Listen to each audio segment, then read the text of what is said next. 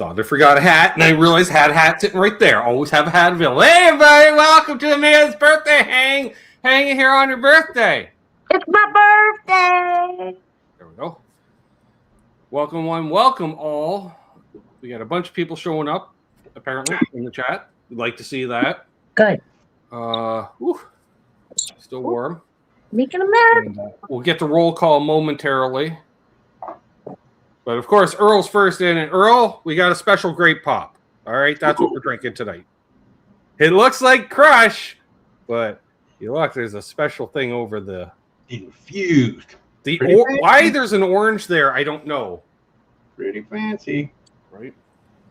I did bring this beverage out. I'm going straight up ice water. Crafty Elk Hard Juice vodka beverage. Cranberry, blueberry, and acai. Because I need. Hey, you don't even have to say it mixes well with vodka, Trev, because they already did. Yeah. Ah! That's a given. Right? I don't here. drink very well, so. We can tell Matt's here, by the way, he is. Zach's here. John Landino. Elbar J. Alberti. Billy Baloney. Ferd Burfel. Paul McNary, and assorted feline-shaped objects. Darren Forbes. Oh, it's right there. Yay! There's Terry, 333 Gs. Right on. Unfucking believable. Brother Chris. Happy birthday. Michael B. Live, even. Michael B. All right. Who else we got all up in here? There's Professor Jim. Good to see you, Jim. Jim saw the Guess Who last week. Lucky bastard. I saw Hip that. Metalworks is here. Great to see you, Hip, as always. BH 5150 blood pressure. So, I don't know, it's BP on the end. It's either that or British Petroleum. It's the only BPs I know. Marsha Murray. He's neither Marsh nor Murray, but we love him anyways. Jimmy Biter. No further comment apparently on Jimmy. Just Jimmy Biter. Jimmy as always. Offbeat Bass Gear. That's Dark Rob. Yay! He got a new contractor this week. Nice. You better wear sleeves on that. Earl Patch is here. Actually, I think he's going to train his daughter how to use it because she still needs to work off a little money she spent. Richard Nagamitsu. Hey, Rich. Pronounce his name correct. Billy says, "Oh shit, I got a beer for the celebrations. Better go grab it." Yay. Steve Yay. Razor. Steve's here. Hi, Steve Reed. Thor. We got Hall of Famer himself down the back cornhole podcast 5351 because he doesn't know how to edit his name. Cousin Doug. Oh, my favorite cousin named Doug.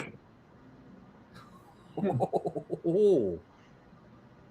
Listen, I don't play favorite unless your name is Doug. Then you're my favorite Doug. I'm not Barbie Joe. All right, I'm going to. He probably just laughed hard at that. Like a cold one? Well, now I'm feeling left out. That'll be great. It smells like grape marker. Like Etch-a-Sketch? That's not good. Like, Oh, man, that's so fake smelling. like one of these? Yes. Crack one of these. Le champagne of beers. Oh, I don't know. Smells like a Mr. Sketch. It looks right. I want to know where are they getting the local pop manufacturer to make them flavored pops. Oh wow! Oh wow! Cool.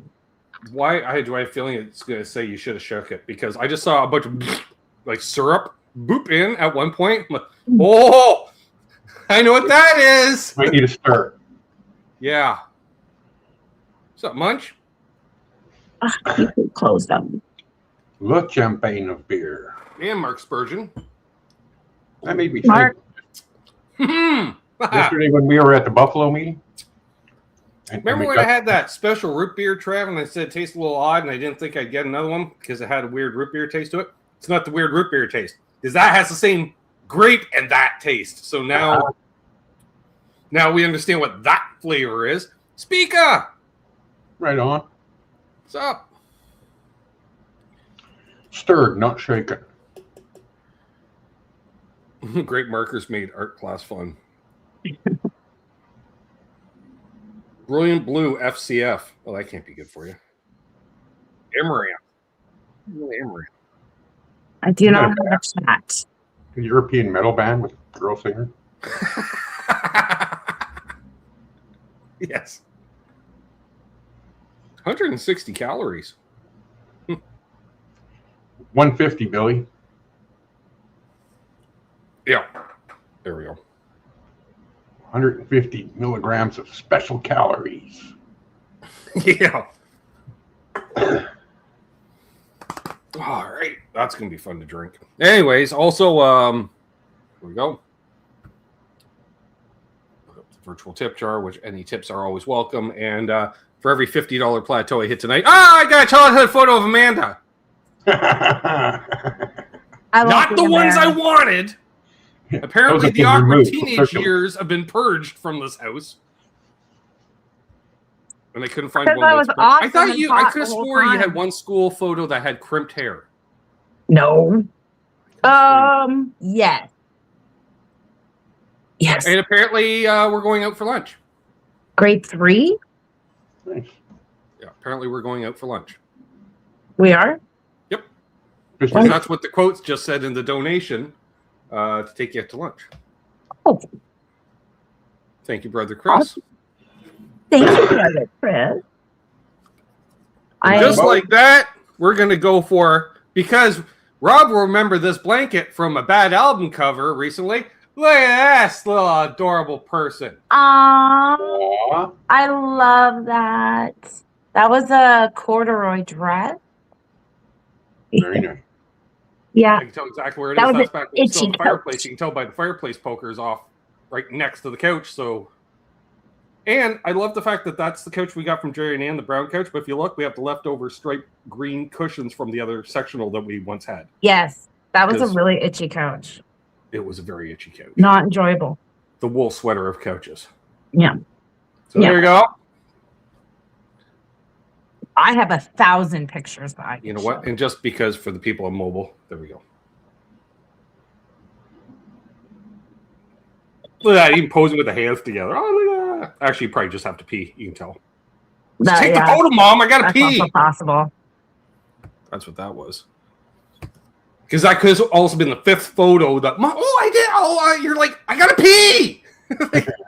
I told you I had to pee. It's just one quick photo. Is it, Mom? Is it ever just one quick photo? The only really bad teenager pic of me is my grade 8 graduation picture. That's pretty bad. And my high school graduation picture, because I look gay. And I'm not. Yeah. Because I just didn't do my hair. I didn't care. I was not looking for that. Charlie's 284. New name in the chat. Can't see very well. Clean my glasses. Well, I put it in my Instagram story, so I don't know. Greasy Monkey Guitars is here. I can tell because Bo said hi to him. And Bo's here as well. Bo's here. I'm updating on this old ass Excuse me. And we are $30 away from the next plateau, folks. FYI. So if somebody wants to donate $30, or 2 people want to donate, or 3 want to do 10. What's up, Brian from Search for Tone? Hey, Brian. Great to see you. I have lots of pictures of you and me as kids. Well, I could do the next one of the two of us. I'm in one of the photos, folks. They're not all school photos. Well, the first one wasn't a school photo. My favorite picture is of you and me as kids. I love it. I love it. I'd have to Jeff K in the house. Hey, Jeff. With another happy birthday. Thank you. Mickey Settlemire. Hey, I brother. only need a super chat to get off my ass right now at this point. Okay, we got another donation. Says take her someplace nice. All right. Hey, here's Nice, sir. nice. Well, we're now went from McDonald's up to Pizza Hut. All right. What's What's up, Mark Taft? Hey, Mark. Now we're $5 away from the next plateau. That's exciting. Dang it. We just went past that. Well, the quote is just cool. So I knew it was Michael B. Are we going to Swiss Chalet now? We're up to Swiss Chalet money with Sam. All right. Since that came in Fast and Furious, we are going to do the infamous Center Island photo of the two of us. Oh, you were so mad at me.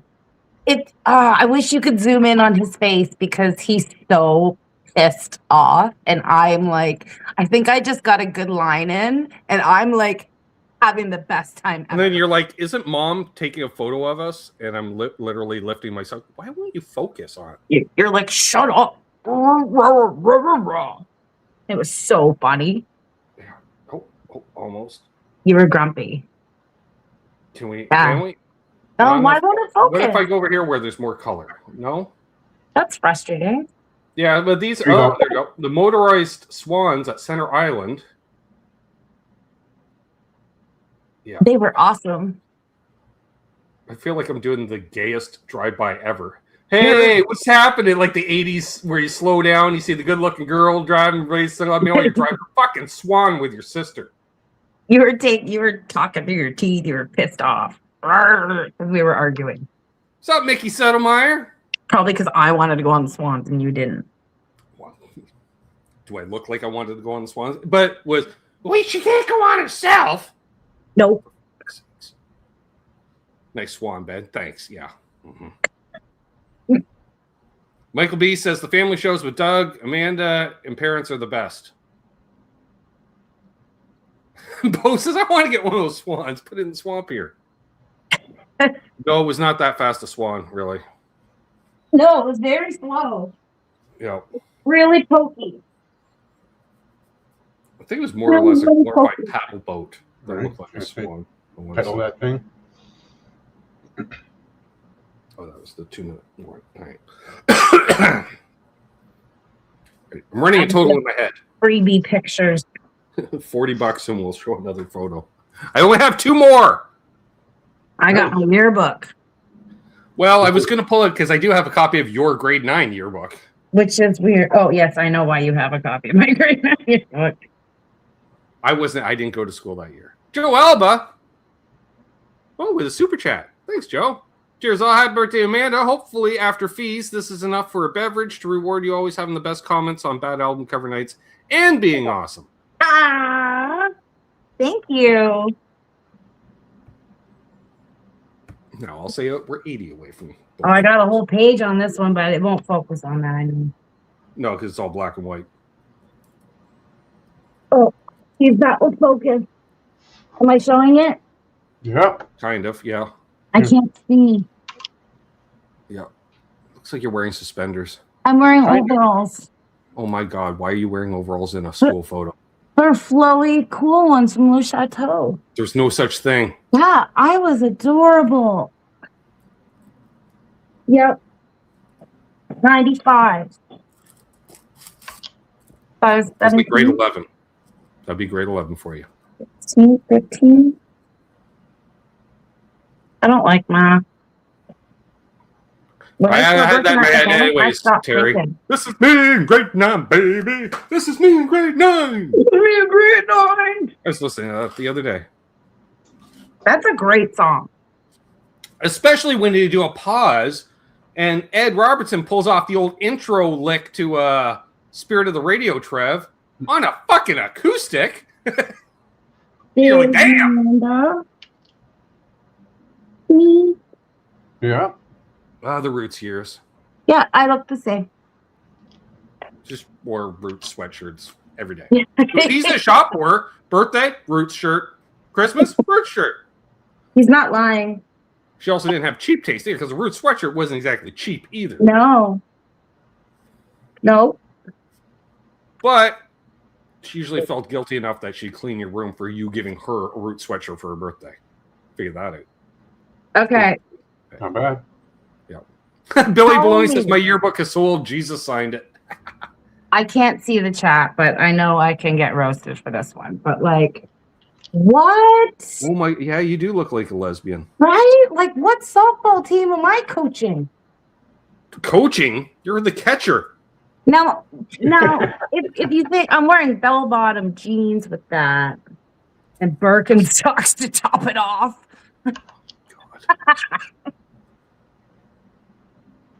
I didn't. For I Amanda's birthday lunch funds. Thanks, Matt. didn't put gel in my hair. That was the difference on that day. Because, shocker, I wasn't prepared. So, President of Indigo Girls Fan Club. Wow.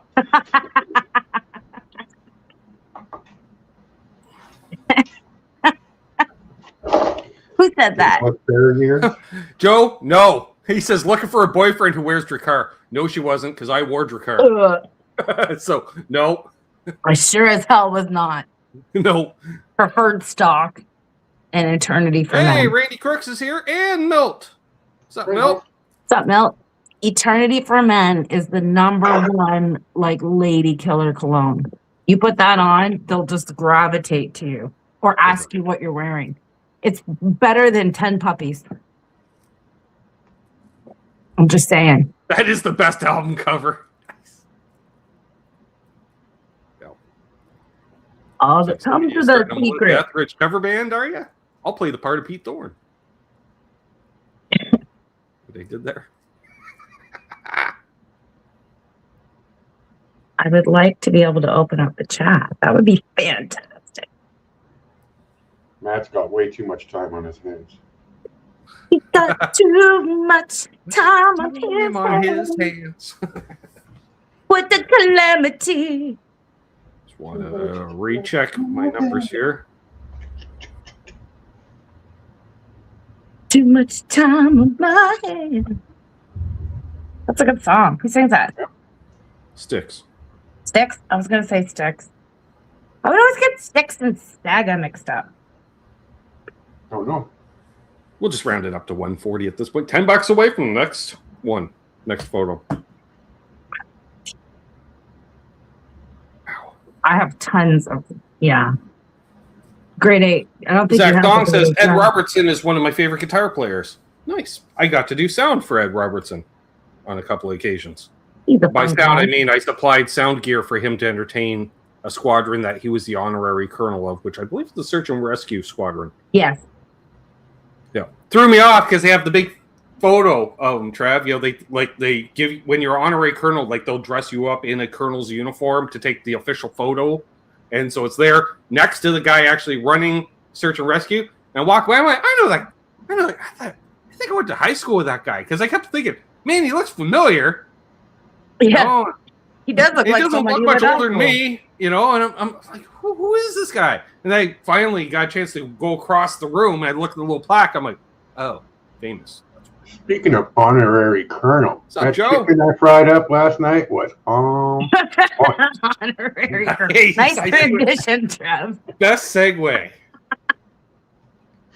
Joe McGraw is here. He says, hello, Ben and everyone. Happy birthday, Amanda. Running off my generator. Bad storms rolled in, and my neighbors, I'm sure, are jealous.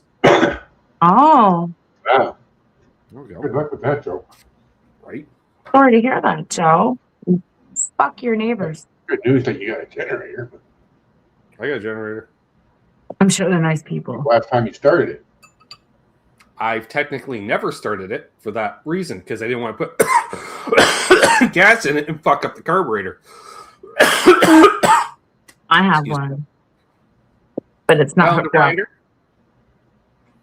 And it's just for the sump pump so that I don't have another goddamn flooded basement. Same. Literally same reason. Yeah, I put all the oil in and everything and even turned it over a couple of times without fuel, just slowly. So it's all ready to go. You just have to put the fuel in and Prime it up. Thank you for all the happy birthdays. where's my Tokestone? Found it. Yeah, Islander Winder. Good to see you, my friend. It's been a very quiet day, so I appreciate it. I got a bag of Maltesers. Do they have Maltesers in the U.S.? I don't think We'll so. find out momentarily. Poppers or something. Don't they call it something? Whoppers like are Gobstop. not the same. Whoppers Similar. are not, yeah, Similar. not even. They're to both me. malt-based balls with chocolate wrapped around them. So Yes, but these are like, the answer is no, according to Oh. Joe Alba. to me, these would be like crab, and Whoppers are imitation crab. So if you don't have Maltesers and you like Whoppers, you need to get these. And especially if you could, because get the UK version. Like if you have like a specialty store, because Canadian and UK ones are probably going to cost freaking same. So get the UK ones. They're better. The chocolate's better. Billy's coming up to Canada. I actually said the term coming up to Canada. Well, he's on the south shore of the lake, so he has to come up. He's going to Manitoulin Island. He can't wait to grab himself a coffee crisp. I get it, Billy. I love a coffee crisp. How do you like your coffee? I like my coffee crisp. Crispy. I can see, you know what, William? You're going to really enjoy that. I feel like if well, Joe, I hate to break to you, but I've been working on a bag of ketchup chips for the last few days. Because I have potato chips when I have sandwiches. I always have a little bit of chips on the side. Ketchup is the bag on the go. Next one will be spicy cheddar. Okay, I have an opinion on this because I saw today it was like an American trying all dressed chips, and they were eating like the Covered Bridge brand, which everyone makes a big deal about, and I find them like overcooked. Like it's like the fry you get that was in the bottom of the fryer. They're brown, and I'm not interested. That's also true. I wonder why less wax on the Maltesers.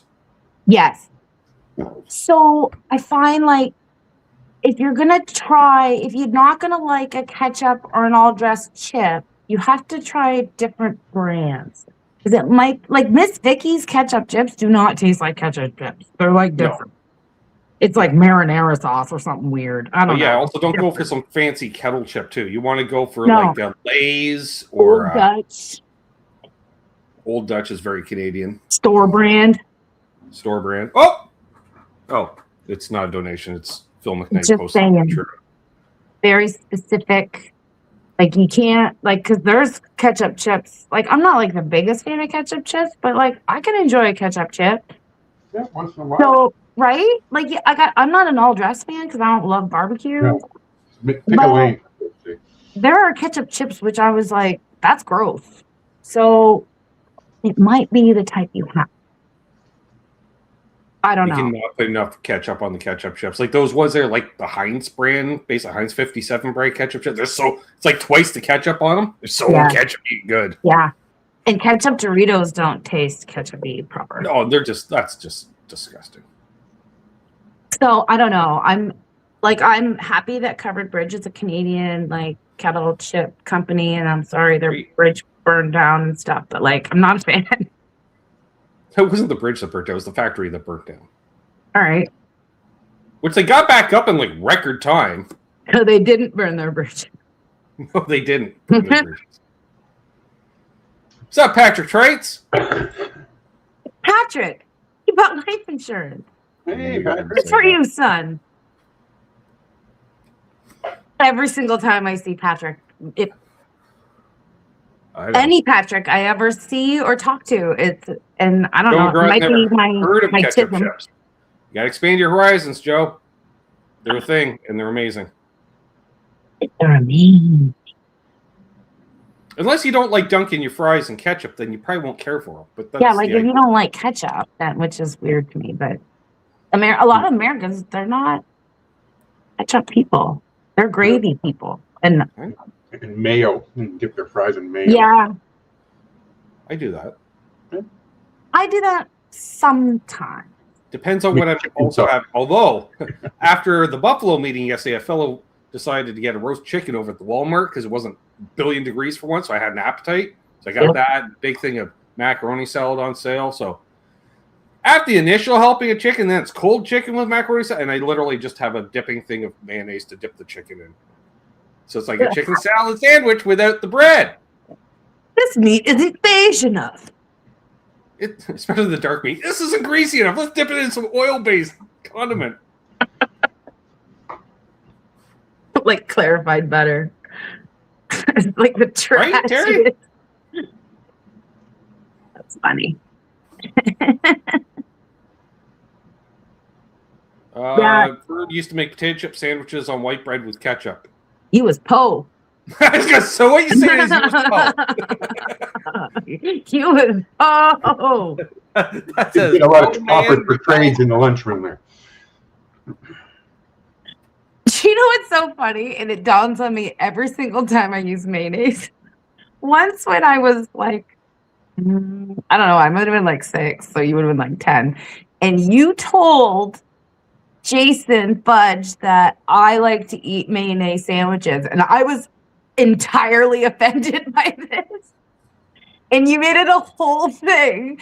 And now every time I eat mayonnaise, I'm like, fuck it, Ben.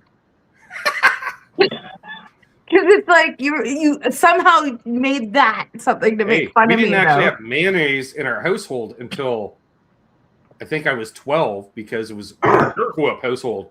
Yeah, till I went on vacation to the cottage with Jerry and Ann one year, and we were just having sandwiches for lunch one day, and they pulled out the Hellmann's, and I'm like, what is this godly creation? Yeah. And then we came home, I'm like, Mom, you need to pick up some Hellmann's next time. She's like, oh, we're not spending twice as much money just for 2 kinds of mayonnaise. I'm like, it's not 2 cans of mayonnaise.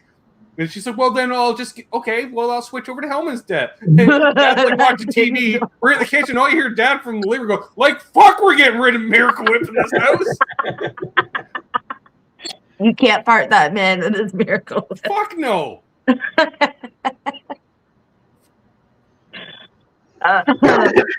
Dad, who rarely swore in front of us, even into our teens, unless he was working on a car. And that's all I can hear is, like, full on, like, fuck your woman, or something that her mags are. I'm like, God damn, Dad. Let me have one fucking thing. Right? Well, yeah, because that was the one thing. She couldn't get store brand. It had to be actual Kraft Miracle Whip. We don't have Dukes. No. What's Duke's? It's like Hellmann's, but not.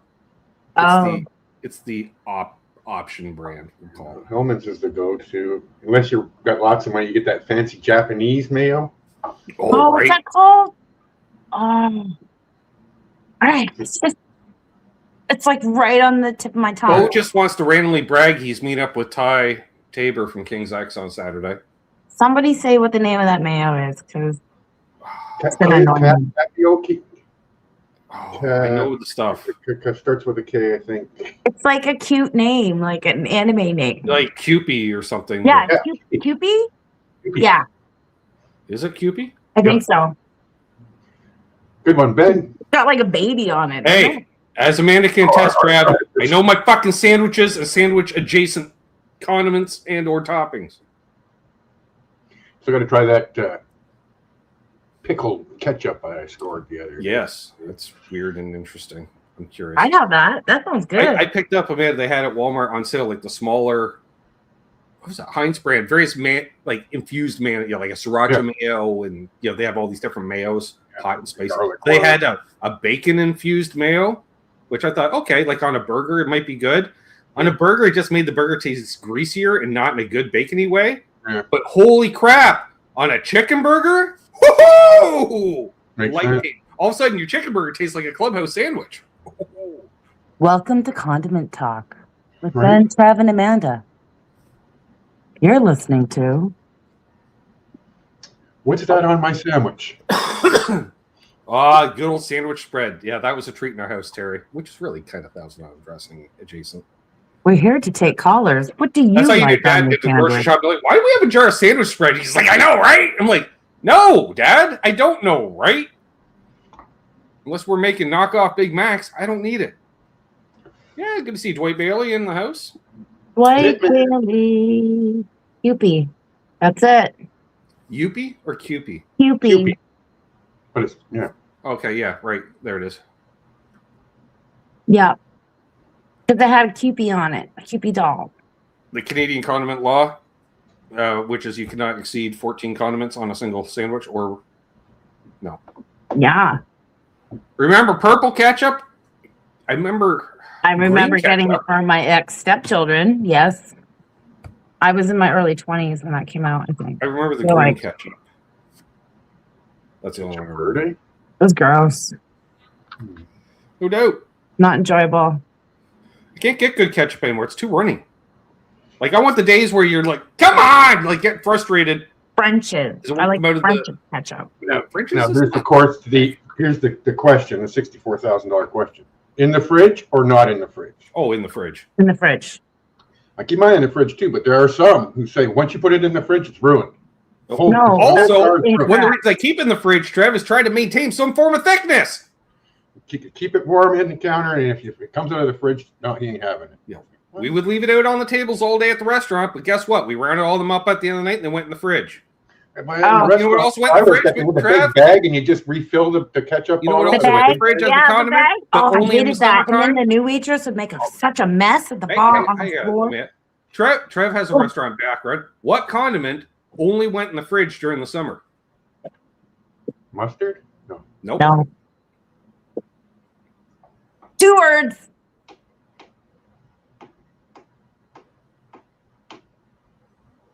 Because otherwise you have to strain it. Oh, nasty. Malt vinegar, Trev. Oh, it gets that cloudy nonsense in it. Well, not cloudy. Fruit flies Flies. will invade it every Oh. night.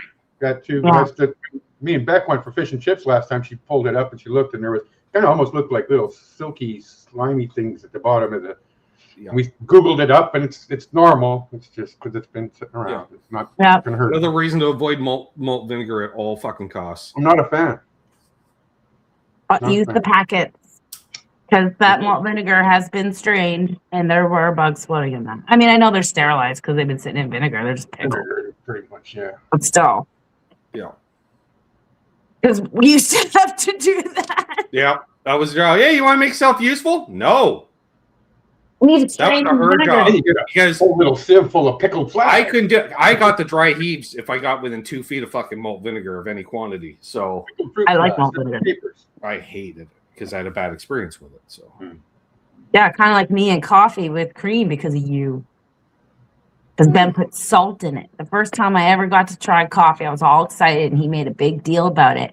And he got me the coffee. This is at the diner at the cave that Mom had. And I was so excited because Ben was being nice. And he made me this coffee and he refilled the whole sugar thing with salt. There was a whole plan. And then I poured it in and stirred it and tasted it. And now I can't have coffee with cream in it because it tastes salty to me. Trauma. Yep. Yeah.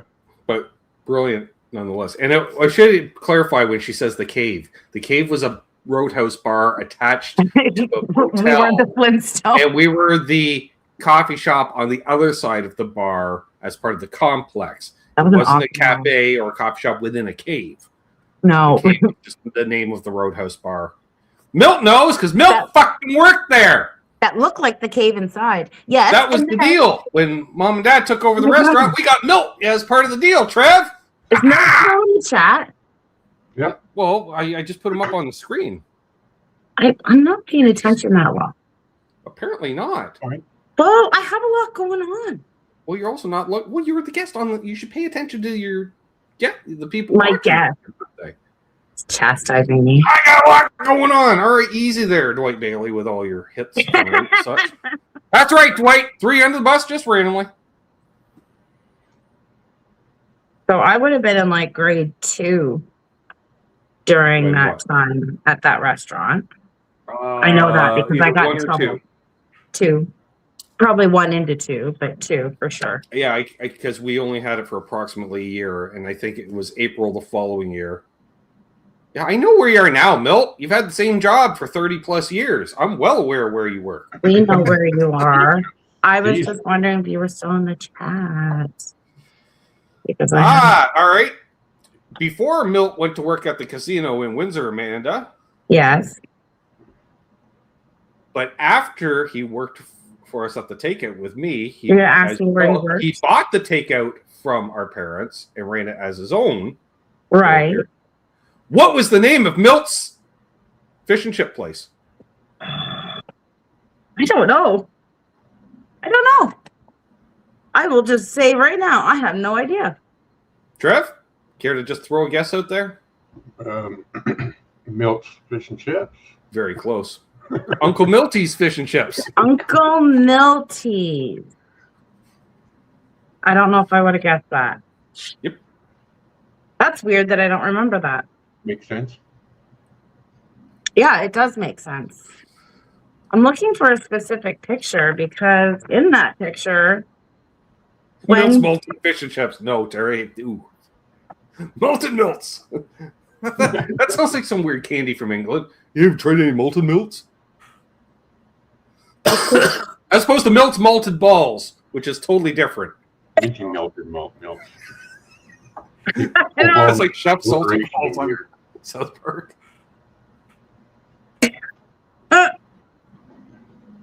I'm so annoyed I can't find this picture because it's funny. And just a reminder, folks, we are showing off childhood photos of Amanda, and we're $10 away from showing off the next one. And for some reason, And Doug is showing off AI photos of him and Donnie. AI photos. Yeah, how to make Doug look more like his dad. Is that possible? On. Jesus. Amanda, look up. J. Jonah Jameson? What the hell is that? Yeah, apparently Doug needed pictures of Spider-Man by noon. Jesus Christ. Hey, he posts it on the internet. Well, you're getting a wow emoji from that one. Wow. That's how I'm. Did you need pictures of Spider-Man by noon? I need a story. Stick. You don't smell. Yeah. Is that a bad album cover? No, that was a bad family moment. That's what that was, Billy. Just remember, Amanda and I have Doug as a cousin, so you don't have to. You're welcome. I assume he did just a flyby anyways, Trev. He's not so much. You know how you can tell? Because he's not like, send me the link. I need to defend myself. I'm like, I don't think you do. No, we didn't let him end on his show, so. I'm trying to find this picture of me, and I don't see it. He's no longer listed as a participant, so he hasn't chatted recently. Oh, calling you out. We got 55 people watching. Please hit the like if you haven't already. Actually went from 55 down to 53, so that's Doug and Donnie leaving, apparently. Mm-hmm. I stopped talking. Stop talking. Stop talking. Oh, I'm pissed off now. I'm getting irritated. I can't find this It's goddamn. Tabasco sauce. In the fridge or on the counter? Ooh, I don't know, because I don't have hot sauce in the house. Or probably in the fridge.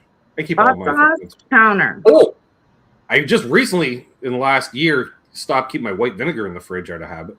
Mm. That's for my father. I buy the big ass jug. Well, that's the thing I thought is I buy a 4-liter jug and I'm topping it into a smaller bottle that I put in the fridge, but then the jug just goes on the shelf. Oh, yeah. So unless you actually like it cold, is it Right? temperature preference? Yeah, and I realized all you do is make your fries cold by putting a bunch of vinegar, because I do go through a fair amount of vinegar because I do. After like saying French counter, but fries, saying and on the I put it counter. on my fries, hot and sauce. vinegar I agree. is good for you. I don't know why. Unless it's a homemade hot sauce and it hasn't been pasteurized, and you got to keep it in the fridge, or else it will Yes. keep fermenting. Apparently, hot sauce is a counter item. The jug. I see. Okay. Same with the Lee and Parents. The Worcester Oh, yeah, That's that just. doesn't have to. Mine's on the counter Put mine in. 60 Cycle Steve. with soy sauce. Butter, fridge or not, depends on time of year, Billy. I've got a satellite butter container that's on the counter, but I keep the brick in the fridge. Yes, that's generally what I would do. Take off a pallet. Ours doesn't come in sticks. It's like 1 pound brick. Yeah. Right. But this time of year, I'd have melted butter all over my counter if I left it out. Yeah, it just turns to water. The key is in the wintertime or in the summertime to take it out. If you're planning on using it, you got to take it out time so it's not totally hard. That's unspreadable. Like, With the advent of the microwave, 10, Yeah. 11 seconds with a 1/4 pound brick of cold butter will get it spreadable, there we go. but not I melted. cut my bricks in quarters, and then I take them out one at a time. And then I have those sticks of butter. Yeah, 'cause Loaf of bread, it's just forced. Container milk, stick of butter. And I pretend I'm American with my sticks of butter. Yeah. I frankly Your sticks of butter next to your bagged milk. So are you quartering the log lengthwise, or are you cutting it to 4 slabs? I cut it in 4s, across and through. Oh, there you go.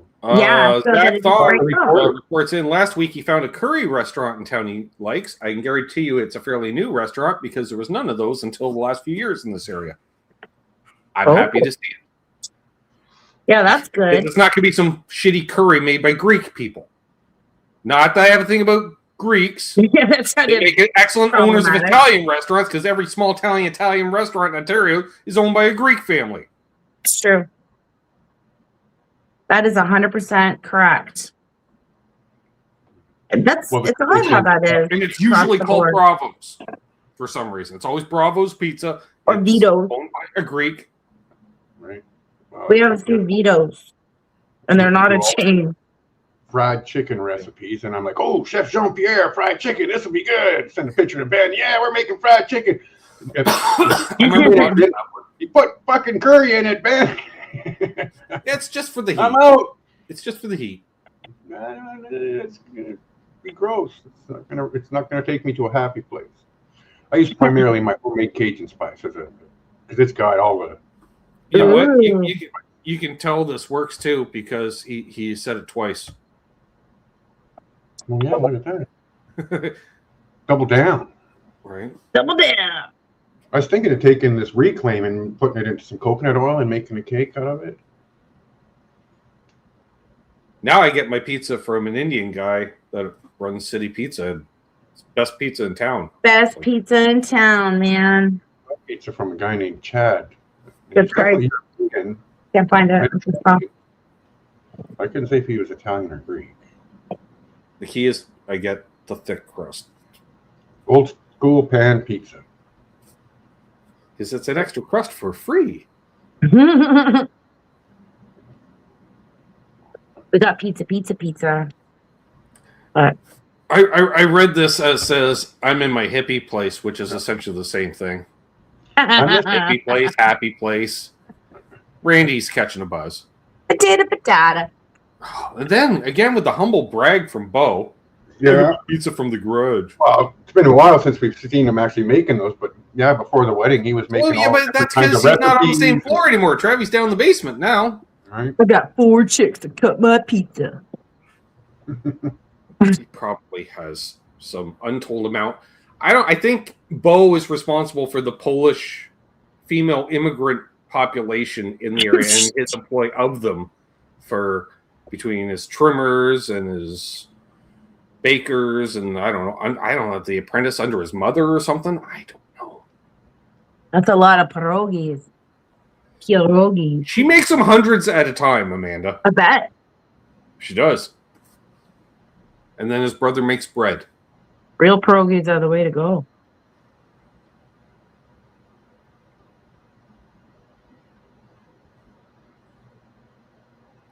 Yep. Bo is both cursing me out and laughing at the same time because Yeah. There's a picture of Chad's pizza.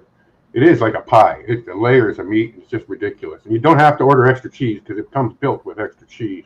That's crazy business. yeah, see that's what you want because that can feed a family for like 3 days. 3 days. Yeah. And it comes with That's why I get the thick crust. the because- dough ball in the middle instead of the little That's plastic. noodle. crazy. Oh, I missed the dough ball in the middle. Me too. I wish City Pizza did that.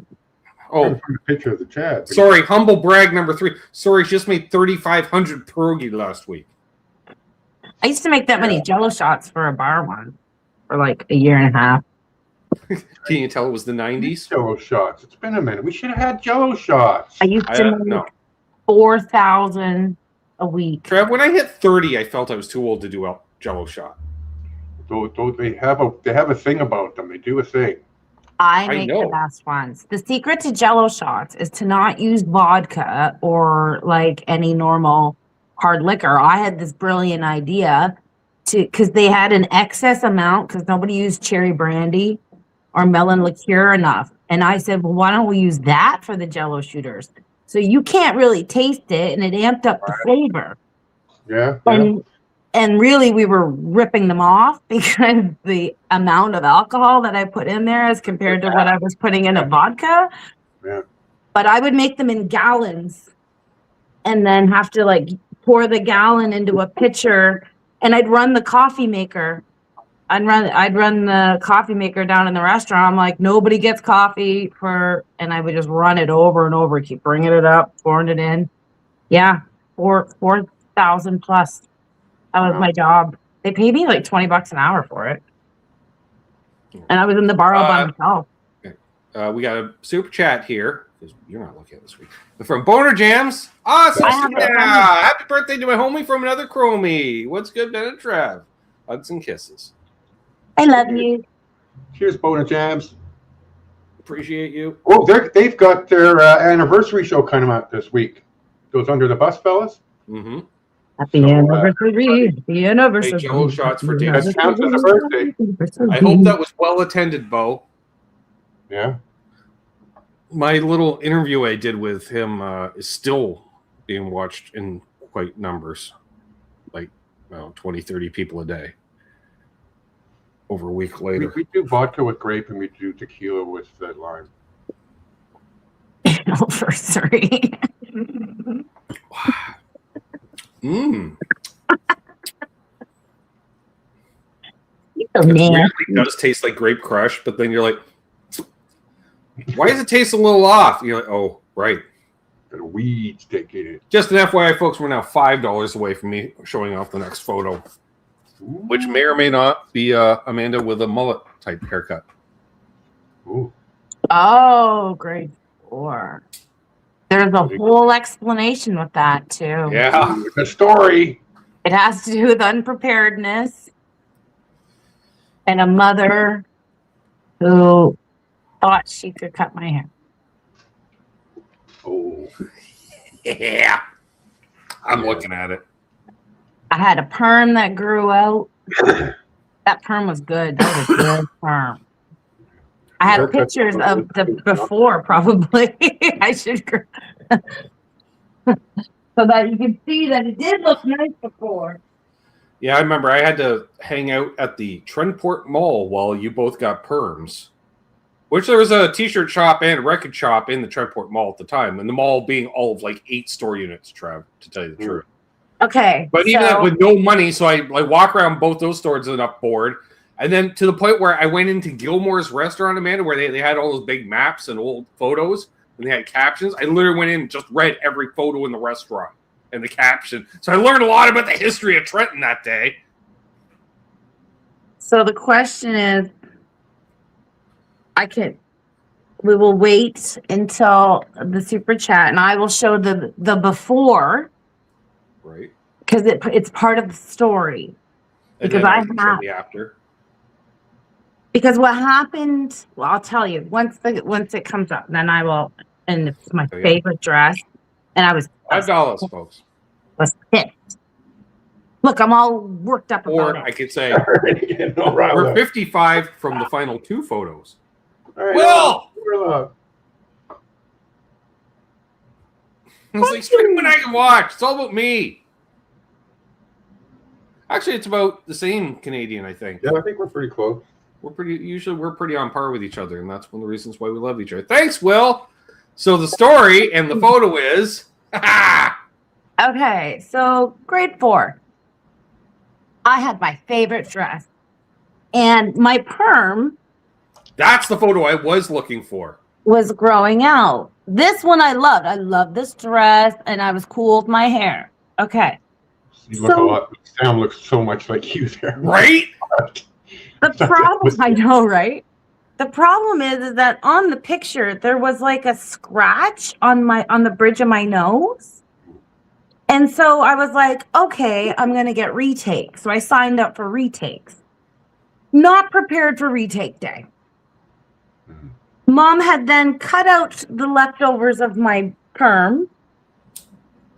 And then the picture that Ben has, I'm assuming, is the one with the hearts. Yep. Okay, so that is the result of my mother cutting out the perm and then me coming to school not at all prepared for picture retake day.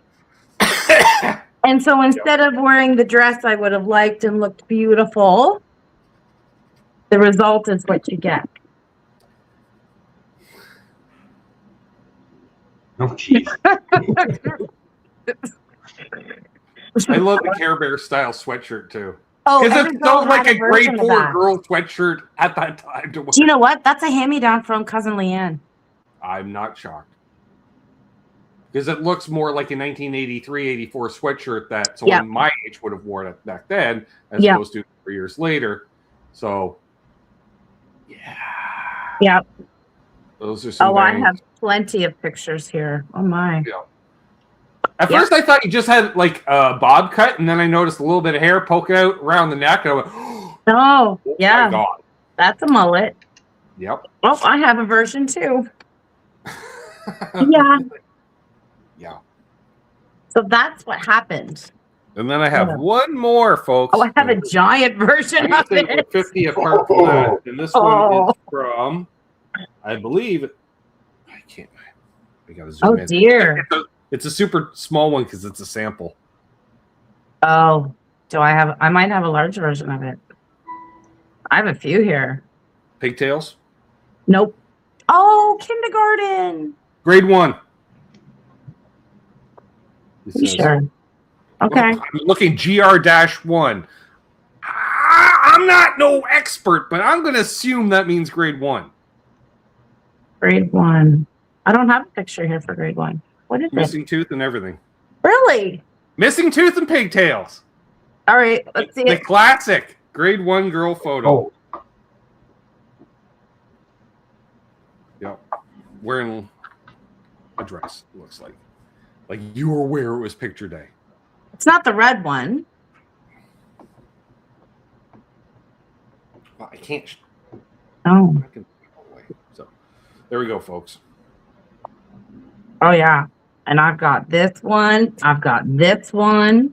So we can do a lot more one. donations according to her. I got this one. Every $50, folks. I Not only will I take her out for lunch, we're going to take her out grocery Oh, shopping. have another one. You probably she'd enjoy that even more than going out for lunch. Is taking her out for grocery shopping. It's on me! Yay! Oh, no, I found it. The coveted one that I hate. The one with it's got the superimposed her looking off to the side behind her. I do have one that's superimposed of me looking off to the side, but I have the that's grade what 8 I'm- graduation one that I hate. Oh, the grade 8 graduation. Oof. Braces. A turtleneck that Braces? fits awkwardly. It looks like I'm wearing a neck brace. I just remember it was so funny because for the second semester of her grade 8, I was her co-teacher for music, right? And every other grade they knew me as Mr. Coombs, and that was fine. And they went, and Mr. Barrett's like, all right, class, this is Mr. Coombs. They're like, no, that's Ben, Amanda's brother. Like, we've known him since we were all in kindergarten. We know who he is. It's we're not calling it that. they're like, we are not, exactly. They were like, we are not calling him that. No, that would be weird. Yeah. Oh, I have a picture of me in band playing clarinet. Nice. Yep, with Travis. Yep. Travis. Nice straight Hey, A. can you show me some chords on that guitar you keep bringing? Yeah, and he's like, why do you keep bringing guitar to class? I'm like, well, sometimes I play during your recess. Other times I jam with some of your teachers after school. And other times I brought it to school myself, and I'm not going to leave it in a hot car. All right. I feel like I got I know. It was funny, too, because I was like, it would be afternoon recess. I'm like, where can I go out for a smoke? Like, I'm like, there has to be a place to smoke, right? And it was like one teacher smoked at that point. Ooh. And I think it was cliche. It was the French teacher smoked, I think. Oh, Madame Young. That would make sense.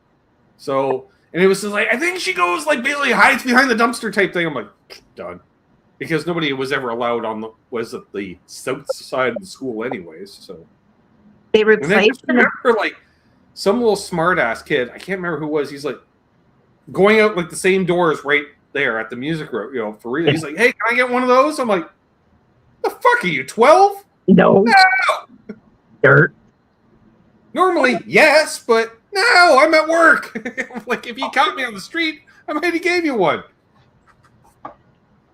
No. Kudos for even asking, though. I was like, kudos for even asking. You got bald, buddy.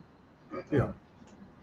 I But it was remember It when was that. like someone who was hanging out with one of the Gregory's type thing. So it's like, Yeah. No, I'm I'm very expecting- well understanding that. I have a Right. feeling I would know who that would be. right. Yeah, Yeah, I can't remember who it was. And it was like, and I believe I said so because he was like one of the smaller kids, and and of course, small little grade 6. So he's like literally a toothpick, and one of the shorter kids' class. I'm like, I think you're the last one who needs a cigarette.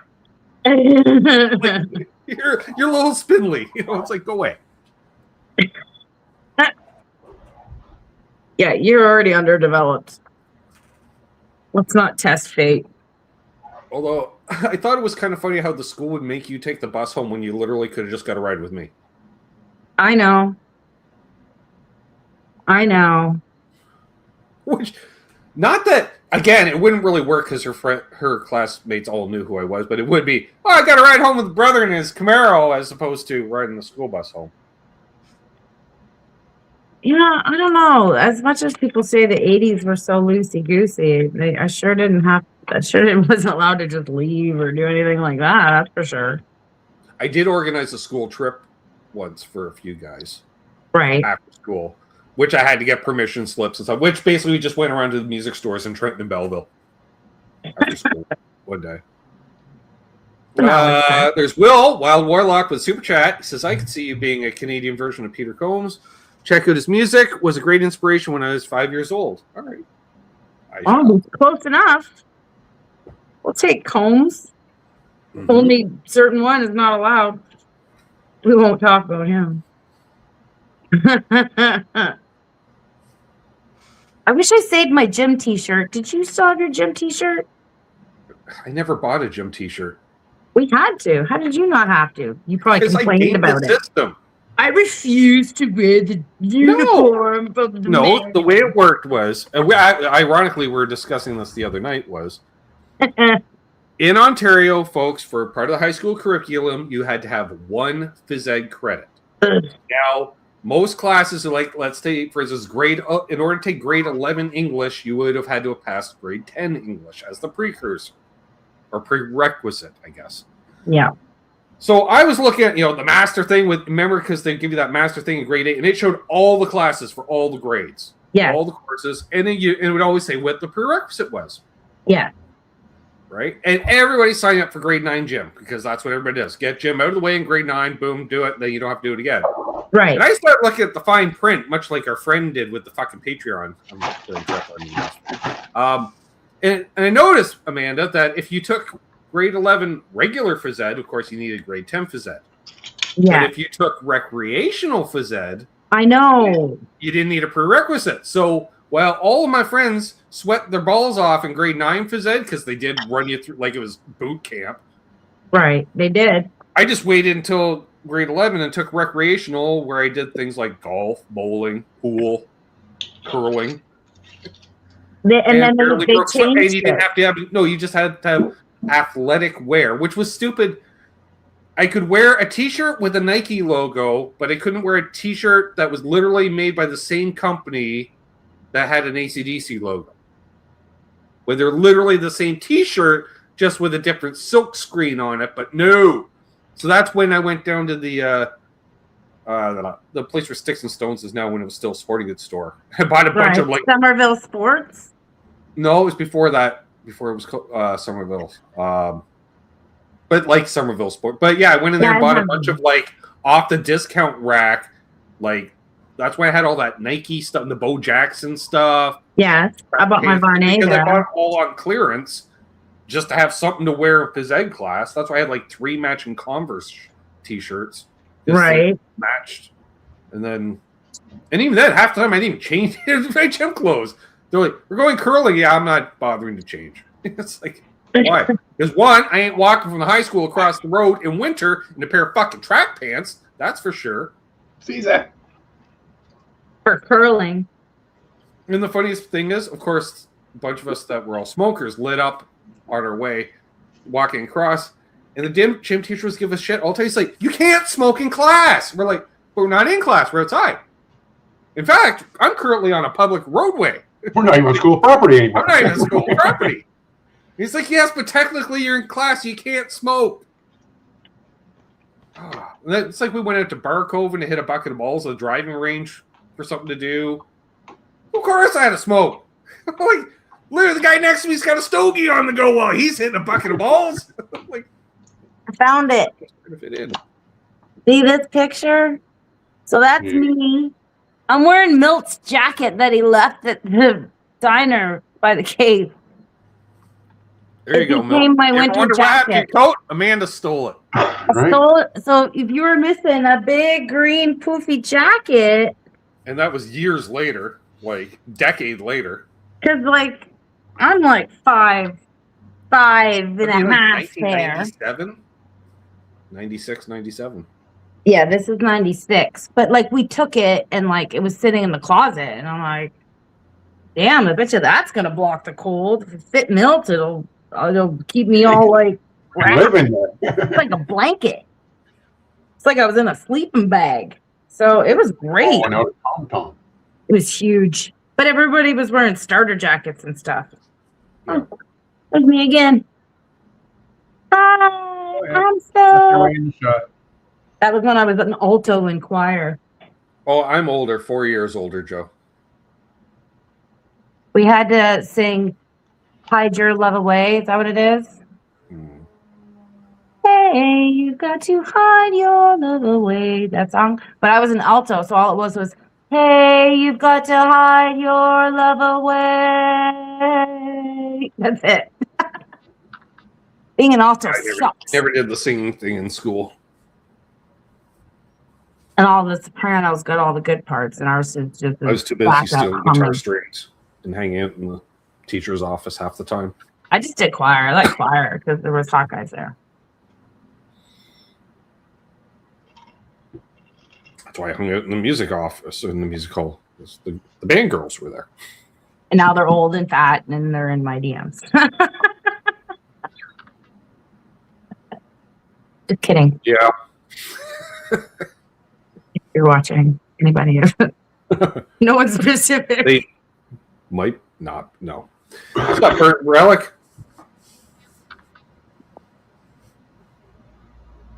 It's just how it is. Yep. What was the high school colors? Navy blue and gold. Oh, yeah. And there is a picture here. Blue Dragons. Before we were the Blue Dragons, we were the Trojans, and our high school logo looked damn near identical to the condom company logo. We were the Trojans? Yeah.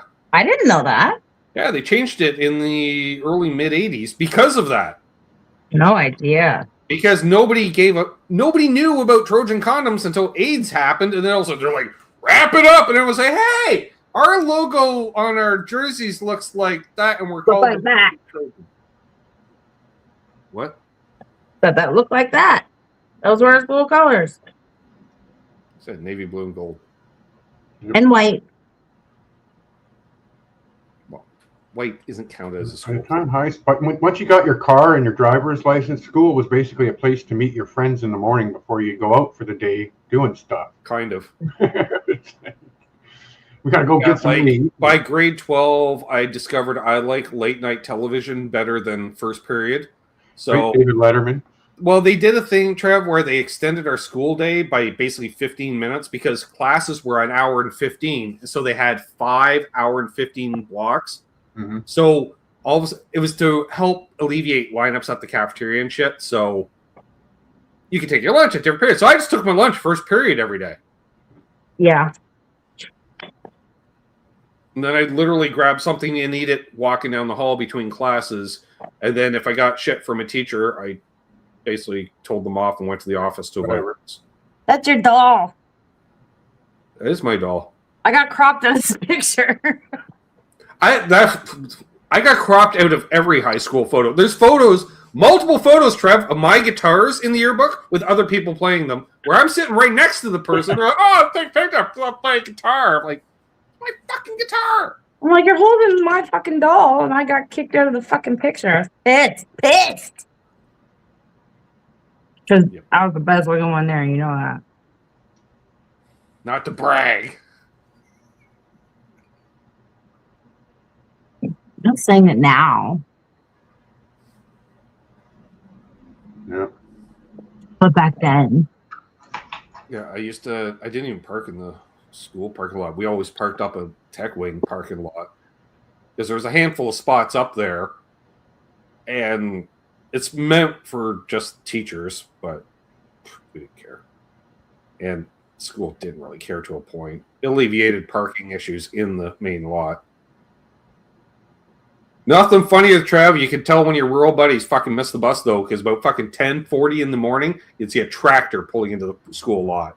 Because it would take that extra hour and a half, 2 hours to get to school driving a fucking tractor from 25 miles outside of town or something, because they missed the bus at 6:10 in the morning. And their dad, being not much of an old-time farmer, that just literally be like, well, you got to figure out a way to get to school. Either that or I'm putting you to work for the day. I'm like, fuck that. I'd rather take a tractor to school than not have to. And then God knows what time they got home. Like 6 in the evening, probably. Yeah. Down the side of the road. Their little fucking triangle on the back of it.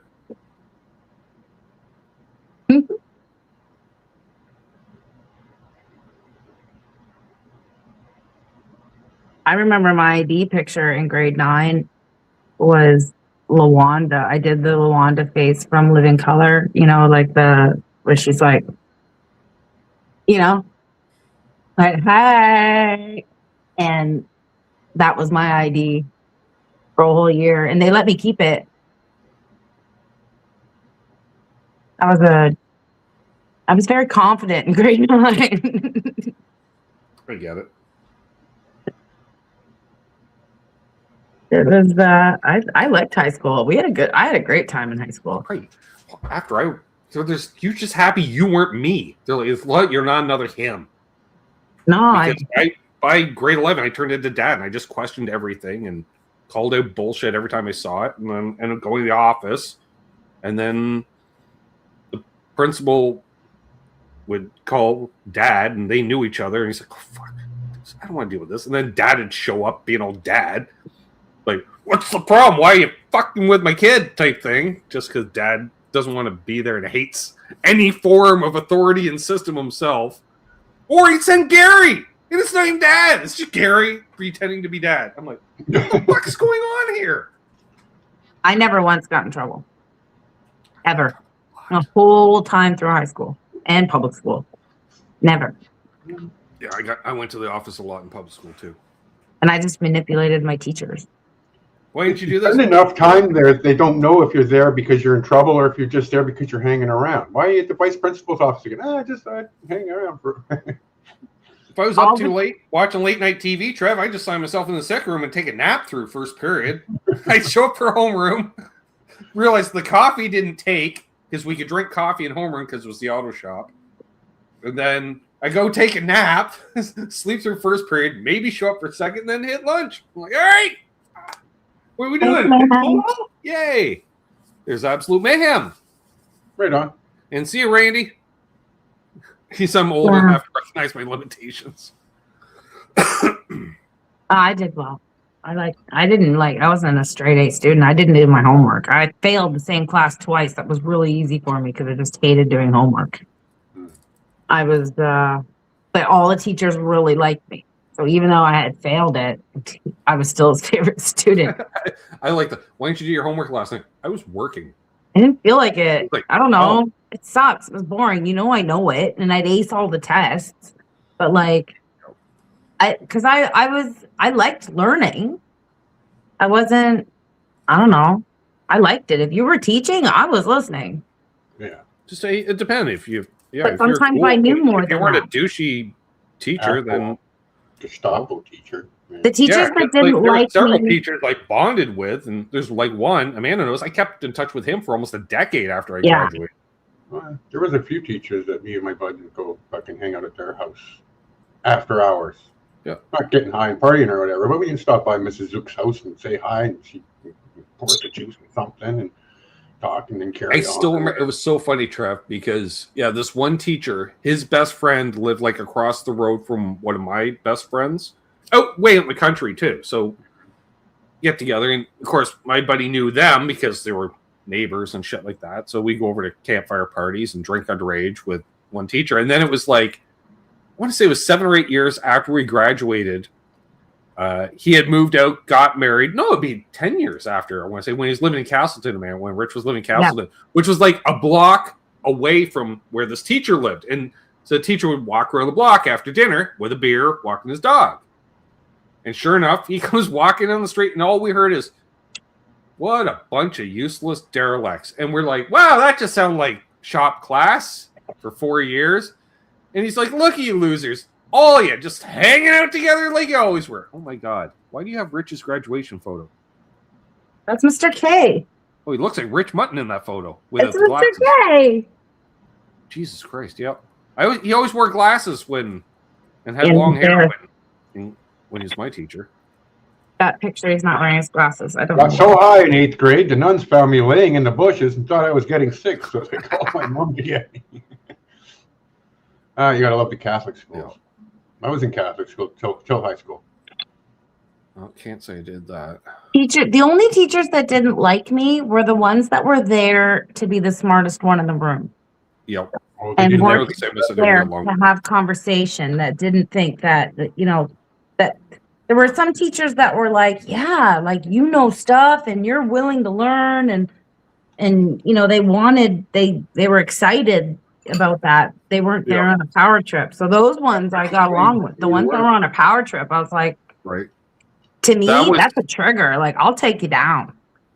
That was me with English class, because every English class, at some point, Travis like, "Oh, here, just spend the rest of the period just reading whatever novel you're working on." So I'm like, all right. As soon as they said that, I get up and decide to go out for a smoke. And they're like, "Where are you going?" I'm like, "I'm going," and I wouldn't even say they're going to the washroom. I'm like, "No, I'm going out for a smoke." And they're like, "No." I'm like, what is there to me sitting there reading a book? Or me outside? I'm like, I'll take the book away. I can read it outside while I'm smoking. Would that make you happy? This is why Ben got in trouble. Yeah. Pretty much And literally the clear next thing- path for Yeah. you. I mean, of course you were the angel. The after teacher's that. like, You set the "Because bar pretty you told high. me this, you cannot do." I'm like, all right. She's like, "Next time, just tell me you're going to the washroom. Right. That's it, okay?" I'm like, I all know right. you're lying, but at least do the lie. Ben and I didn't have crossover teachers. Only like two, Mr. Birch, the science teacher. And you told me that he liked Rush. So I brought it up in conversation like immediately. Yeah. And then I was like his favorite. Right. And then Mr. K, obviously, when I had him, he was very excited. Ben was very involved Well, in. but the funny in thing shock. about that was when she first met Mr. K, who was my friend, she's like, "This teacher, that's one asshole. He's just riding me all the time." And I did out of not say that. you did like No, I right, didn't. but like no, it was early days of school. Like I want to say like the first week you dealt with him, and you're like, "But he's riding me for no reason." You're like, "I'm not doing anything. I don't get it." And I'm like, "Who?"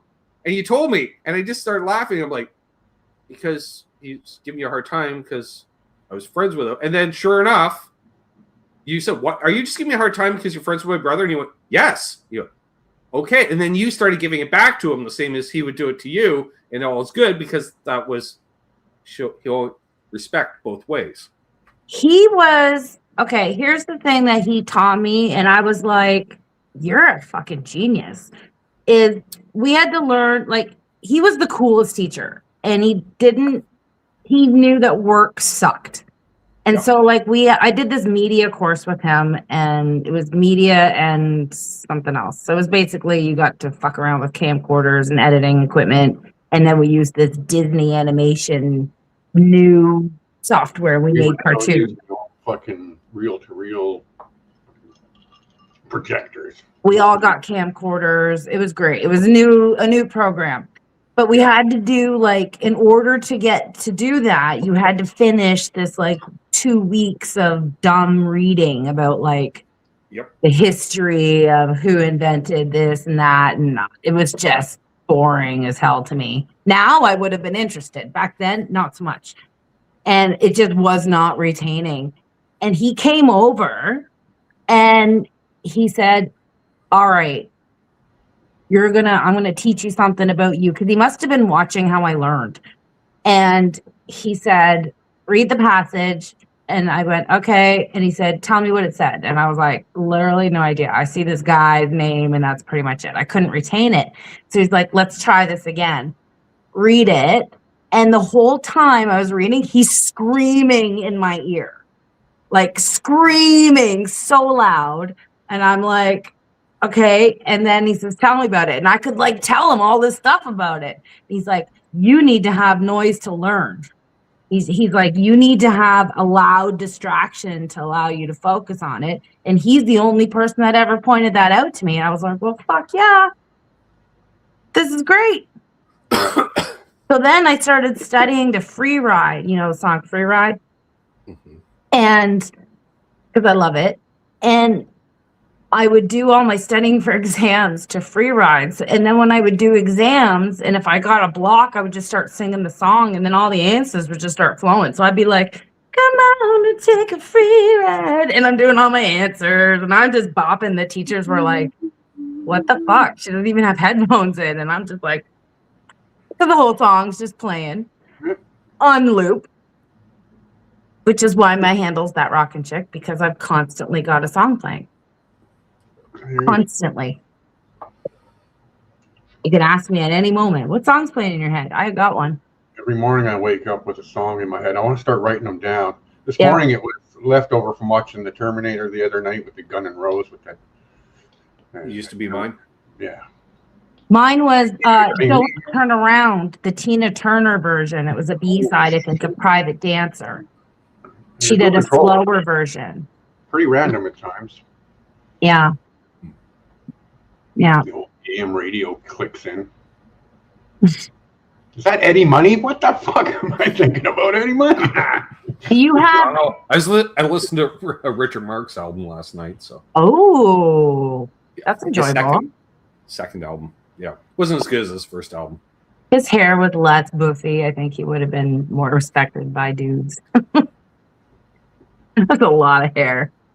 It's a lot of hair. And a lot of piano. If he had toned down the piano and just bring up the Lukather guitar more. Because other than that, it was like hard rock and music just with a piano all over it. As opposed to even keyboards per se. It was piano.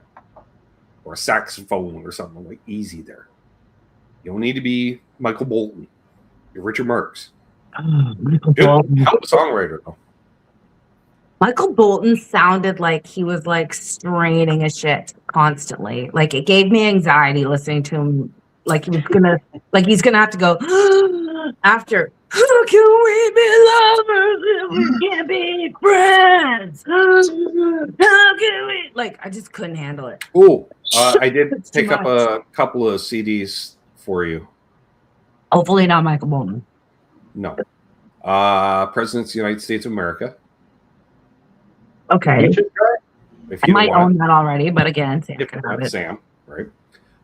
And STP Tiny Music. Ooh.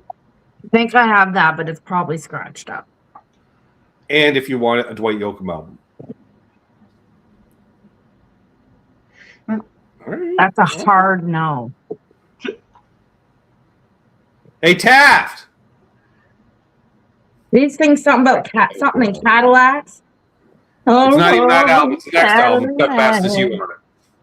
That was the single off the record. I understand now the hype of Dwight Yoakam as a musician, but at the time as a female, he was really, really, really pushed on us. And he was like what's the guy from Counting Crows? Adam. Michael Thompson's wishing you a happy birthday. Thank you. And he had all the hot girlfriends. And I didn't really understand. He was, what's that other guy that Julia Roberts married with the big hair? Right? Yeah, he was in that, but all these women, I put Steven Tyler in that category and Prince. Like women just. That's Dwight Yoakam album for you, losing Mark. I see him the question marks. He wasn't paying attention. I got a Dwight Yoakam album for you, Mark. I have to go to the bathroom. I'll be back. All right, that was rather random all of a sudden. Oh, we can see the sun is setting on the other side of the country. Yep. Technically, it was setting 24 minutes ago, they said. But this is the Indeed. ambient light. Deep so, dusk part of it. yeah. Thank each and every one of you that's tuned in tonight. Absolutely. You Thanks need for all the that's donated tonight. We Donations. do still have one photo left. Well, Amanda's got a stack of pictures. But she's got a stack of embarrassment, but yeah. Now I got the free ride song stuck in my head. Thanks, Amanda. Mark's like, okay. It's like, right? It's a good album, Mark. It's so good I bought it twice.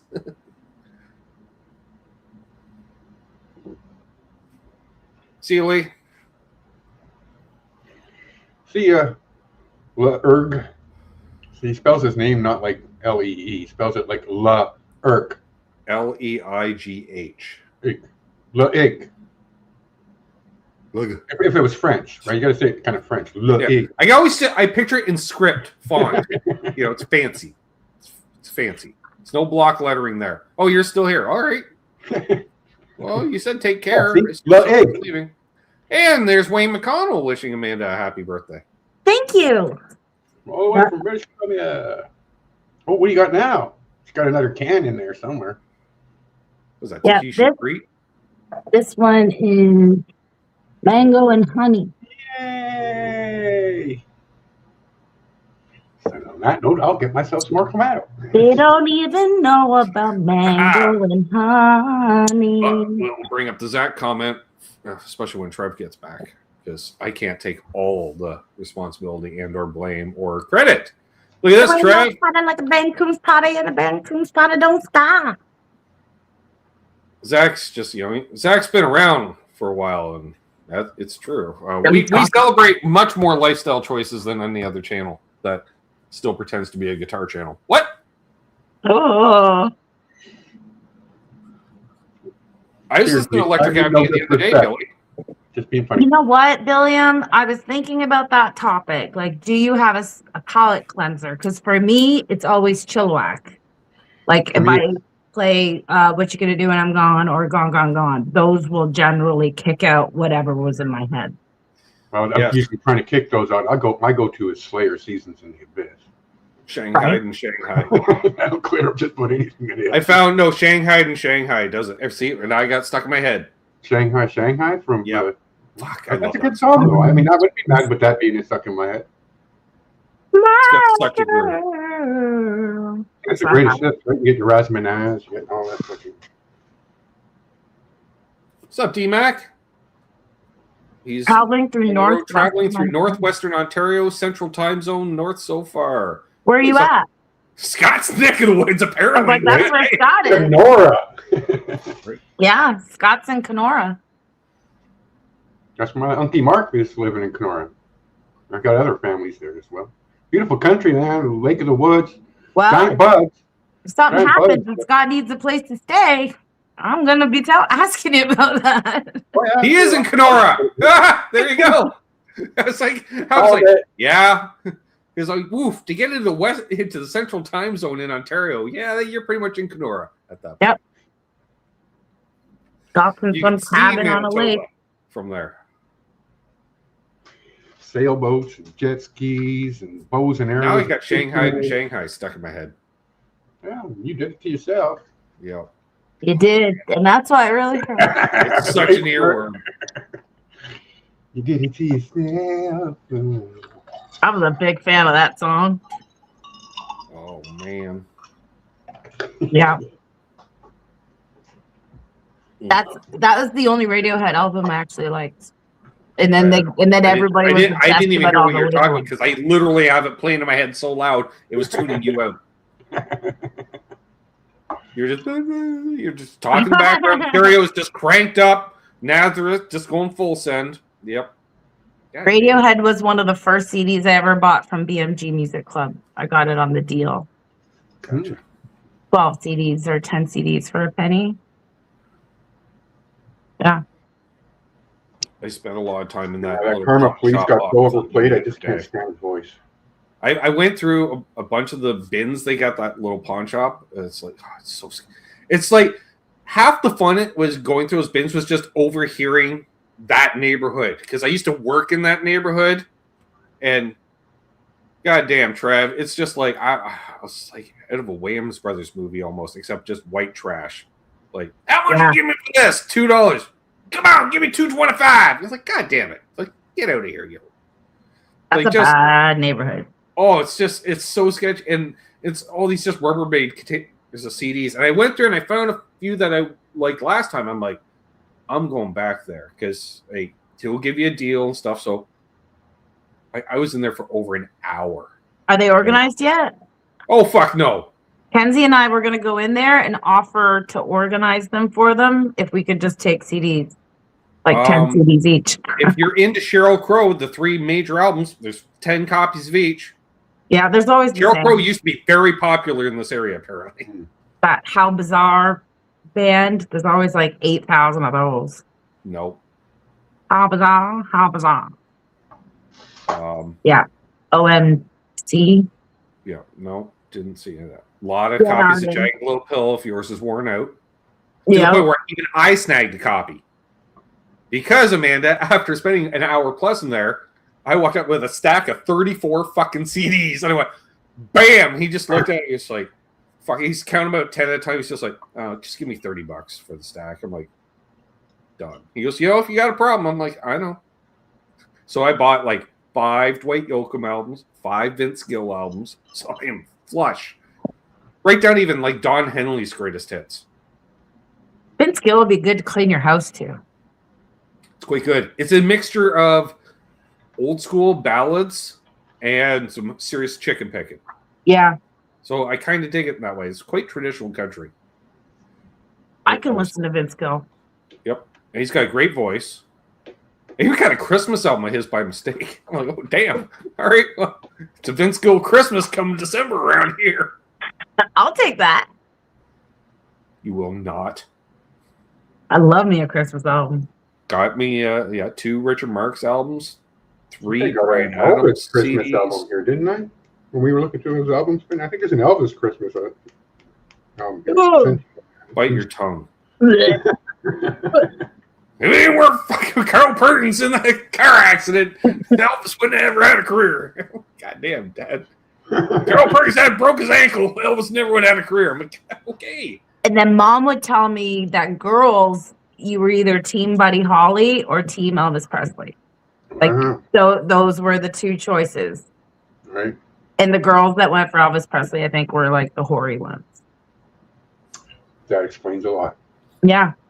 My mom didn't like Elvis either. Our mom. I don't know why I'm calling her my mom. My mom. Surprise! She told me. So, what Zach is saying, he's been the dirtiest of the dirty schwa. Because if he's in a bad neighborhood in the dirty schwa, underground rapper filmed a video there. Oof, dumb me. Easy, Steve. He's playing out the pandas.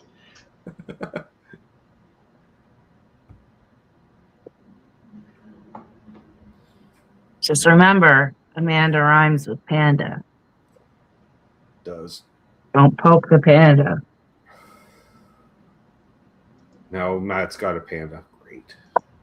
See what Look, I actually have a panda right here. See? I'd seen those videos ages ago, like 3 years ago. Oh, that was one of the early viral things on YouTube. Yeah. I remember watching them over Rich's place like a decade ago, and I totally forgot about it. And then it came up in conversation one night. I'm like, wait a minute. Yes. Huh? Picked up Roy Orbison's greatest hits. Hey, that's all right. Yep. Listened to it last night. Give me Every song, a lot of strings in the arrangements, and it's just keeps stepping up on the until he has a at some point the horns and the fucking strings are going, and he's like, you're like, all right, easy, Roy. Fuck. Every fucking song. That was the deal. Pack up your Wilburys and keep fucking moving on. Hey, Traveling Wilburys was the greatest band ever assembled. I'm so tired of being They had Bob fucking Dylan and a Beatle in the same fucking band. That right there. That's a great band. Yep. Best band. I'll take them Crooked Vultures over fucking. I just remember, Trev, actually, it was funny because the Wilburys was one of the few bands that my dad and me agreed on and bonded over at that time. And I remember because it was coming off of Tom Petty's solo album, which had all the big hits, right? Learning to Fly and all that, you know. And so Tom Petty is just like the fucking A+ celebrity level. And they put this band together, right? And I'm like, okay, well, you know, Harrison had some traction in the 80s with the Fab thing, and Jeff Lynne's Jeff Lynne. He, you know, he's more of a producer. Roy was kind of having the comeback because of Jeff Lynne. Dylan hadn't really done shit in ages. So, and I'm saying to Dad, I'm like, we're watching the video. I'm like, why they got Tom Petty on bass? He goes, really? He goes, first of all, he goes, Roy Orbison's been a crooner guitar player since they started fucking rock and roll. He's an OG. I'm like, okay. He says, Jeff Lynne's doing all this production work. He's doing all the work. Okay. So he basically put it together. I'm like, all right. He goes, the other two is Bob fucking Dylan and a Beatle. You're going to stick one of them on bass? I'm like, ooh, all right. Jesus Christ. Strong feeling. I was like, whoa. So that's how our father was. He would go from every answer was a 10. Yeah. Well, he'll go, yes. Right. Yeah. But then again, ironically, if you see like the still photos from when they were making that album, there's Bob Dylan playing a Jackson bass. It's a Jackson P bass, but still a Jackson bass. Yeah. Which I thought was hilarious. Bob Dylan playing any Jackson product. You're like, I didn't take you for a pointy headstock type of folk. No. Absolutely not. And the drummer in the band was Elvis's drummer. I couldn't tell you his name, but I was still like, all right, well, you know, sure. You know. Can't say I ever listened to the drum line. Couldn't care less who the drummer was. He's just there to keep a beat. Mostly I don't listen to all his songs.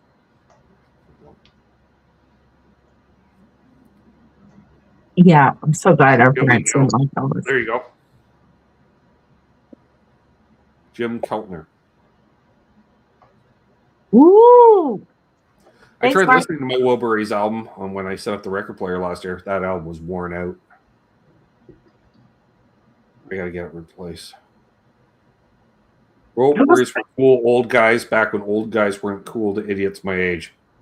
Yeah, exactly. That was the thing. They were like, I was like, Jesus, that is a big super group. Like, that's a lot of albums sold under that lineup. Yep. Yeah. Yeah, it's a big deal. Mm-hmm. And then Roy passed away, unfortunately. Yeah. I wonder how long they would have kept going. I think it would have been an on and off thing for years. Like, when everybody has some downtime, like, oh, must be 3 or 4 years the Wilburys are doing an album. And fucking Neil Young show up and, hey guys, you need a guy who can't fucking harmonize for shit? Yes, Neil, come on in. And that's the Electric album. Yeah. It's interesting when you think, you know, like what Wilburys were the rock and roll answer to the Highwaymen. Well said, Billy Baloney. That's actually well done, Billiam. Yeah. Well, what do you expect from a guy who worked in a record shop for years? That's like you totally see Billy just leaning on the stack of records, pontificating his knowledge. Like, I always thought I would love to start a show with Billy, and we do one of those shows, Trev, like the outside. Like, what makes this band great? Oh, easy. You might have to reword that. No, sue me, Rick. Come on. That'll get him on the show. I Right? need to see pictures of Billiam in the record store. Is there a picture of you in the record store, Billiam? Yeah. If so, send to me. Oh, okay. 100 TJL. Man, I hope your name is like Tom or something easier to say than that. What super group? He put supper group. So, dinner theater. Fancy. I see Martin Short. Hey, everybody. Oh, fuck off, Martin. Don't do your lounge act. Nobody thought it was funny on this. Your table's in the back. Yeah. What super group could they do that with Canadian players, Bryan Adams, etc.? Ooh, okay. Like Keith Scott's involved? Not even. Let's do up to what? 3 guitar players that can also sing, we'll say, a bass player and a drummer, and maybe a keyboard player if you can think Can we of one. throw like Danielle Lanois in there? Ooh. He can be the Jeff Lynne, the producer slash player. All like, oh, I'll just play pedal steel on this, or a fucking mandolin on that, or See, I know what I'm talking about. Danielle Lanois. Okay, so I'll go. Bryan Adams, sure, Geddy on bass. Yeah, Geddy. Bryan Adams, Daniel Kim Lanois. Mitchell plays good rhythm guitar. Ooh, you know who the keyboard player slash singer will be? Burton Cummings. Oh, Oh, nice. oh. Yep. Yep. Rick Emmett for guitar playing and singing. Yes. Yes. At that point, wouldn't you just want to get Phil X? Are we talking in their prime or current? Because You know what? Rick Emmett did friggin' amazing. Also- He pushed himself hard in those. All right, those- and this is I'm going to push my personal ego and thought aside for the betterment of the band. Okay, if Geddy is unavailable, Trev, we'll get Bob Rock to play bass, and he can also co-produce. Ha This is Oswald gets him all the- over in there. He's I just want to see the music. meltdown between Lanois and Bob Rock, who take completely different approaches to Yeah. production. Yeah. Try to work with that. Michael B. Yeah, good point too in there, Trev. Yes, I agree. Free producer Amanda for the win. Burton can play organ on the project. Yep. Yeah. What producer would you want to work with? How about that? Canadian producer I'm slash still trying to songwriter. think Like of a drummer. as a singer, Drummer like for someone's 2 minutes. hey, I've got a great song, like someone who you're going to co-write songs with, produce. I have a person in mind, although ego, but it might work as a singer. Backup But- singers are Anne Murray and Rita McNeil. Ooh, dang! Just They have bam. good range. Because Yes, yeah, I think Rita McNeil would be fantastic for a backup singer. I'd even throw in a KD Lang, Oh, for sure. Oh, right? Katie Lang. Ooh, good call, Zach. Fucking Yeah, Ian Ian fucking Thornley. Thornley has to be Oh, one yeah. of the guitar players. 100%. Amazing player and amazing singer. 100%. Again, And he with plays a good pinball. I played pinball beside him. He's a good pinball player. Greg Gatto on bass. Wow, nice, Patrick Traits. Greg Godovich on bass. Nice. Yeah, I feel like that's a good We're also saying, super group. ooh, drummer, Neil. Oh yeah. Can we do like dead people? Going like that. Either Neil or if we can't do dead people, Brady Cook. He plays for everybody, anyways. I want the drummer from Loverboy. That's like so involved. Blinks and he's just.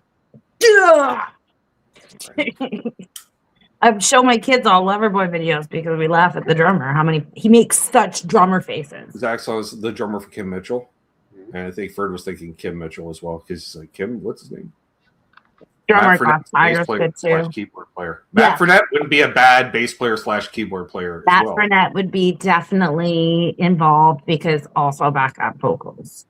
But also, I think Bob Rock can sing too because he with the whole rock and hide things. Yeah. and payolas. Oh, the payolas. No. Trev, hey, if you're gonna take all the cool bands from Vancouver, you also gotta take Paul fucking Hyde with payolas. What was I met it? Paul Hyde. Shanghai. I met Right. Paul Hyde on the set. You've of got the Stephen King. eyes. Just, oh, fuck off. If I got to hear Eyes of a Stranger again in my life. I love that song. Oh my Why? god, I never get sick of that Ooh, song. Randy Bachman wouldn't be bad either, Ferd. Yeah.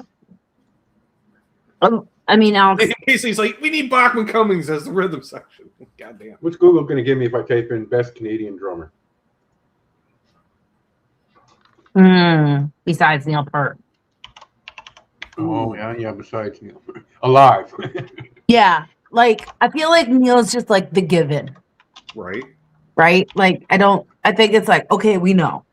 Greatest Like, Canadian we got drummer. that. Okay, here we go. Don't be AI is thinking. Of course, yes, Neil.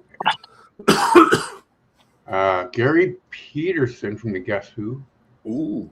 All right. Fast Fusion Global Rhythms, we got a Larnell Lewis and a Sarah Thauer. No. Modern Rock, Daniel Adair from Nickelback. And Three Nope. Doors Down. There will be no member of Nickelback in my single group. Negatory. No.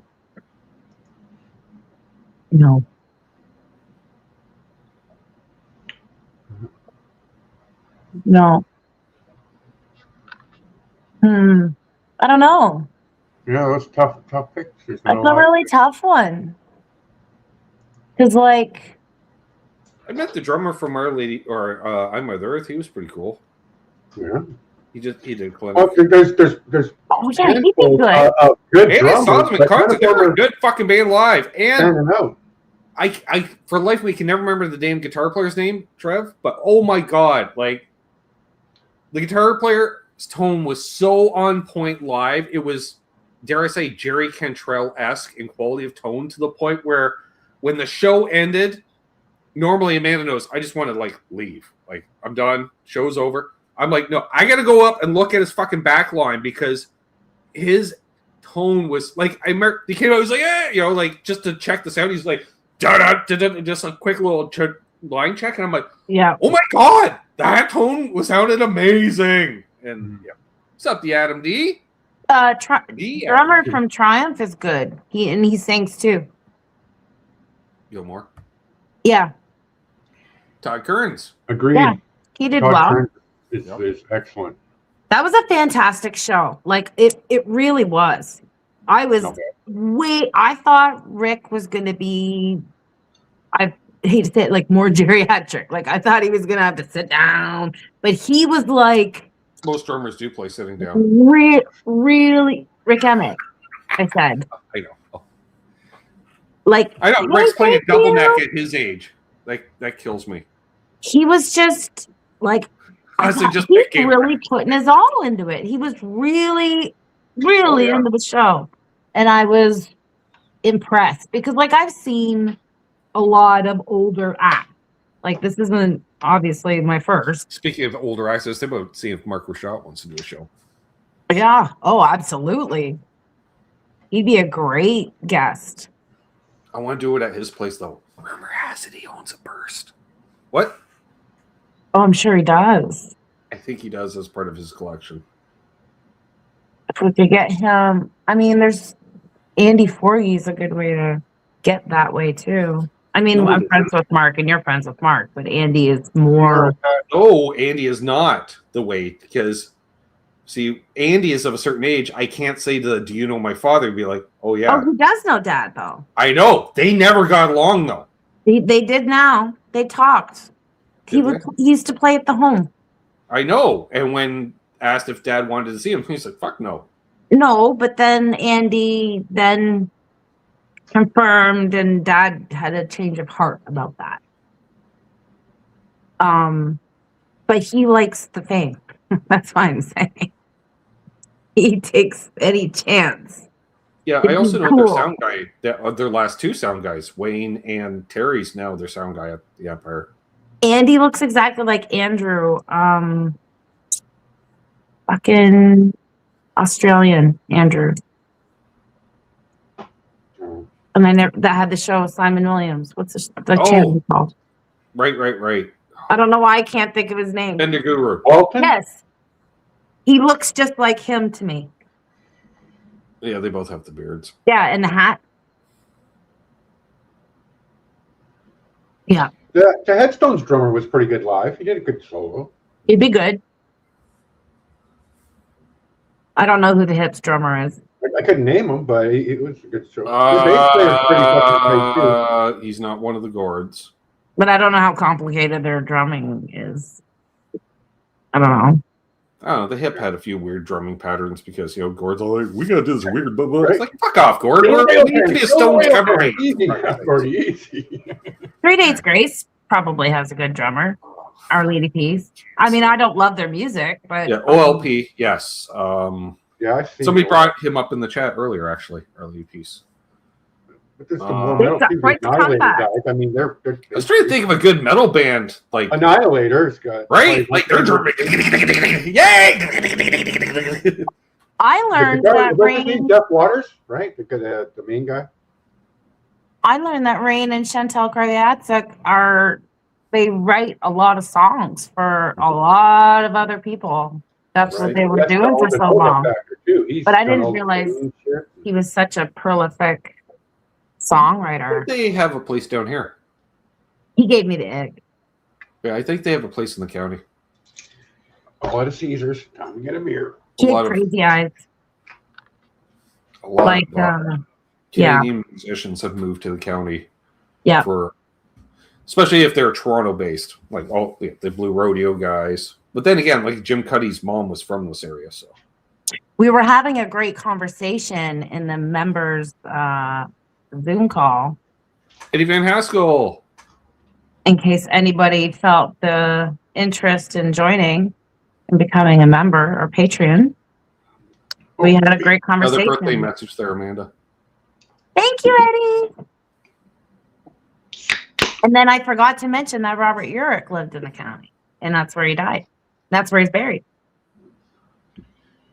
I'm sure Art would be happy to know that. Yeah.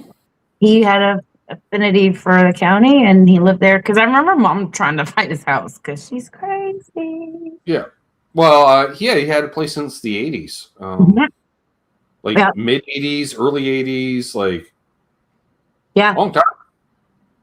And this is where he's buried. I'm going to go find his gravestone. I wonder, bet you it's Around cool. the same time, Bert and Lonnie had a place in the county. Bird and Lonnie. Mhm. Which Which was near, I believe, was near Robert Urich's place. It was the same little It was hidden like behind Forest. I think it was probably in Westlake. near, well, fairly close to sand, but like on water type Yeah. thing. Westlake's gorgeous. Mhm.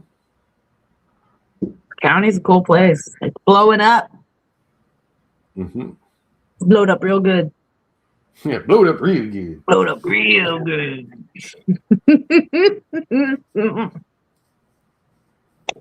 Yeah, we got to get John Candy in the band for doing Dead People. Guess nobody wants to see my ugly graduation. John Candy can play clarinet. Ah! Oh. Oh! Oh! There's a lot of braces. My eyes There's are a $40 flash right there. horrible skin, We'll show off two if there's auburn $40. hair. I'll show you a cute one. Since we're almost at the 2-hour Look mark. at her. Oh, jeez. The cheeks. It's like the bewitched look and smirk, Right? Same Yeah, girl. could have played Tabitha on Bewitched for sure. right? Oh, totally. That's why I named my daughter Samantha. Ding, ding, ding, ding, ding. Yep, that's one. That's a cutie one. Jerry I Edmonton have- isn't alive, though. I have awkward ones. But I will go with Jerry's cousin, Daryl, from the Killer Dwarves as drummer. How about that? That'll work. I have ones that thoroughly No explain one why from I needed Helix? braces. Come on. No. How about I saw it honeymoon mentioned suite earlier. guy? I passed, Trev. The honeymoon No, suite guy? yeah. Just trying to go through all. What about the April Wine guy? They've been pretty good live, I'll tell you. It's not like it's drum intensive, though. Jerry Mercer is the original drummer, or the longtime drummer for April Wine. He passed a few years ago, so This I is don't want a bigger version that I already showed you from the yearbook, but that was me in high school. I think that's grade 10. There's a auburn smile. hair. Yeah, dark hair. And Jerry then I Mercer tried was to wicked. put an ash in it and it went green. And then I I remember wore that. one of Dad's sweaters that was like a Cosby sweater, and it was green up here. So then when I wore it to school and the fluorescent lights hit it, my hair was like green. And the green was reflecting off my green and made it even greener. And people were trying to be real nice about it. They're like, no, it's fine. They're like, but then like the hottest guy in school was like, oh my God, your hair looks so good right now. And I'm like, fuck you. So apparently the green works for me. Ooh, Derry Guillen from Honeymoon Suite would be an excellent guitar player for the band. His tone was always on point. Yep. He Damn, did some pretty big crazy. Honeymoon Suite fan. She would like a Honeymoon Suite CD. So would I. She'd like a Platinum Blonde CD. She So would knows I. the difference. My Oh. kid is so well versed in Well, they're Canadian nothing music. alike, so she should know the Oh, they're difference. Standing in the dark. Standing in the dark. They're not alike. Yes, Yeah, she that loves was on the it. radio the other day. It's a Platinum Blonde. Oh, She loves it. She knows. Yeah. I was listening to a song, I can't remember which one it was, and she pokes her head out. She goes, "Is that Amber Wine?" And I'm like, "No." She goes, "Is it Rush?" I'm like, "No." She goes, "Oh." Like she's starting to listen. She's right into it. And her voice is getting really good. I'm super excited. I'm super proud of her. She's been practicing and she's got tone. She sounds similar to the way I was at her age. So if she's not a snot bag and actually listens to what I have to teach her, then I think we got ourselves a little singer on our hands. That's what she wants to be. Cool. And she's good. She's actually, because I'm training her on the Only right thing I stuff. can recommend is pick up an instrument as well, because then you can songwrite and sing. Right? And Well, I think what I might do, if you're just a singer, you need money behind you to go anywhere. I think maybe she and I should learn guitar together. There you go. I think that would be something, because then we get to spend time together, but then also You get to encourage each piggyback other. the experience of a child's learning abilities versus an adult's learning abilities. and she doesn't feel self-conscious, because it didn't dawn on me. Like, I remember I was terrified to sing in front of mom and dad specifically, because of how critical he was and how knowledgeable and how his ear worked. And I was terrified to sing. Because he in front had of damn him. near perfect pitch. I don't know if he had perfect pitch or not, but he had pretty damn good pitch, because he could do. He was the guy who would. Okay, he's sitting in with your band, Trev. He'd be like, okay, so on the chorus, do you want me to hit the second, the third, the fourth? Like, where do you want me in the harmony mix? Like, which ones do you guys hit? And you're like, what are you talking about? We all just sing the chorus. He's like, no. If you're all singing, you all better be picking a note that's different to fucking harmonize. Thanks, Bracco. Like, damn. Yes. I Hey, remember I Bracco. was trying out for choir and I had chosen to sing Longer by Dan Fogelberg because I love that song. That's my shower song. And I sang it to them, but they were in the room and I made them shut the light off so they didn't look at me. Hey, small mouth guy. But I didn't realize that my child might feel that way. Thank you so much. I didn't realize. And then, she said, like, I'm nervous to sing in front of you. And I'm like, oh. And so I'm kind of like, don't. So I'm excited for the time when we get to sing together. Oh, it's like me playing in front of Dad. Because she sounds like me. It'll be like layered voices. You can do all these things I could never do. I'm like, yeah, but you can do shit that I could never do. So there's that. Dad and I were very different guitar players in many ways. There's some overlap because I can play Dave Coombs to a certain extent. But yeah. Which first of all, Trev, the key to that is any guitar that you hand it to, you look at it, you look down the neck, and then it goes in the lap, and what do you play? Mystery Train. Every fucking guitar you play Mystery Train. That's to see how it plays. All right. Now, when it feels real good, now if it's plugged into an amp, then you'd play the intro to Green River because it's a little dirty. It's give me a little gain. He knows it. Give me a little gain. I'm like, Mr. Clean all the time. As soon as he goes to play a CCR riff, he's like, give me a little gain. I'm like, all right. What are you gonna do next? Tell us what song you do and what key it's in. We're gonna do this in B. Oh, okay, Dad. Fuck. He wouldn't sugarcoat it either if he didn't like it. No. Or if he didn't, yeah. So he would rather critique. He's like, okay, you would need to work on this because at this point you're struggling to hit this note at this point. And he's not being critical. And Mom would be like, Davey, you're being critical. He's like, no, because she doesn't want to miss hitting the note. So I'm telling her where I can hear. So work on this, and you'll be fine. And then you go, yeah, work on this and this, you'll be fine, sweetie. And then May was like, okay. Thanks, Cool Tunes. Yeah, Sweet. when I sang, he always made me do harmony, so I could automatically sing harmony. But then my friends would get irritated because they're like, "Can't you just sing the regular part?" I'm like, "Well, I can, but I don't want to." I'm like, "It's better now. I made it better. Shut up." I was better when I was younger. He made me sing Everly Brothers. Everly Brothers was Oh goodness. Dad gave me a really big love for oldies, and that's what we would listen to together. And so I would be singing everything from the 50s, 60s, early 70s. I really like to sing Karen Carpenter. I find that I actually identify with her tone better than anybody. And it's that just brings back I just love everything about Karen Carpenter. I just think she's not like obviously a kick-ass drummer, but Yes. just her tone is just so. Her and James Taylor, both of them are the most similar to how I actually sound. And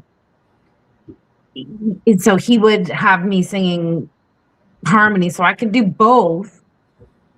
But he would take the highest. He always wanted the highest part. Dad was always consistently stretching. That's why he his was such vocals. an admirer of Roy Orbison. He's like, if you can hit those notes, you'll be a fucking star. I'm like, I don't think you will, Dad, because in my realm, hitting those notes, unless you're doing fucking immigrant song, it don't fucking matter. But if you can do Roy Orbison, when you go to do the immigrant song, you're belting it out because you're like, oh, down here, piece of cake, and you're like screaming like Chris Cornell doing immigrant song, and they're like, how'd you learn that? Roy fucking Orbison. Where'd you learn harmony? Everly Brothers.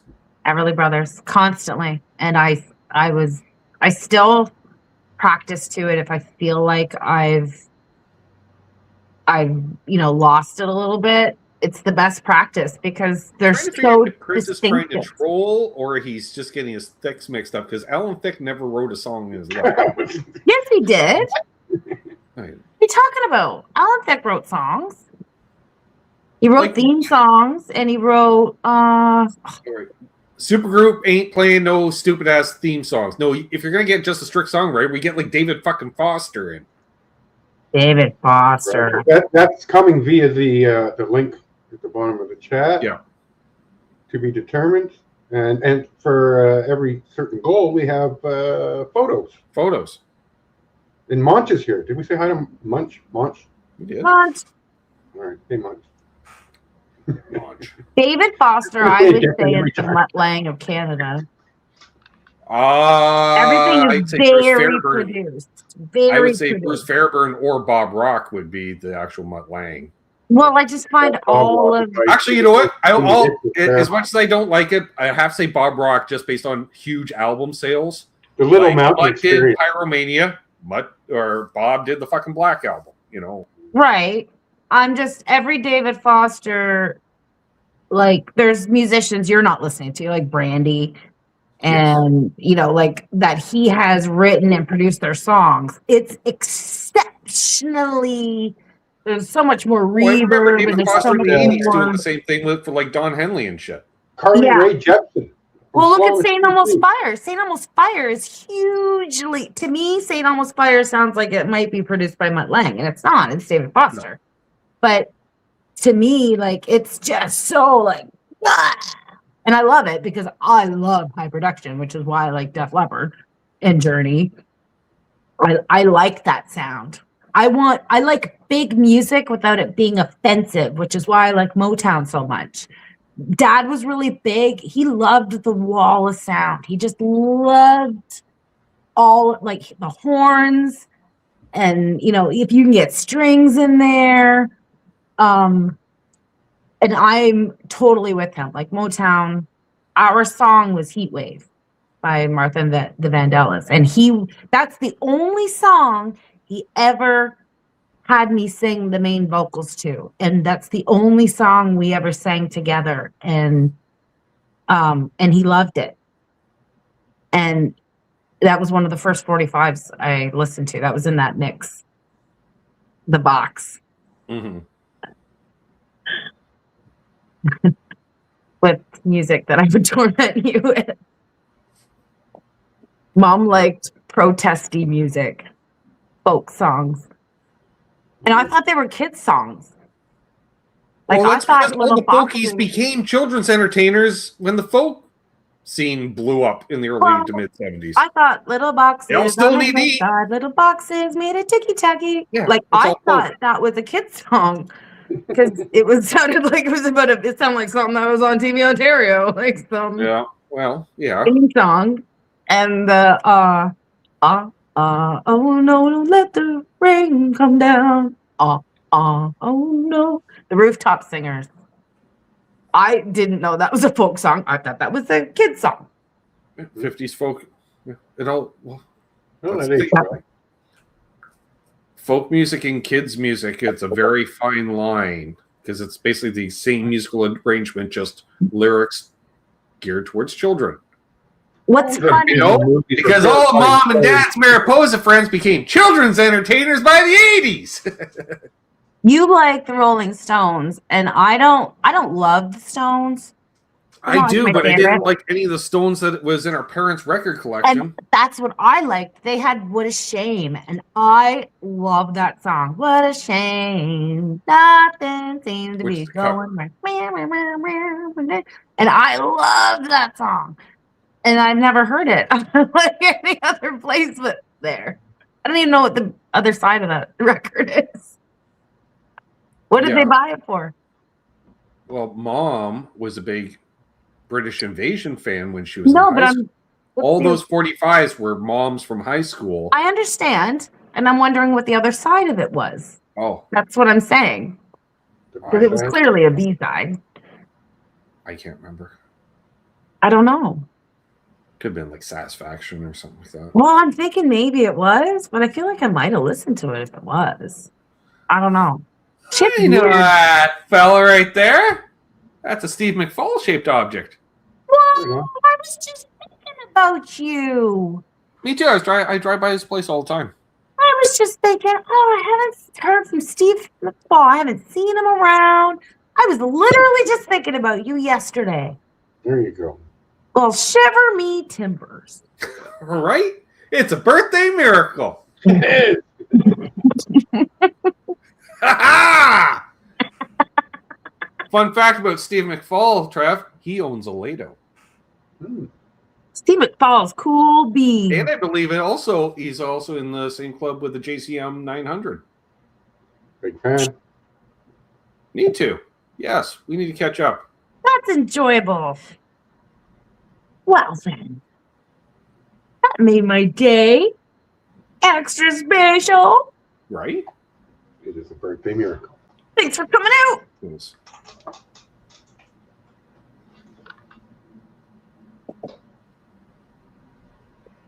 I can put these Uh, pictures back. I got a live Carly Simon CD. Ooh, It's good. that's the one that probably has the really good live version. I have the live version of You're So Vain on my this is headphones trying Yes. to say playlist. That's how my brain works. That was the impress. She did. Nobody does it better. And You're So Vain were the first two songs of the set. And then she's like, there you go. There's the two big ones, motherfuckers. All you posters can leave now. The rest can enjoy the rest. It's better. I do a good Carly Simon impression. Mm. The stuff that dreams are made of is a very hard It was song very to sing. enjoyable. That, except when she started doing Incy Wincy Spider, all of a sudden I'm like, wait a minute, what the hell is Incy, what? the guy was pretty high. All of a sudden I'm like, because it was, and she starts singing it like after a long musical interlude, where you're to the point where you're forgetting what album you're listening to. It's just good music, and then I've noticed that too, Trev. Doing dabs and listening to albums, you have a tendency to as soon as one song ends, you forget what band you're listening to till the next song starts, or if it's a long musical period, I'm like, I have no idea what band this is, but it sounds like it'd be like this, this. And then the vocals start again. You're like, all right, we're listening to these guys, right? You know, like the Moody Blues, greatest hits. For Did instance. Carly Simon have a regular backup band? Oh no, I believe so at one time. Like, yes, in the 70s. I I want to say she was using a bunch of players at outlet. The same guys like Jackson Brown and James Taylor were using, perhaps. I love Jackson Brown. Thank you for reminding me. I was like, Right? I need to download more Jackson Brown. Yeah. All that David Lindley stuff, all that slide stuff is amazing. I love Jackson Brown's voice. That's my range too. Mm-hmm. Right.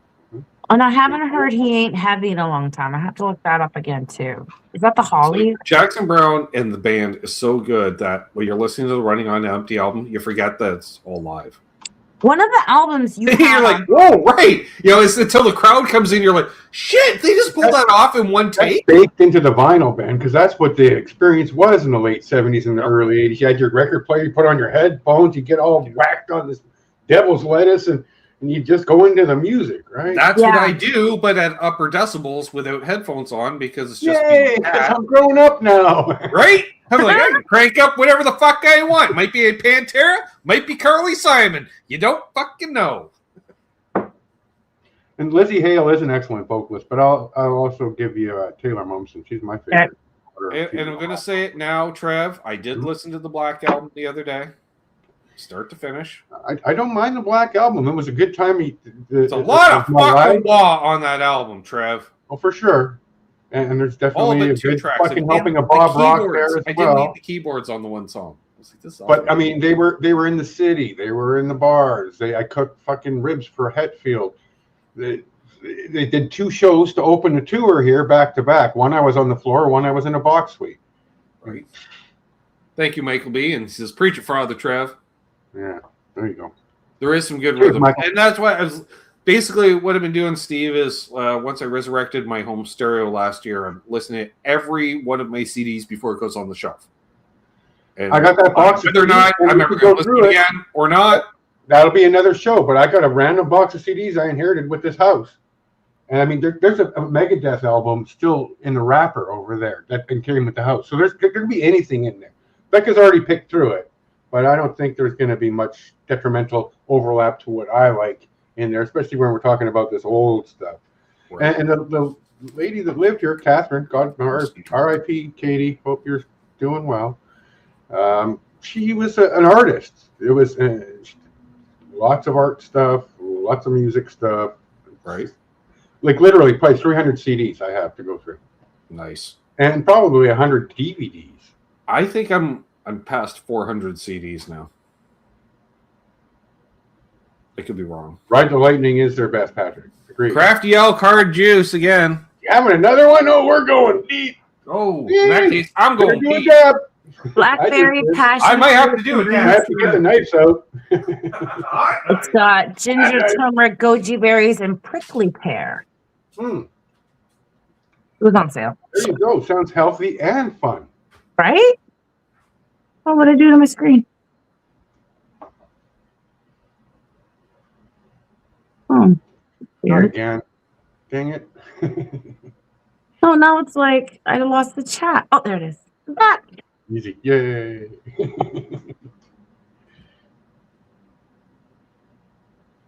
Oh, Jackson Brown's awesome. I don't even know what my favorite. I mean, I love Running on Empty. Yep. She's What's that got one- to be what's that one from somebody's Fast Times at baby. Ridgemont High, the baseball softball field where Jennifer Jason Lee's with that guy. What the fuck was that? Gonna be somebody's on Yeah. tonight. Be her shining light. Right? Yeah, she's gonna be somebody's baby tonight. Yeah. Excellent song. Oh, I love that song. She's got to be somebody's baby. Yep. Big time. Love Jackson Brown. Top female singers for me. I don't have I don't know. I can't put them all. To pick just one. I'd have, It depends on the 10. mood, right? I got 10. Yeah. Ann Wilson. Excellent. Danny Lennox. Okay, Ooh. I'll allow it. Pat Benatar. Excellent. Patty Smythe. Excellent. Same last name, spelled different. Yep. Yep. I just showed Sam Scandal the other day. I was like, this song was everything. Oh, Laura Right. Branigan. I picked up a Canadian Pearl the other day. What's that? Oh my. That is Ulrich Henderson And Forbes. Orbs. So that'd be Bill Henderson from Chilliwack. Yeah. UHF. Yeah, like I'm like, you know, this is long out of print, Amanda. Like within a year of it being released, it was out of print, essentially. Yeah.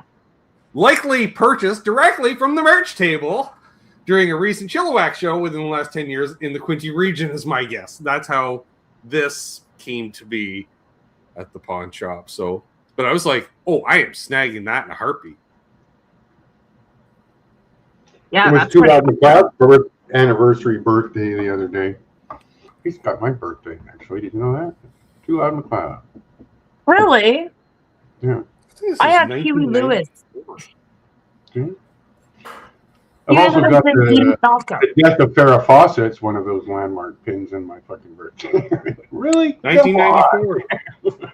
I just found a website because it was curious because I don't meet people that have my birthday very often. So Yep. there's a website that you can go and look and see how common your birthday is. And mine's really rare because it lands so close to the 4th of July and the 1st of July. So a lot of C-sections won't be planned around that time. For sure. So that drops it immediately. But like next to the main holidays, it's like right up there. I'm like, that's cool. That's the other thing, Steve. Holy crap. Yeah, like that's a shelf unto itself, just local from the scene in the last 10, 15 years. That's where Steve and I reconnected 10, 15 years ago. It's just like, because everybody had CD, was making albums and stuff, including Steve. Right. Got your albums too. So, When Acre War stuff. I don't have any of those albums. Refresh Oh, and that's wrong. I let's see, do. Man About a Horse. I'll be right back. Yeah, I've got some. I'm like, who are these people? I have no idea who they are, but I have their album, and I got Kevin Turner's album. I do not. He was a player in That's our right. band. There was a time I was their manager. Forgot about that. When we were producing shows, and that was fun. Yeah, Book you guys as much as I could. he did have fun. Hello, Willie's Desert Hangout from rural Arizona. Welcome. Ones is here. I see that as well. That's exciting. Hi, Ones. This is for Miss Amanda, not for you, Ben. All right. Fair enough. Fair enough. You're like That's super fun. famous and stuff. Right? He's the You're huge in the Belleville region. Known from parts as far east as Napanee and actually, probably even Kingston. Kingston all the way west as far as Coburg. Ones comes from Phil McKnight's chat. Nice. Cool beans. And thank you to everybody who came out to say happy I'll say birthday. now to we're me. $25 away from showing off another photo. I've got picture. Childhood photos. So do I. This is her in grade 1, baby. This is her in grade 1. This is her in grade 1. I got grade 8. I got grade 2. And I got grade 3. And Ooh. 2 of them is why I needed braces. And one of them is with me in braces. Right. Also after a severe bout of mono. Well, mutation of mono. It was the best time of my life. Wait, we're I trying almost to died, but it was the best time of my life. I did for those nothing. tuning in late, this is the performance enhancing beverage for the night. I've had It's, 3 drinks. It's been a long time since I've had 3 drinks, but these are not 150 milligram. heavy. Not 1, 50 mil. It's 150 mil. Had 3 beers and 2 Caesars. Nice. Well, this will be my 3rd beer. Beers And I had a couple of gummies. Oh, look, there's more tips. I did have a couple of gummies, and I made I you may that. have had a puff when I went to the bathroom. I may do that. I got a lovely card. Everything is right there. Is there cake? No. I did buy discount donuts yesterday. So, yes, for me. Fuck you. I had my last piece of Black Forest cake yet. But because it's so hot and humid out, they were My favorite. powdered donuts with strawberry filling, Amanda. Yes. Powder is so, it's like wet. It's like cold cream on a donut. It's literally the donut? consistency of cold cream. I'm like, God damn. Wet It's like someone had donut. or suntan lotion all over them. Yeah. Moist. Ones and zeros. Right? Ones and zeros are great. It's basically Steve buying likes a the Coke. Caesars. Everybody's great. Nice to have Steve people also hanging out. has, so I believe, some pointy guitars, Trev, that you may like in V shapes of the Kerry King variety, perhaps. You know, I seem to recall it. You know, he's still my friend in spite of the amount of Slayer wear he would wear. Yeah. Well, I've been playing the Seasons in the Abyss a lot lately, the last couple hours, to try and purge some songs from my head. But that's my go-to. It's not Shanghai. I tried Shanghai and it kind of worked, but I ended up with Seasons. See, there it is. Yep.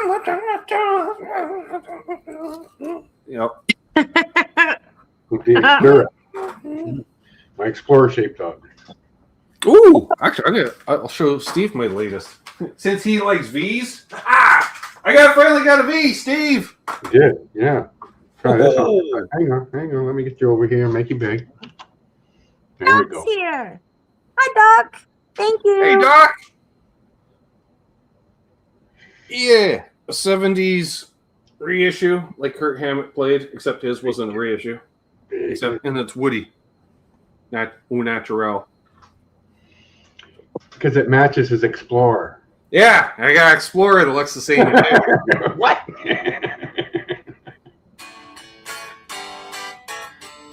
Yep, and it's a tune almost. Beauty. Yeah, that's totally my birthday present. Take that shot. That would have been cool. All the bait coming out. I was like a loser. So the in grand, it's 21. mine, Trev. Worked it out in my head today. I believe I still owe $1,000 on it. That's better than halfway. If we could sell a certain automobile, done. Anybody want to buy a car? Yes. Guess they both got to move another 3 cubic meters of coarse pine litter mulch into the Be by backyard. the top. Doc's like, now you need a Firebird. I know. Oh, I know. Cheers, ones and zeros. Good luck with that. You'll be strong like buffalo after. Oof. Wheelbarrow. How much fun did you ever have with wheelbarrow? Man, I gotta be. Well, I'll be nice to her at least for Oh, I kissed her another in there. hour and 41 minutes Yeah. until it's unofficially no longer her birthday, and then go back to being me. It's no longer my birthday at 9:57 a.m. tomorrow. I am determined, Doc, or not determined, but I have a strong suspicion that originally my first Gibson in years was going to be a Les Paul. That ship sailed. So I don't know when the Les Paul will finally come in, but apparently it keeps getting shoved down the list. Got an Explorer, got a V. There was that whole infatuation with Murphy Lab. Don't even. I know it's an old bitter scab at this point, but I know. God damn, that was such a good at guitar. least it's not there anymore, so you can't touch it anymore. It's Yeah. out of reach. Only $10,000. I know, I'm worth every penny. You. I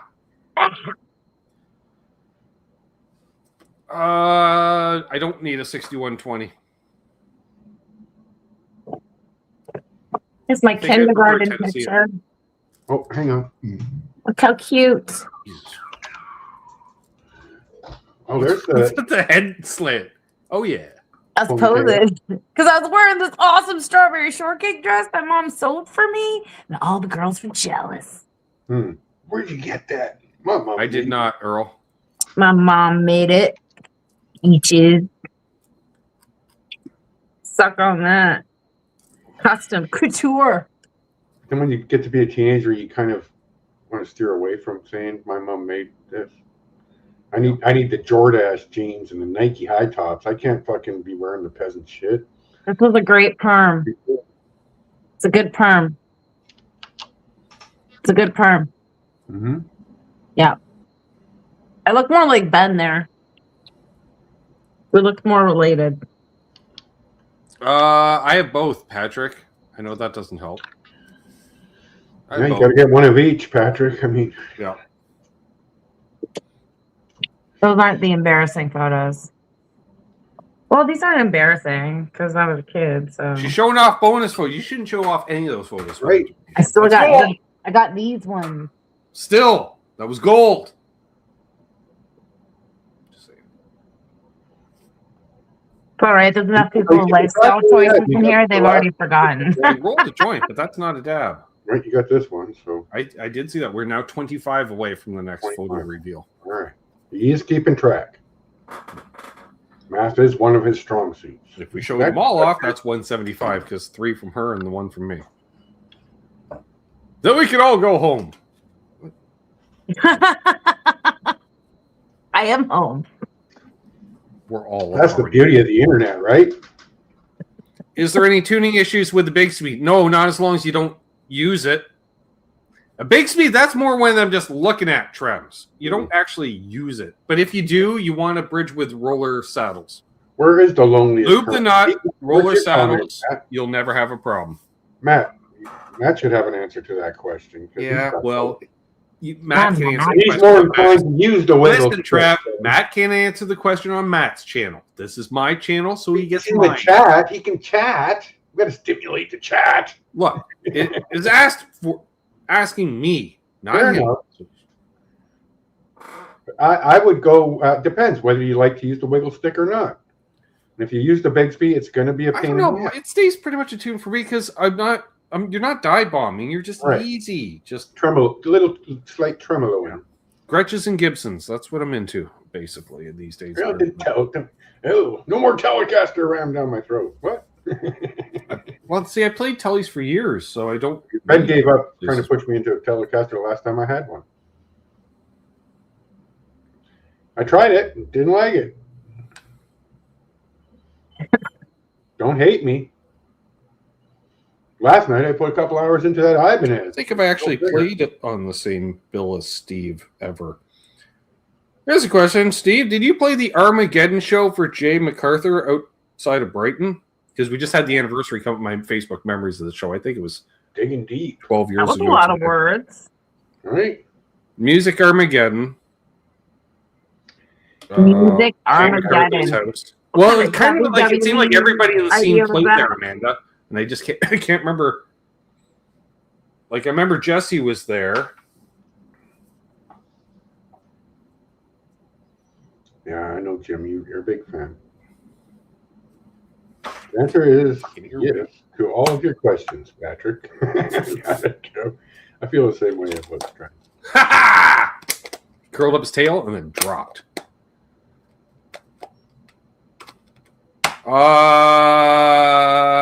I don't know if that. No, that was a show, I believe, a Bell Pub show. This one was an outdoor show out near Brighton. Gear Check 35. Oh, Junkie. Can't How are delete you? his comment because he's a mod. Get a telly. Funny. Hi, thank you. Everybody needs a telly. Trent, didn't like it. you were the It'll end first up being person to Becca's. I mean, Becca loved that fucking guitar. It's right up her alley. It's because Becca loves me and tried it. And bonded with it. Well, she might There's got a breakaway. Oh, I got have to a different genre. He was the first person to wish me happy birthday. Got it. You win. Oh, What the? he's doing dabs. Yay! You're doing too much, man. Don't try this at home. We are trained professionals, and it is totally legal where we live. Well, then I'm gonna take a little John We're outside. going up to the patio. We're gonna go to the patio. What was that rodeo song? Fucking Here comes Dan with the specter in his hand. He's a one-man band. He's up to the rodeo. Oh, there was that one. I also had the Charlie Daniels album, oddly enough. Come on, buddy, get you something right. Goddamn duty now. You piss me off. Fucking jerk. You get on my nerves. Pong's really big in Newfoundland. Right, yeah. Here comes Johnny with his pecker in his hand. One ball, man. He's off the rodeo. Rodeo. Did I see correctly that Steve said he's got Lester Pulpus with a wiggle stick, Trev? So what, Ben? Did Steve say he has a wiggle stick on his Les Paul? He did. That was Yeah, we be doing dabs, Joe.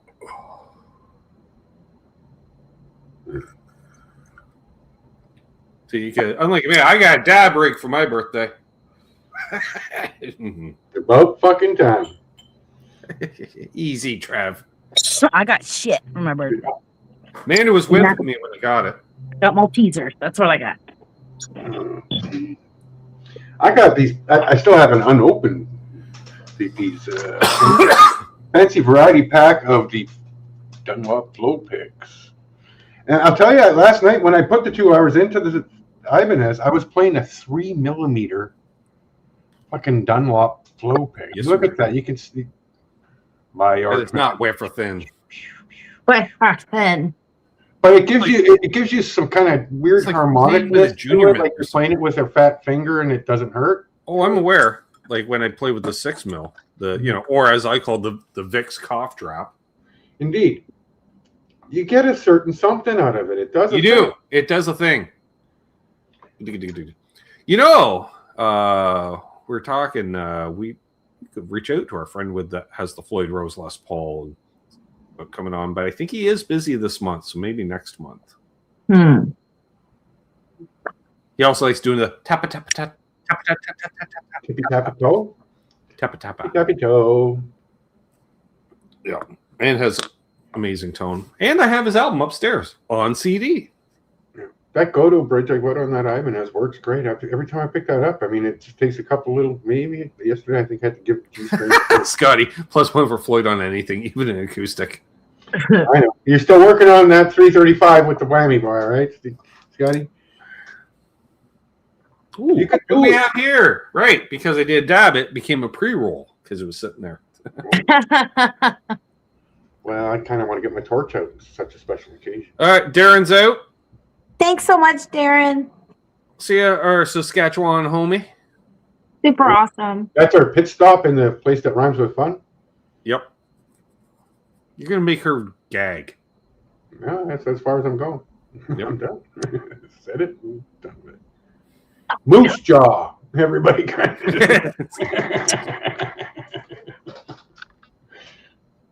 What rhymes with moose jaw?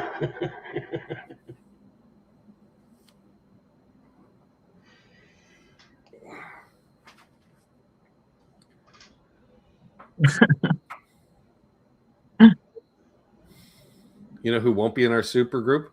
Ron fucking Sexsmith. Yeah, pretty much figured He's that. a snooze. He's very sleepy. I believe I saw a Ron Sexsmith album there.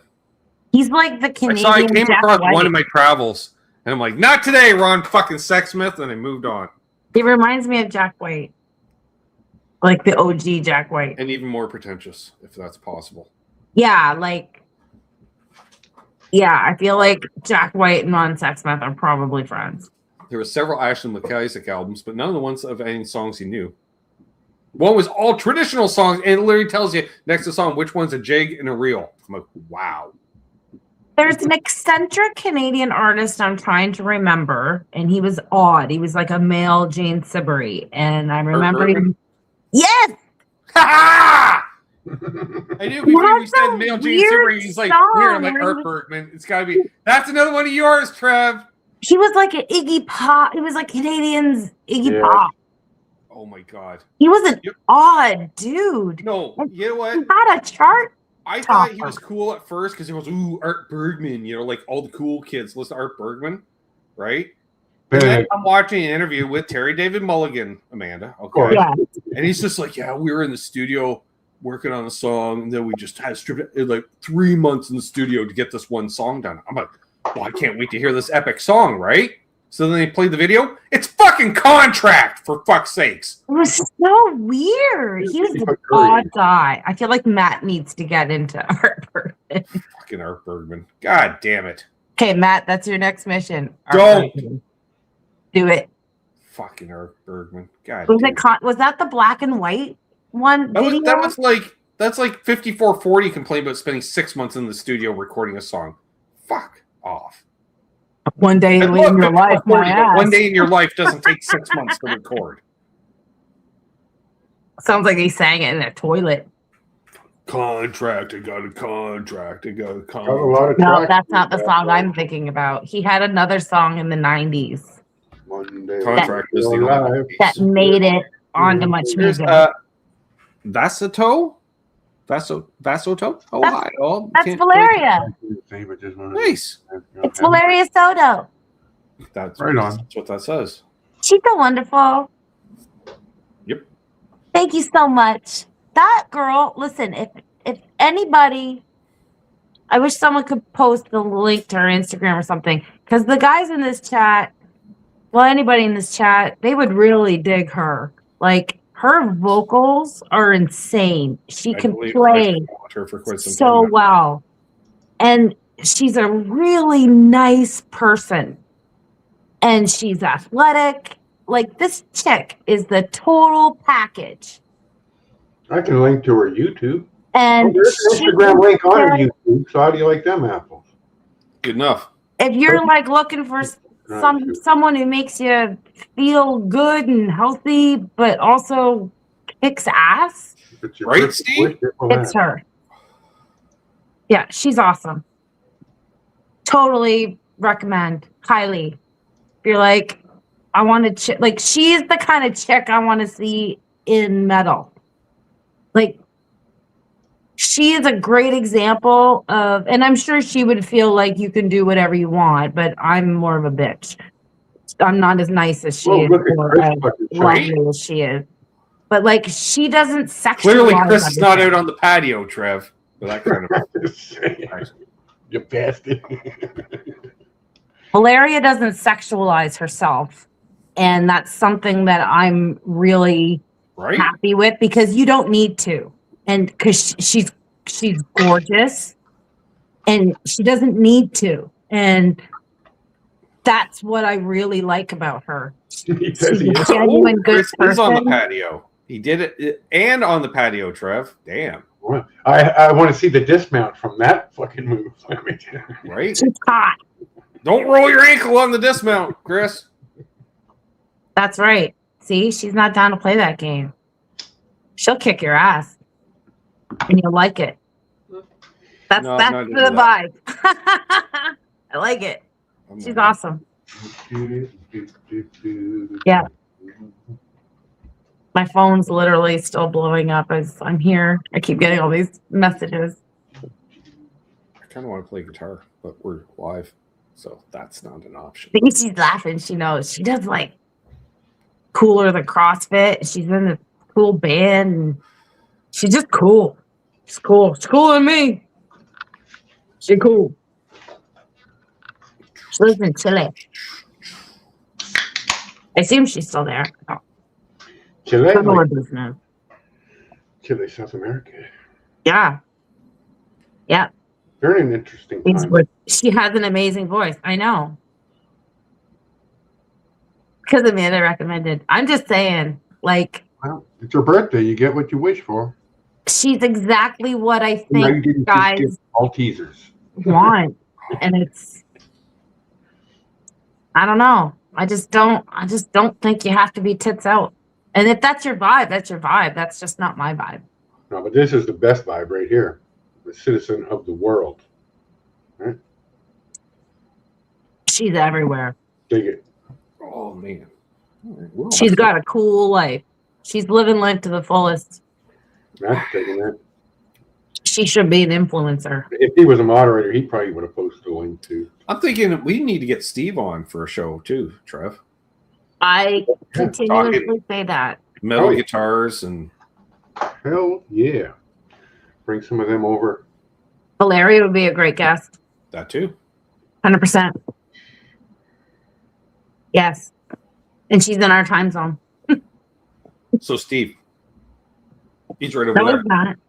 Oh, different Fucking Steve. Brady, he's right over there. Not that, Steve.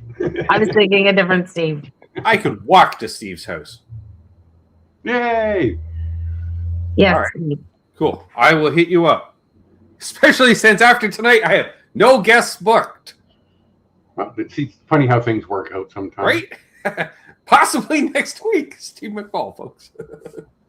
No makeup show for Q and Steve? I haven't scheduled it yet, Trev. I've been busy sweating balls. I know. I've been busy with you doing all those tasks. Let's not discuss balls, please. What? Who's talking about balls? Ben. I was non-sweaty enough this morning to actually mow the lawn for the first time, and I'm pretty sure 2 weeks, Trev. I'm pretty sure I missed a week in there because the lawn was, ooh, it's like that's a lot. I made a lot of hay today. Uh-huh. You need goats. You'd be better off talking to the guitars. Well, we could talk about the guitars, you see. That's fun. And after we talk about guitars, we can talk about amps. Talk about pedals. There you Talk Thanks, Valeria. Have a great night. I appreciate you stopping by. You're awesome. Stopping Thank you in so again. much. go. We'll be checking out your stuff later. Yeah. He's awesome. It's bookmarked. That's what we call it, right? Bookmarked? That's right. Yep. The kids got a new word for that today. When we talk about lifestyle choices, she makes the correct ones. I don't. No. Clearly, I don't. I feel healthier just watching her content. Oof. Oh my God. She probably has like goals written down. and Like, shit. I feel like I'm a better Canadian after I watch anything from Strombo. Yeah. I'm like, oh, I think I True. changed the world a little bit just by watching Strombo change the world. You Yeah. do. You get a certain sense of patriotism from watching a Strombo fucking. So. Alan Cross makes me feel like I'm a scholar. I'm like, I know I don't like everything now. David Suzuki too. I'll watch anything fucking David Suzuki. Yeah. He was a narrator for part of my life. If I could have Yeah. a biography movie, I want David Suzuki to narrate the fucking movie. Not Morgan Freeman. He's a pretty good guy. I mean, Morgan's good, but No, David David Suzuki. Suzuki is different. You know It's what? I want Brian Adams to narrate my biography just for the fact that for the first half of the movie, everyone will be like, I know that fucking voice. he Why has do I a know that syndicated voice? show now. He has a syndicated radio show Mhm. every night on and he plays some good tunes. And then he like tells stories about all these Canadian bands, but he'll play like some cool obscure songs. And I'm like, this is awesome. Fascinating. Yeah, it's good.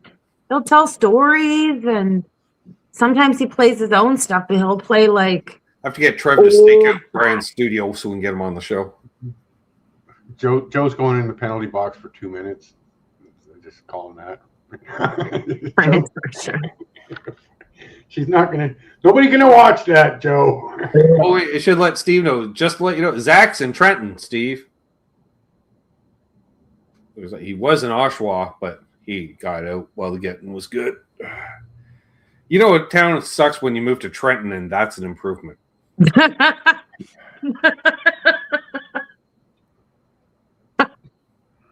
True that.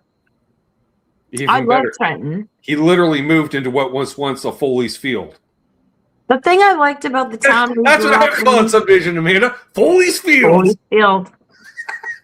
You can. It's like I went to a funeral last week, No, and well, a bit, Steve. in Trenton, and it was in our old neighborhood where the cemetery was and everything. And it's like there could be people who are like super rich, and then like people that are so. It's almost like we have people that are like borderline Appalachian the way they live, and they meld and they're related, and there's no judgment. Like you could go to Walmart in Trenton, and there'll be rich people in pajama pants.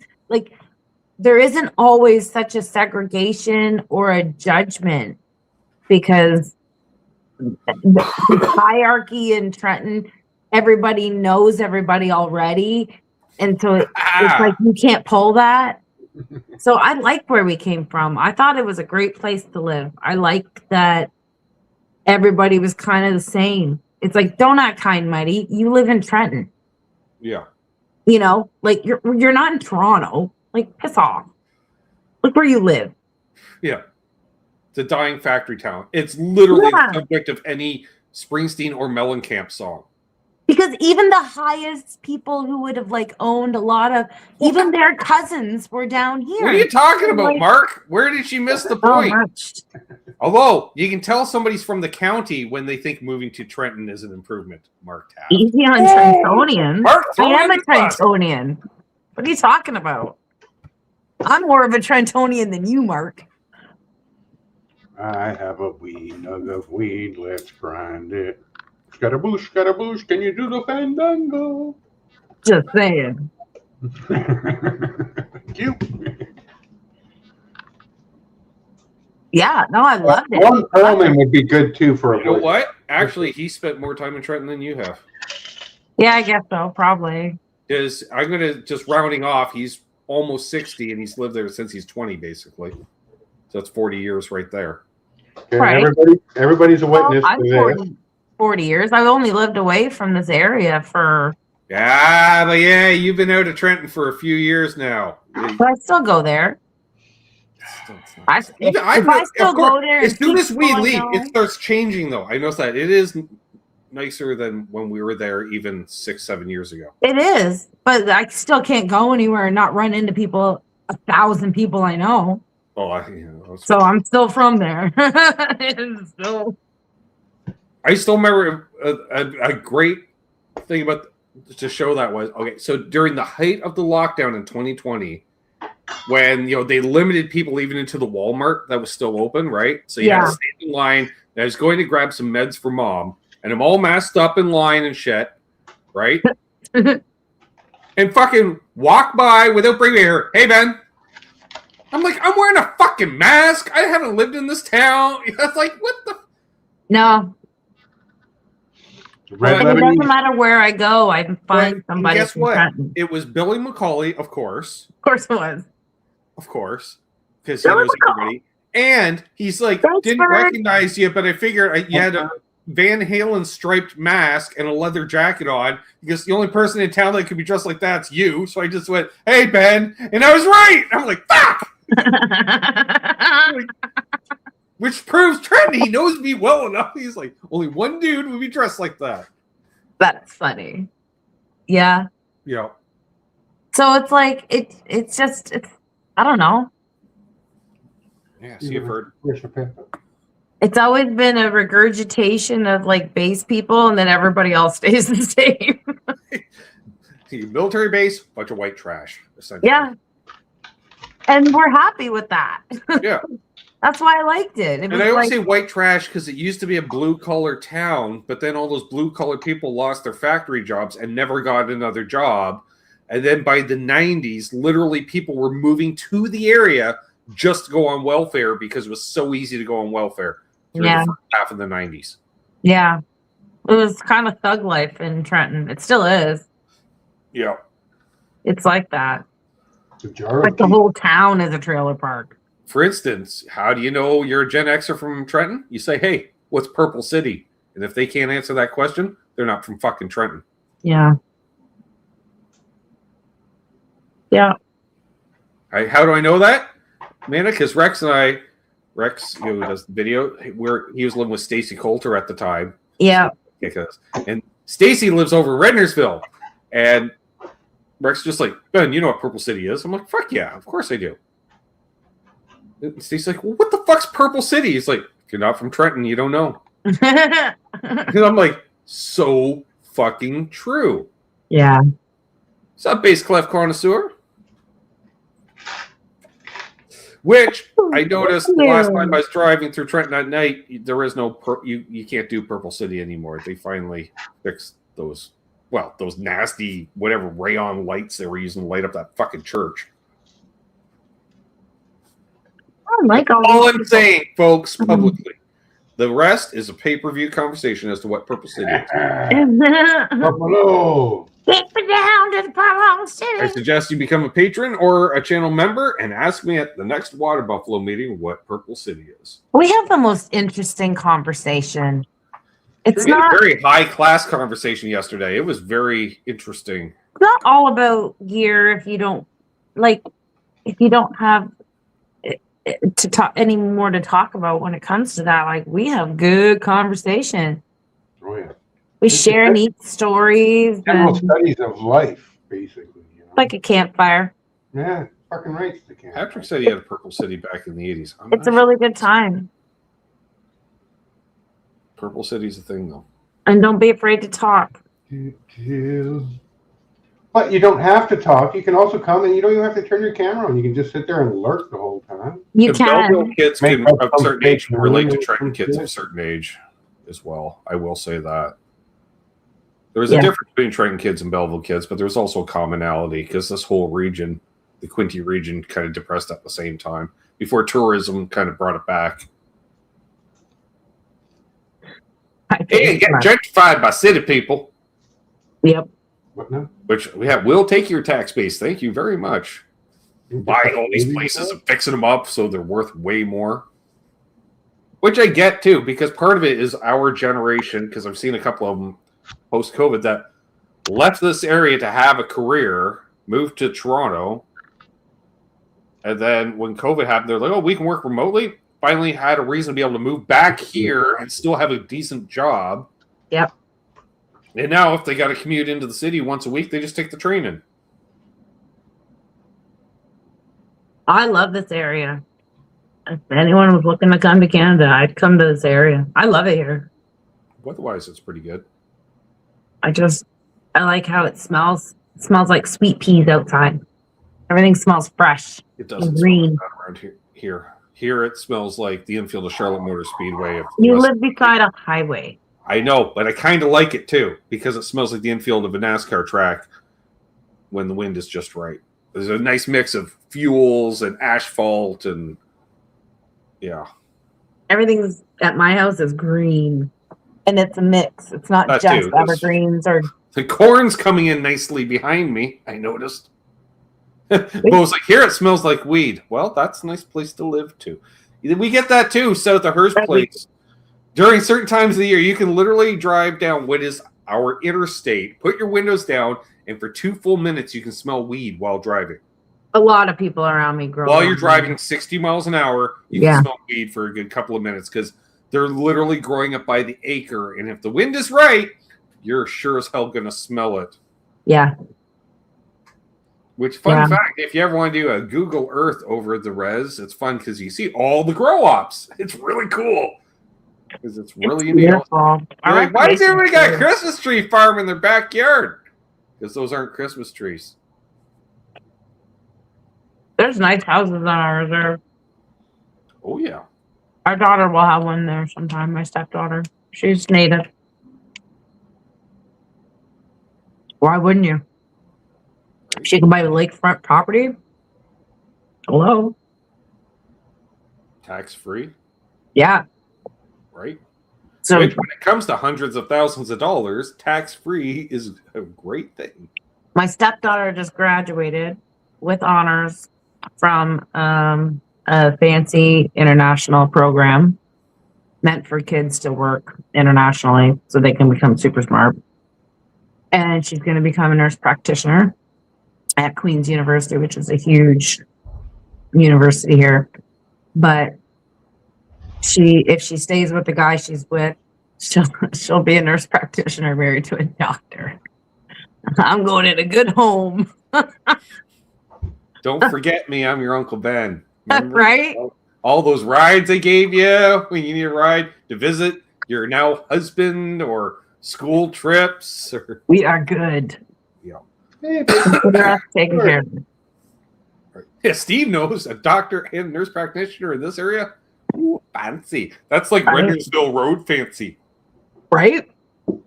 I'm On like, the Bayside, damn. not the side where you're jealous looking at the people that live on the Bayside. Well, they have those areas on the reserve. Yep. So she'll get that tax free. Mhm. pointing. Made 'em. Oh, I've been out there. So no matter where she There's a lives, few, she always have a cottage. Body shops and stuff all Yeah. scattered on the reserve. And so for Napa, I would be, they're like, oh, you got to go here. I'm like, where in God's name am I going? And thank God for Google Maps. And I'm like, the fuck am I going? Like, I turn off Highway 2, and then I'm driving for like half an hour, but it's winding roads south. I'm like, how am I not in the United States? I've driven a considerable amount south, and I thought we were already like on Lake Ontario. God damn. Thanks, Zach. Mark, I've never once in my life ever had a corn roast and won't because I don't eat corn on the cob because I have a false tooth. So I eat corn on the cob. yeah, I won't have a corn Love roast. me some street corn, but I usually cut it off the cob and then eat it. No.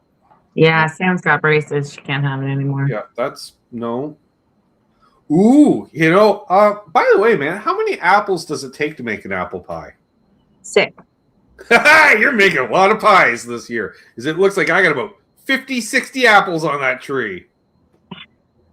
Right? I make the best apple pie. I want to pull the grandpa thing, just drive up, leave like a banker's box full of apples on your front step and not even knock on the door or anything. Just, I'd be so happy. and you'd be Or like, a 5-kilogram bag of flour and 3 pounds of butter. Yep. I need shortening, flour. well, I was thinking too, especially if you make Apple. up a bunch of apple filling style, you can even freeze that shit. But like Crisco, you'd use Crisco over butter?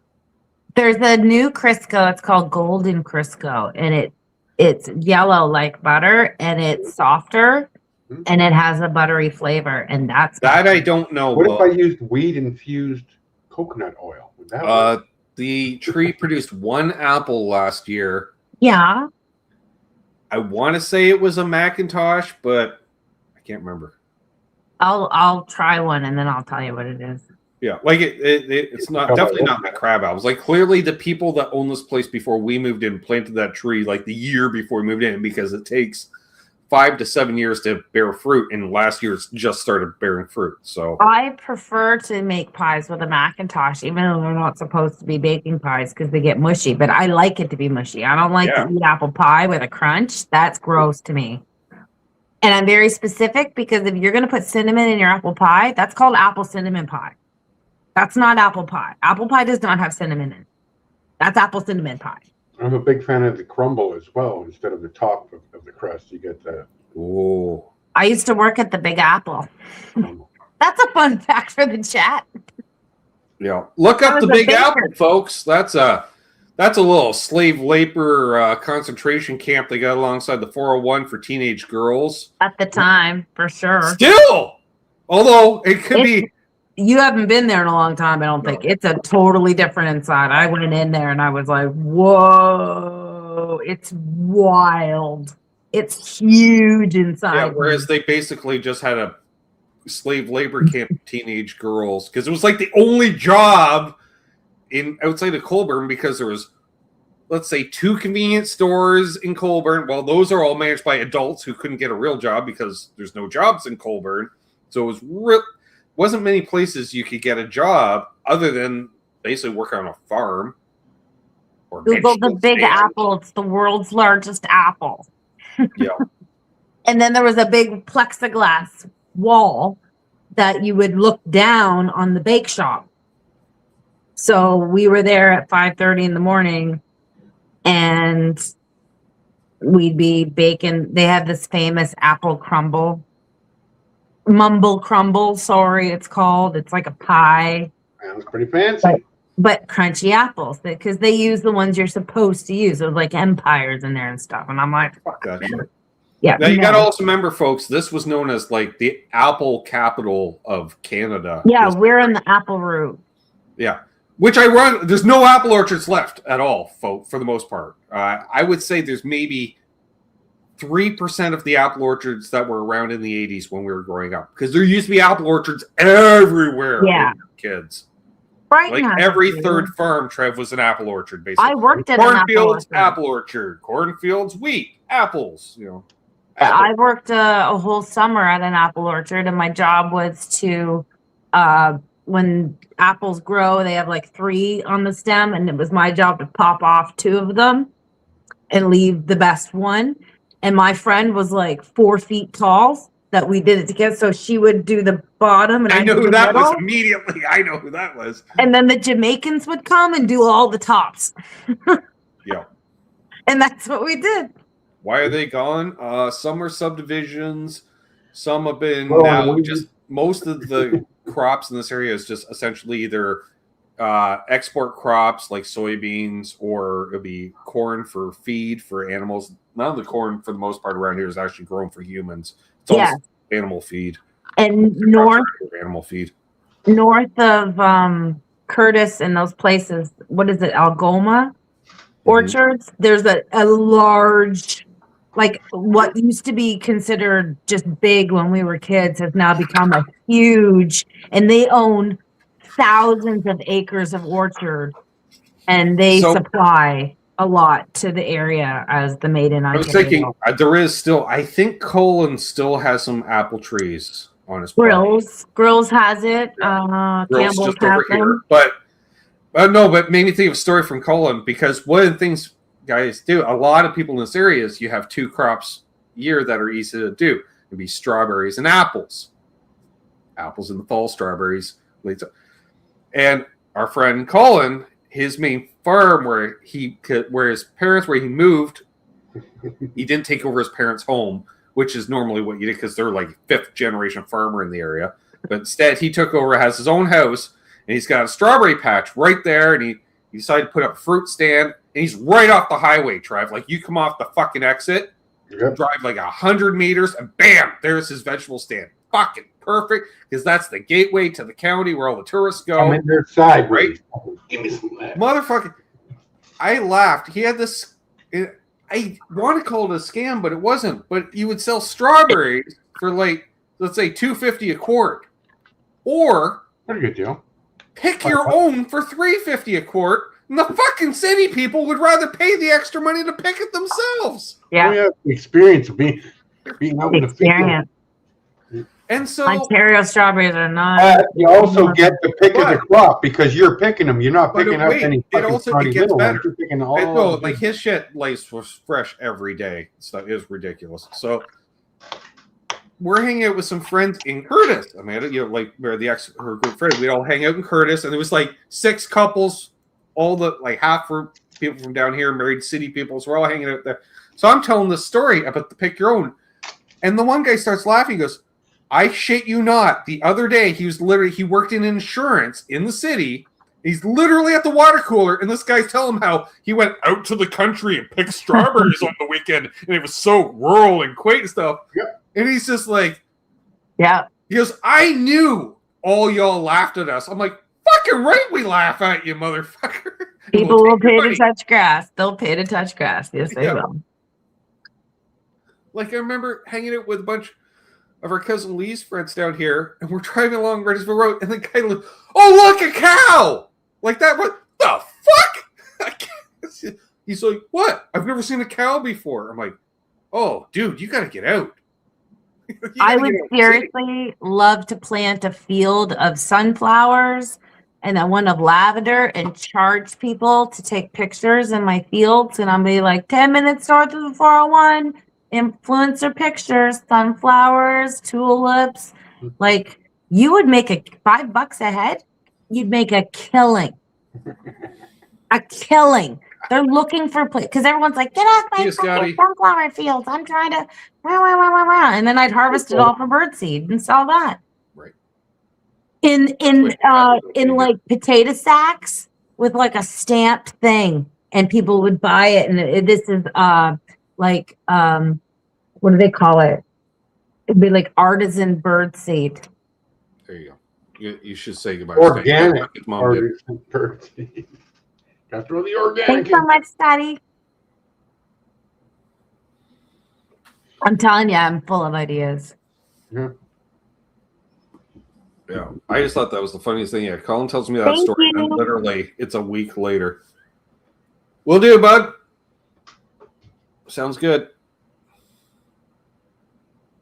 Yeah, 3 hours. Yeah, I drive by his place all the time because that's the lights where I turn to cut across to go grocery shopping sometimes, or well, basically over to North Front. If I go get pizza, like that's man, they got. I get why they haven't. That road sucks. It's all full of pothole patches. But I get it because they want to keep the speed limit down, and you can't speed. You can't do more than 40 on that street, or you'll take your suspension out.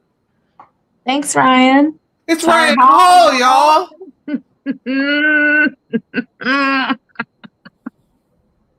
I just love saying that. Mm-hmm. Yep. Oh, look at 708 Jay. Jay!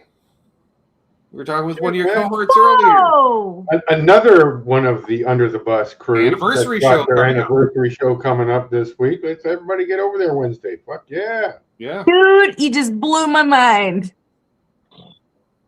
Right? Thank you so much. What a great person he is. Mm-hmm. Yes. Speaking in good ears. Right? Producer to the stars. Is he? Really good Does he ears. have any Canadian in him? Can we bring him into the Super Trooper? We hope you're doing all right. Mm-hmm. And best to you and your family, your wife, beautiful wife, your lovely children. Yeah. Mm-hmm. Hope all is well there for you, my friend. This realized the name of this company's fucked up. It's FCK apostrophe D. Fuck. Fucked up. And you can read it whether you're passed out or not. Yep, doesn't What? matter which way that one's going. Ooh, me, I'm all. That's a trip. I'm like, am I blurry as the camera? No. For those tuning in, yeah, this was the beverage of choice. It's gone now. The 150. Thought I had to adjust my So, Bible. do we have your impressions now that you've consumed and ingested this? Yeah, that's on the list of repeat because that little weird taste, which I think stays up because I kind of tasted that more initially and then I didn't taste it after a while. Yeah, I'll definitely buy again. Well, I don't know, $15 though. Yeah, right? But as a treat, like it tastes good enough that I would buy it again as a treat. Right. I do want to try their new root beer because they got rid of the Hires label. Now it's a ripoff of A&W. Wouldn't mind try that. Or the Orange Crush. Or the Cola. You don't have the slush machine going? I mean, you're talking about... I haven't come across... We don't go to the place with the slush machine. Yeah, we don't go there. We could. Those I things never- mess you up. Yeah, but it's got 150 milligrams of THC in it, Jay, and it's called Buzzed instead of Right. Crush. It's not for the first timers. It gives you an elevated status, as it were. You can be a hoser. Yeah. I mean, you pay I'll $15 allow for like up 2 fingers of fucking some nice whiskey or something. So Now, this the other night, Trev. Jesus, right? I went deep the other night. Ash Rocket, oh yeah. That's the one I showed you, Amanda, that smelled like grape, like Hubba Bubba grape. And when you smoke it, it's like smoking one of those Colts, but grape. Like, Jesus. it was very weird to the point where I went upstairs to go to the washer. I come downstairs, all it smells is grape in here. That's all you smells grape. It's just very grape. Yeah, I'm not interested Great in that. Lebanese hash. What? They drink a maximum ice with that. Right? Gotta stay hydrated. That dad kicked in. That did the part. Yay. I really want to show someone a picture. What are we? $25 away from grade 1, Amanda? These smell like the back room. Oh, old picture smell? Yeah. Well, these wouldn't because these were fresh out of the album. I mean, if you could do a... Again. These are in my school years book. When I was Amy Coombs. Great to see you, Don't call Ryan. me Amy, I won't listen. Ryan Hall, yo. No. And I just cringe whenever I hear that name. So It's a trigger. Well, pick better girlfriend. Bitch. Here's a bitch. Hope she's watching. she's not Fuck her. She's not. She could be. That'd be so funny to me. hilarious. Cheers, Ryan. Of all times to just tuned in and he hears that. Yeah. Bitch. Oh my god, I'd laugh so hard. Still 39 people here hanging out. I haven't Having fun. watched her either. Amanda's This is the birthday may first be my year favorite summer Sam fucking is holiday. self-sufficient enough that Amanda can hang out for 3 hours on a Right? live stream. And there's no school, and yeah. I might boil a couple pots of water and get the pool warmed up. 48's going to be a good year. Feel it. Oh, 48. What was that? 4 years ago? What the hell? I don't really remember 4 years ago. I'm a 57 Chevy. Yeah. 48's going to be a good year. Was it 4 years ago I got the Explorer? The double digits, the 11, the 22, the 33, the 44, the 55. They all kind of stacked up. They call those champagnes, I think, right? Yeah. Nice bass clef. BCC in the chat. Yo. Oh, there we go. Snap, crackle, pop. Every once in a while you have to move or else you move. I know, especially since it's 70% humidity. All right, now comes the part of the show where we dance. Oh, Sprockets. dancing like a fool. That's also doing dabs listening to albums. Intergalactic planetary. Did I tell you, man, I got several more of those Billboard albums? All right. 1962, 1969, 1983, and 84. Those are fun. You had one a long time ago. I thought you had 79. 78, and I used to borrow it all the It time. was 79. Still Was have it? it. Yeah, Has Blondie. it did. Heart of Glass. Oh, Blondie. Has I Will Survive. It does. Has My Sharona. It did. It's a fucking spirit animal. I listened to that a lot. That was I used to borrow that often. That was a good CD. It has the Ramones on it, I thought. No, Which one? No? no, It didn't have I Want to Be Sedated? no. Oh, let's go. Or I listened to the live. You had a Ramones live album. 1, 2, 3, 4. I do have Local Live, yes. Yeah. I also have Acid Eaters, their cover tunes album, Yes. which is great. Their version of the Spider-Man theme. Spider-Man, Spider-Man.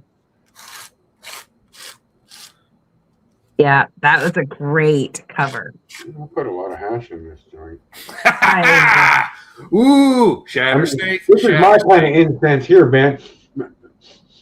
I went through a big Ramones phase. I like the Ramones. I can enjoy it still.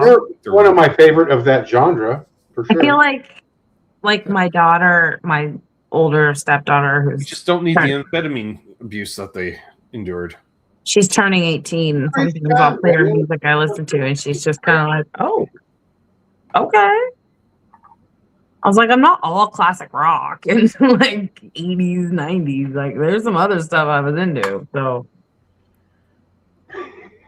One of the albums I recently picked up was George Benson's Greatest Hits. nice. Now that fucking headphones are really. Oh man, I can't wait to Yes. go to school listening to that one. I also cleaned my house to that. I've also noticed, Amanda, in certain keys, when he's belting out, Richard Marx sounds a little too much like Kenny Loggins for my liking. 100%. I mean, there's a couple like, Very- Kenny Loggins? Oh no, that's Richard Marx. Can't live. And And as far similar as I'm style with aware- production and such, you know? Yes, and as far as I'm aware, like because Kenny Loggins is notorious for how precise he is and how he wants everything specific, and I believe Richard Marx is very similar. So yeah, I wonder if they've ever collabed on anything.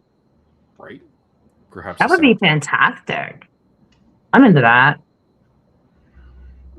Joe. This will be the first summer that I'll be going to watch a couple of bands in the park. Cool, Zach. Let me know who you're going to see. Maybe I'll meet you down there if I know them and they're cool. I Thanks, Space Clef. knew some people play on Canada Day, but that got canceled. Not that I ever go to those. It's all hot. Well, I haven't seen anything for that whole Maple Ridge Music Fest thing that they. April Wine played in Coquitlam for Canada Day, Trev. Kenny For Loggins. fuck's that sake, how did I person. miss that? My fucking algorithm let me down. Metadata, what are you doing? Right? What's I going found on? out Oh. day of, I believe, and then I forgot to tell you, but then, yeah, let's just go with At that. least he's owning it. He's owning it. And I'm only doing that because it's a self brag that I'm. So that's 15 minutes away. with Brian. Yeah, if they ran some and a longtime Centennial guitar Park, player for April Wine, who is still on my want to get on the list for guests. Is Brian. He's not getting any younger, and he's still out there touring, giving her. fucking awesome. Lee Aaron played Surrey. Well, there you go. Yeah, it's a little bit smaller now, BCC, but It's not cute. I got another pile here that's good for at least another joint. I was trying to decide if I want to infuse because I got enough weed for one more joint.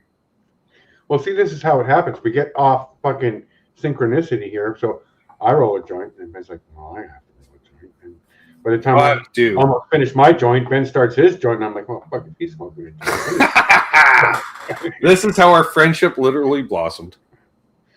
I'm going to add some hash into mine. It's like I you think. go to your buddy's house to buy some weed because he's got a big bag, and then you just keep matching each other joints. It's all good. And for those wondering, we're looking at my version of the Tickle Trunk, which will be Dun, dun, Oh. dun. Yeah, it's like the fucking holy ark of weedness. That box has a lot of memories. there. Yeah, in there you got your oils, Yes, you got- isn't it? you got your honey. Treasure chest. Because you're from Trenton, you got to have a jar of grease at any time, Amanda. Right?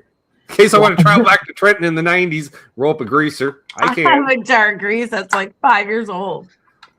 Is that still good? That's your shatter.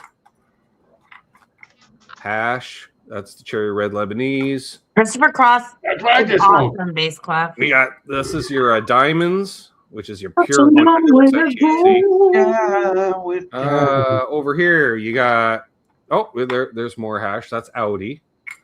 Oh, Then we got your bubble hash, which is white. That's the stuff that smells like bubble gum. That's amazing. This is your Keef brick. Then you got your live resins. That's your juicy fruit. squeeze Got juice. your lemon lime. Well, you got your pineapple, and then you got your pineapple OG. Welcome to You're like Canada. You're like a paramedic for vibes.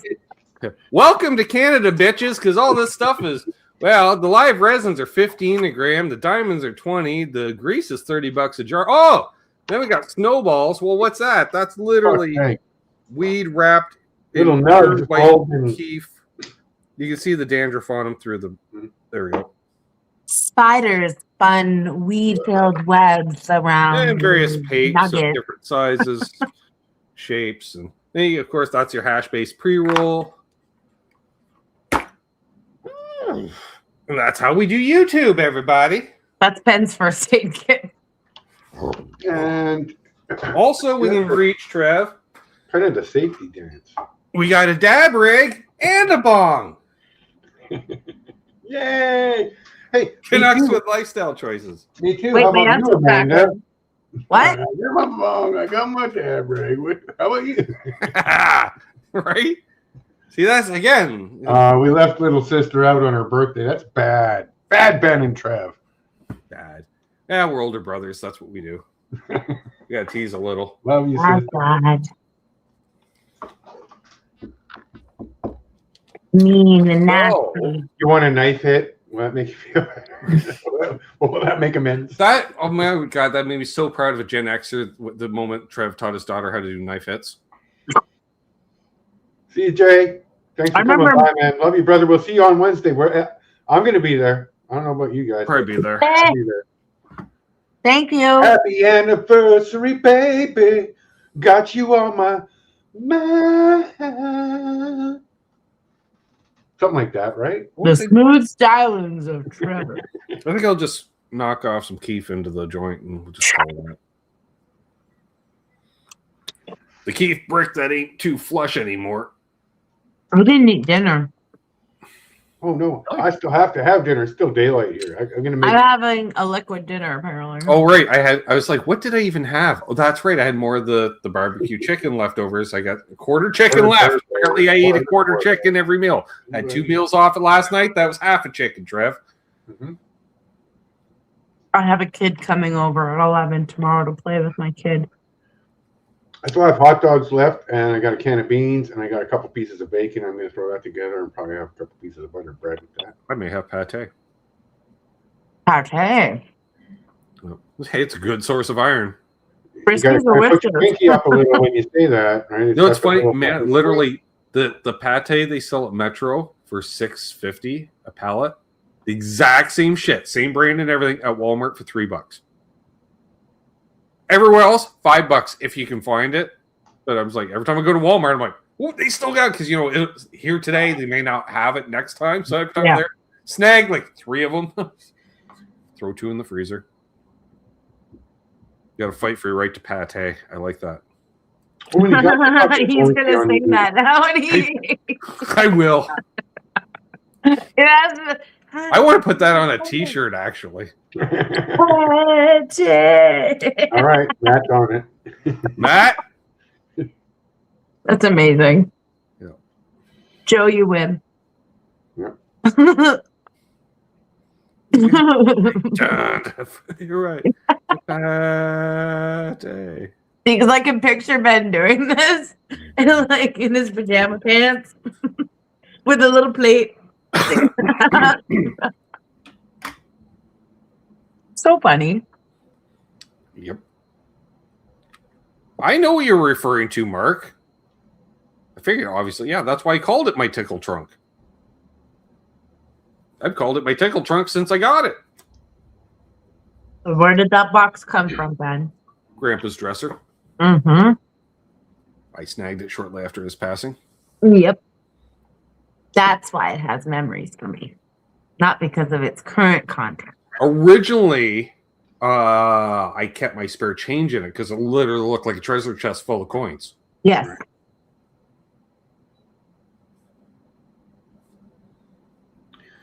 Much better this way. The repurpose. I also have 2 boxes of papes. Now, it wouldn't be that hard to put a little LED light in there and a switch, so the battery. I need actually because the top is so heavy, Trev. It wants to tip over. If the top is open too far, it wants to tip over. So it's nice here because there's a shelf we can lean against. However, I'd like to put a very small little hydraulic cylinder, like the gas shock on the back. Put the button and it just opens. Oh, that'd be cooler. Pop open. Woo! This cat's on fire. You guys are funny. The cat hasn't bugged us at all because I gave her those special treats. So Temptations now, Amanda has infused Temptations with catnip. Yes, I know. Yay! I keep Bella my thought, catnip in a since she's so special picky little and jar. only likes one kind of cat treat, will she like them? Oh, fuck yeah. To the point where she had them, she's like, can I? You know, all of a sudden she's fucking Chappelle. Can I get some more of those treats you got there? Like, easy there. Y'all got any more of those treats? Like, I do, but no. Yeah.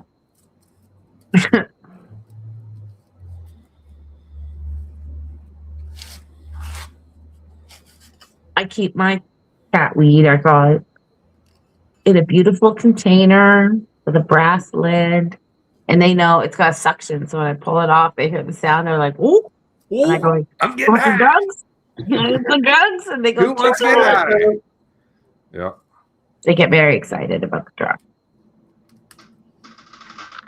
Yeah, the cat's kind of caught on now. She's always looking for catnip if I'm playing albums.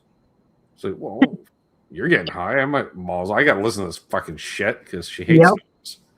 And it's never really quiet.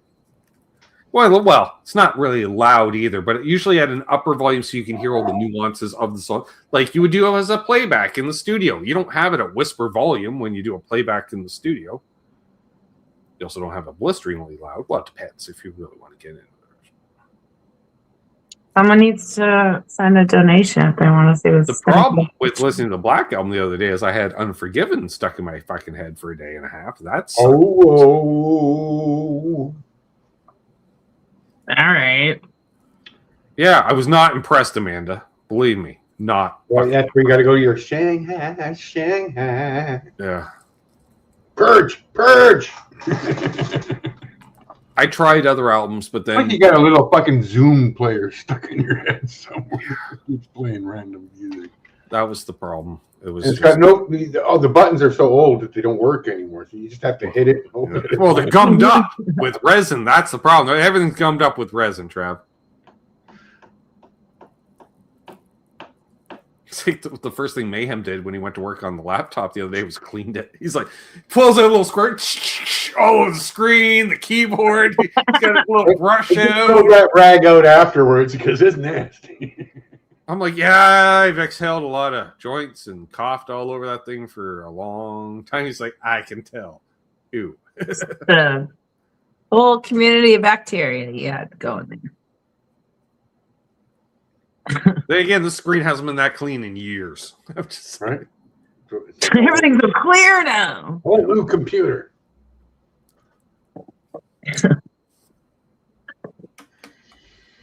That's so funny. Patrick, I'd argue that the original movie Unforgiven with fucking Clint Eastwood is one of my favorite cowboy movies, if we call them that. Such a dude movie. Westerns. Sharon But Stone. yeah, the song by Metallica is definitely, it's like somebody. You know, actually, what album I did enjoy was Colin James' first album. Ooh, I bet. There's a lot of like I realized how much they play half that album on classic rock radio. Channel. Like Channel between because just came back and Don't Voodoo. want no more of that fucking voodoo. But then like 5 Long Years is on that album as well. 5 Long Years.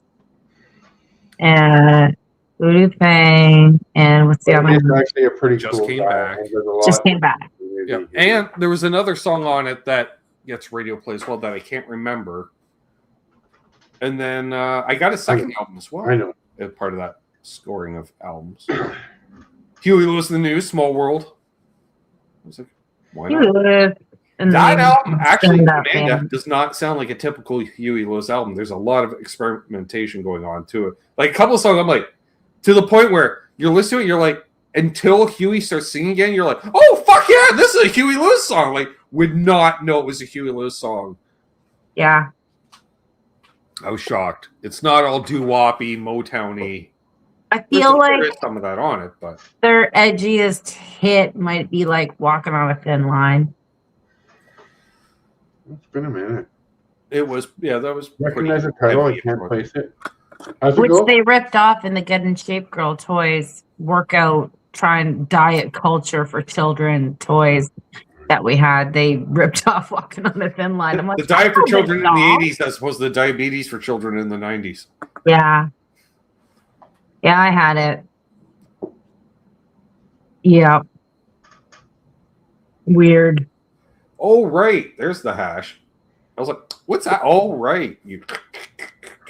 It smells like a thing. That's for sure. I I'm got not Walking on a David Thin Gilmour. Line in my head. Look that up, Patrick. These are just albums I picked up at the pawn shop too, folks. Like it's not like it's like stuff that I didn't have back in the day, and the test of time because I haven't heard Voodoo Thing on the radio 29 times a day since the 90s, thankfully. Ugh. But to hear it once, you're like, oh yeah, it's a catchy riff, and I was like, Every day. Pounded to death because of our CanCon rules. Yeah, There's a lot if of you times listen to the radio, you will hear for sure Something those gets three songs tracked, and, every day. Yeah. Nickelback owes more back taxes to the CanCon fucking rules than any other God thing. damn.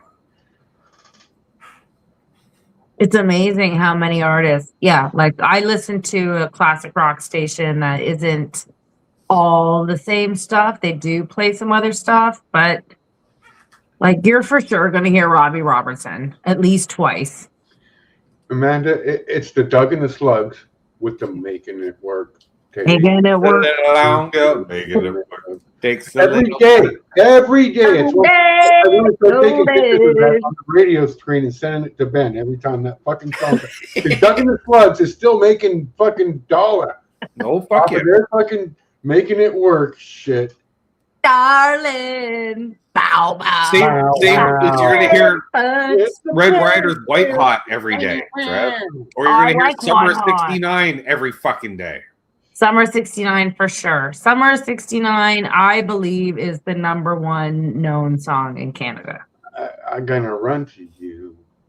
No, I Summer feel- 69 more place. I'm gonna say at this point, Trev. Yeah, for sure. It is an anthem at this point. I don't However, I will say his live album, Bryan Adams live, great fucking album. think he's great live. I'd love to see Bryan Adams live And for sure. It's like songs like you can tell like they do a bunch of rockers, then let's do a few ballads, and then you're like, oh, okay, so it's like all of a sudden, boom, bust into heaven. You're like, oh fuck yeah, I forgot how huge heaven was in the 80s. Jesus Christ.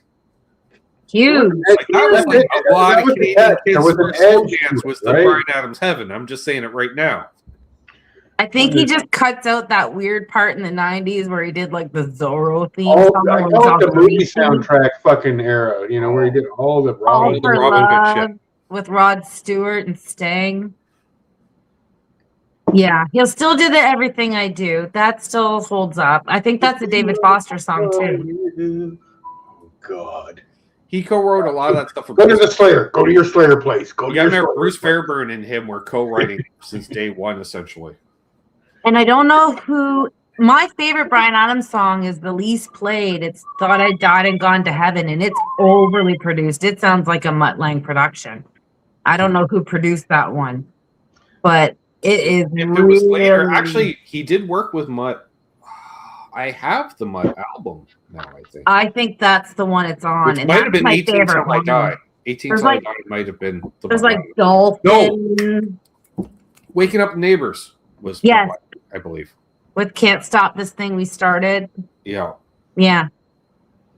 It would be Howard that probably Hughes. the same album. That was a great because I liked that over production. I was like, oh, this sounds awesome. Like the drums were like, boo, you know? I don't know. Love One it. Night Love Affair is a pretty good tune, too. That's a fantastic song. I love Bryan Adams. I'm a huge fan. Yeah. I'm yeah. In the Heat of the Night. And then, and then it's just like, and then he gets into like Somebody. You're like, Jesus, another anthem. It's like, Yeah. It's Only Love. I mean, that's a killer song. Come on. such a good riff. Right? It's Approve of this message.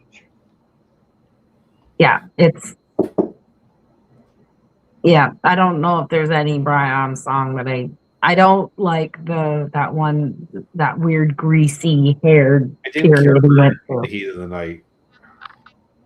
I enjoyed that song. That was what kind of started losing me as a fan. That to me, that was him trying to be like Glenn Fry. Sort of like He 18 Till I belonged Die. to the situation.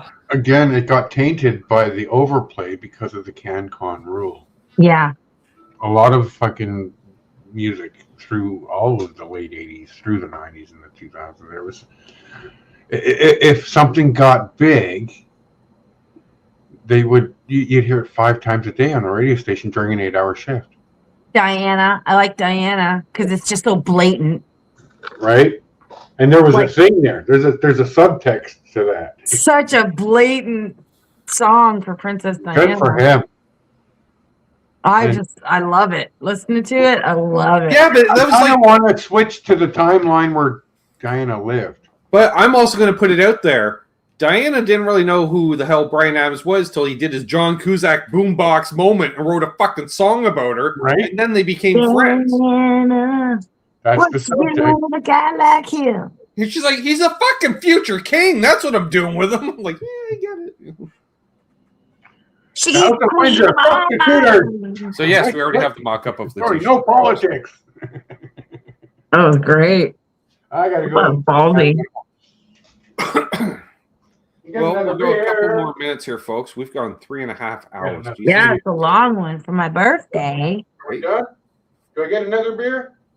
Well, we can still do a post hang, Trev. Jesus fucking Christ. I'm not going anywhere. Grab a beer. Okay. I will be. I have to be a mom in the morning.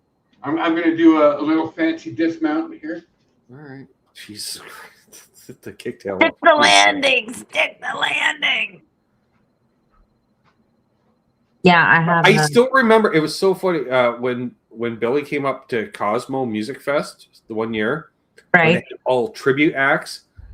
Just because they had a Bryan Adams tribute act. Okay, man. So All right. and of course, him obviously knows Brian. Cleveland, they're going to have a lot of airplay, right? Yeah.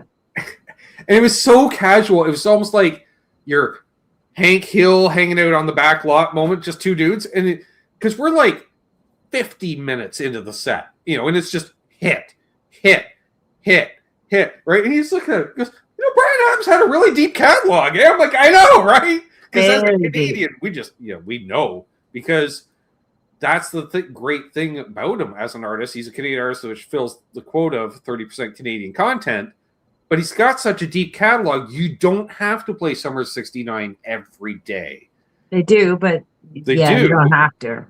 They don't play everything I do every day. They don't play. Actually, unless it's a request, nobody's playing that song usually. I would say way too much in the 90s. Second played is Cuts Like a Knife. Yes. And then Run to You. And then Run to You. Yeah. Those are definitely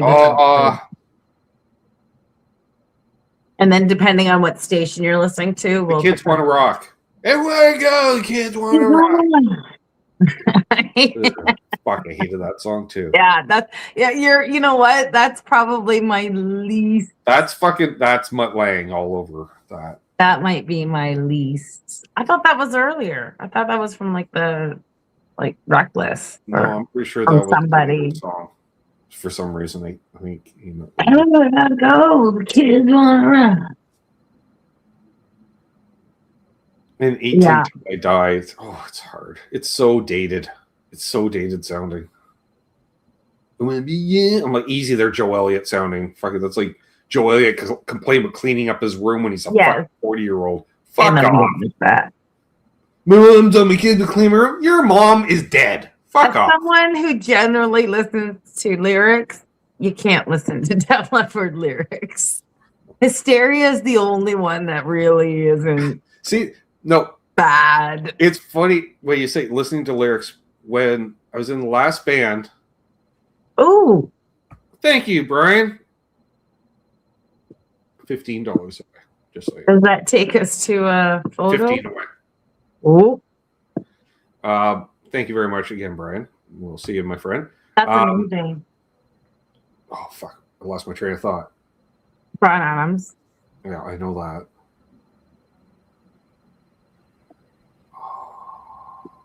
18 to Oh, yeah, with lyrics. So I was in the last band. I thought, you know what? I want to do a Kiss song. Don't do that. No. That was the problem. Like a lot of catchy riffs, and then I started listing lyrics. I'm like, no, we can't do that one. Especially, I should mention, folks, and this was at a point where like Andrea had joined the band, and so we had a female singer. So I was like, fuck it, I'll find a Paul Stanley song. It'll be in her vocal range. And then I realized I should mention she was a Christian woman, a very Christian woman. So there's no way she's going to do no Kiss lyrics because I'm just, no. Damn it! I would wait for Loving You. That one's the worst. That's the worst. It's so cringy. Oh, did we reach a landmark here? No, we're still 15 away, Trev. God dang it! I Was Made for Loving You is the problem. No. Well, it's not that and Love Gun's one of my favorite Kiss. Oh no, Deuce is pretty bad. I love Deuce. Parasite's the best. Really? The subject matter is so bad, though. I don't know what he's saying. I don't want. You know your man's working hard. He's worth a deuce. He's like there's a failure to give up fifth base because you got a hard-working man. Yeah. Yeah. He's worth that deuce. I do like that song. Black Diamond. Seem to be a fan of a song like I like Deuces Are Wild is my favorite Aerosmith song. That's funny. No, yeah. Oh, Def Leppard's the best, Joe. Good. On Through the Night. Christine 16 is kind of cringe, yes. Ew. Or Calling Dr. Love. I think yeah. It's a matter of context. What if it's from the point of view from a 16-year-old lad? It's a piece of art. I didn't see you ever have to cover Brown Eyed Girl either, Joe Alba. But everybody does. I don't understand. I don't understand why Detroit Rock City's a good song. I think that song is awful. Like awful. I had to sing it on Rock Band, and I've never even heard the song before. Like I've never heard it before. And I'd like to think that having lived with Ben, that I'd heard my fair share of Kiss, and I was like, "What?" You want to know why you never heard it? Because it's the first track on Destroyer, and I quite often fast forwarded through it because I was not a fan of Detroit Rock City. So then I'm playing. I'm like, "Why is this the song they put on here? I don't even know that song." And I'm like, It "This was a sucks." huge hit off one of their biggest albums. Bro, awful song. Stupid to sing. I don't understand. It just sounds like throwing notes down the stairs. Literally one of their anthems. I'm not a fan of it either, but No. as a big Kiss fan, there's so many more songs. And then there's Bananarama. It's Kiss's version of Wango Tango for me. Oh fuck! Now I'm gonna have that stuck in my fucking head. Shanghai, The first time I heard that song, I was with Ben, and I was like, "What is this? This is awful. It's like a car crash." That's what that song is. It's a car I crash. just assumed it was cocaine caused that song. I'm like, why did people like this? Sorry, not sorry if you like that song, but awful. I was like, how did the guy that made that song make this song? That didn't make sense to me. Well, back then They you had more had than one songwriter in the band, Amanda. record companies with fucking AR guys and stuff trying to That too. push It's people weird. doing a certain thing that's going to be popular, like the other guy's thing. That's just like, can you do something just like that just made it? Hair and face makeup costumes were way more effective in the 70s. I wouldn't say that. I would say it never really changed. There's always one person at any given time, one or two acts. You had Alice Cooper, you had Kiss, you had King Diamond, you have fucking Marilyn Manson doing his thing, you got Slipknot, there's always The ultimate wild card is the Guar. well, then there's Guar. Special Which- effects involved. Guar is There's so much theatrics involved. It's like drama class. It's a fucking musical. Where's Guar from? Antarctica. Are they?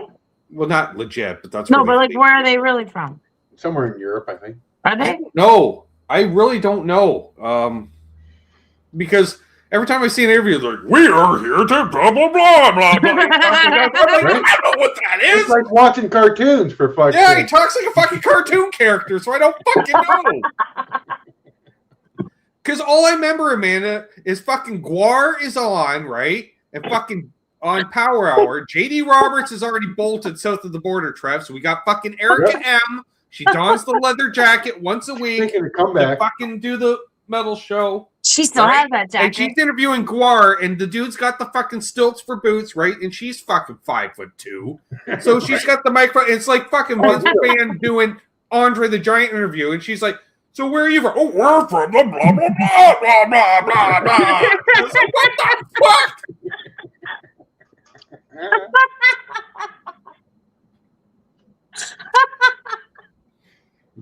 And she fucking kept it straight through the whole thing. She must have been stoned off her ass. That's all I can think of. Because he's got the fucking with the face mask, moving jawline and shit, and fucking, they're American gladiators, fucking outfits, and oh my. They're from Virginia? Virginia, apparently. Actually, I'll buy that for $1. I think that's correct. We're from the Intergalactic Federation, blah blah. I'm like, Virginia. the fuck? And then they play the music video, and I still didn't get it. Oh, my stomach hurts so bad. Fuck, it was as bad as green jelly. Or Yeah. Jell-O There's that. with the little pigs. Oh, I hated that song. No, I just like I the was video. like, this is stupid. They were more famous Dumb. for the video than the song itself, because the video was pretty cool. But that gives you some insight into Maynard James Keenan. Just Yeah, Oh, no. yeah, there's another one of Ben's triggers. Tool. I'm just glad the old Yay, man wasn't 46 to 2. Because the old man would have seen that and goes, "What kind of bullshit are you watching now?" Yeah. I'm like, I'm I know. not a fan. This is not, no.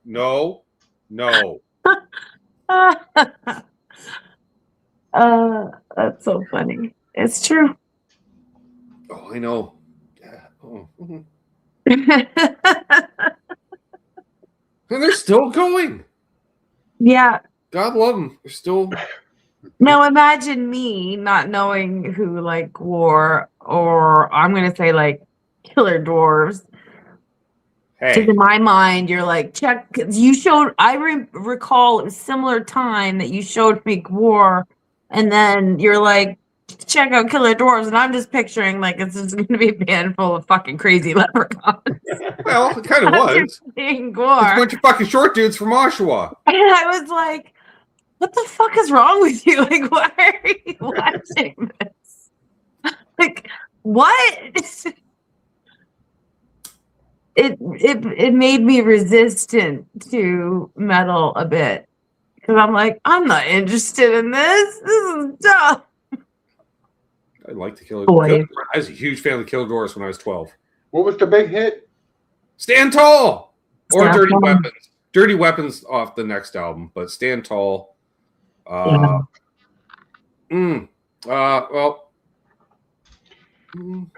Keep the Spirit Alive was another one. And then they had a ballad as well. I love when you type Trev. It sounds like you're on an 80s TV show. There were mechanical switches. Let me look it up. Doogie Howser intro. Today on Sunday Night Hang.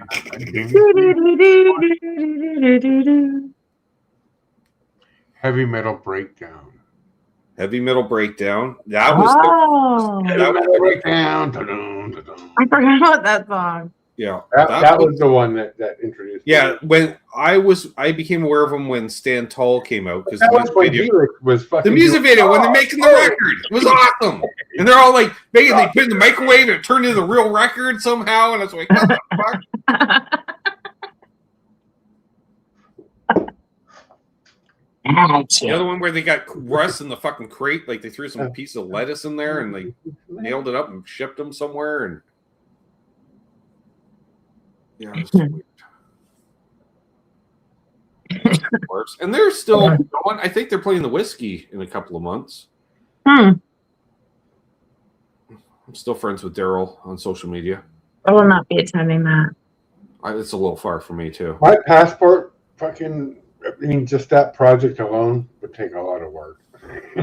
You know, I will give It's Daryl totally that expired. band. Yo, Amanda, he played drums for that band, right? Yeah. They had a few minor hits, not enough to make a living, like that big. Right. But he's been with his second wife now. I'm gonna say 20, 25 years, we'll say, plus Ooh, whatever. get me tea. She's a hairdresser in the film industry type things in Toronto, and they got a nice little condo that overlooks like Dundas Square. It's like one of the tall buildings right off Dundas Square, like right on the street type thing. And for a guy that had a handful of hits in the 80s and the 90s, you know, he's made it to parlay that. He's had some solo bands and stuff as well. You know, he's doing that. And it's not like she's like, oh, I work for the school board, blah, blah, you know, a ton of money. Like, I'm looking at you, Ian Thornley, and others, you know, wives with jobs to subjugate your musical career till you break it super big. And even then, And not say it's super big because you didn't break big in the U.S. till the last 10 years. You know, Christine carried your ass for a number of years before they split up. Yeah. It was Christine Tizard with the fucking cooking show on CBC that paid the fucking bills. Wasn't no Big Wreck I'm residuals. thinking of Walk with Trev. Yes, I was literally thinking about that the other day. I was like, that would be a perfect like replacement for Walk with Dion. Ha ha! That'd be your catchphrase. Ha Ha! No curry in my recipes, motherfucker. But yeah, I'm but gonna like look it up. Daryl will like he has photo like he'll show because he used to hang out at the Hard Rock all the time because it was right on the other side of Dundas Square. Fried chicken. Which again, great for him. He could hold court at the Hard Rock, and you go, "Oh yeah, there's Daryl from Killer Dwarf." He was kind of like Lemmy hanging out at the Rainbow. Same idea until it closed. But because post photos and stuff like that. But yeah, and, they play it. They do a handful of shows a year and stuff, and See ya, Base Clef. Thank you, Bates Class. Good I night. wish, unfortunately, COVID killed it, Trev, but they used to do an annual golf tournament Right. out in and around Oshawa every year, I want to say. Right. Now, normally I wouldn't go, but I would because the only video you'll find of the charity event is fucking Dave Riome half pissed driving around on a golf cart, possibly with Russ from the band. Because they're good buddies, and I would hang out with them, and For sure. chaos wouldn't I mean, why wouldn't you? having ties to But Dave. I've and- watched some of his cooking videos, and boy, And- there's some red flags on the plate. Dave, Well, it was funny because like Daryl and I had connected through social media about, I don't know, better part of 20 years ago. Right. And whatever, comment on each other's posts, whatever. Casual, whatever. And then I went to see one of his solo bands play up in Oshawa and had a great time, like hanging out with them backstage and stuff, and that was fun. And had a great time, and we talked and stuff. And then I was trying to get him down here for a show when I was booking shows and stuff, but it never panned out. Right. And then you fast forward a few years, Killer Dwarves reunite. I end up opening for them one night, and after the show, because he's got an old school like Tommy Lee drum kit, like true double bass setup.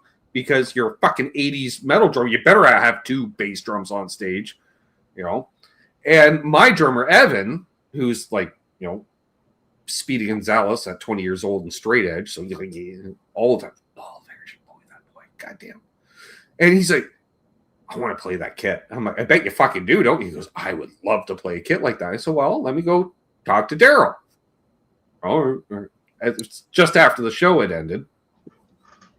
So I get up on stage, and Daryl's standing there. We're talking because he's, you had a good set earlier. I'm like, thanks, man. Of course, yours was good and stuff.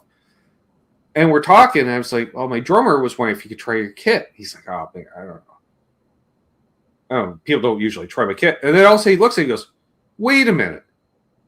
You don't go by Ben on social media, do you? You have a D in front of you. Dude! And then it's all of a sudden hugs, and it went from, and I remember because Mark, my singer, is like, you don't know them. I was like, dude, I've been friends with them for years on social media, but like we're not friends, but we are, and they went from they're all standing like this to all of a sudden, the fuck? And I'm like, yeah, come on, try the kit before they tear it down. Because they had to get back to Toronto that night. Right. And from Kingston, which is a 3-hour drive, which is funny because their roadie, which I want to say is Daryl's brother or cousin, he goes over to, because they had literally a merch person and the roadie and the band. And he goes, where a fellow can get a little cocaine? I'm like, yeah, you got a long drive home. I'm like, I do, but it's an hour and a half from here, and it's already 1:30 in the morning. So no, I don't. Because I don't want to be going to Frankfurt at fucking 2 in the morning looking for cocaine, which I could get easy enough because it's Frankfurt and it's only. I will grab a quarter pounder while we're there.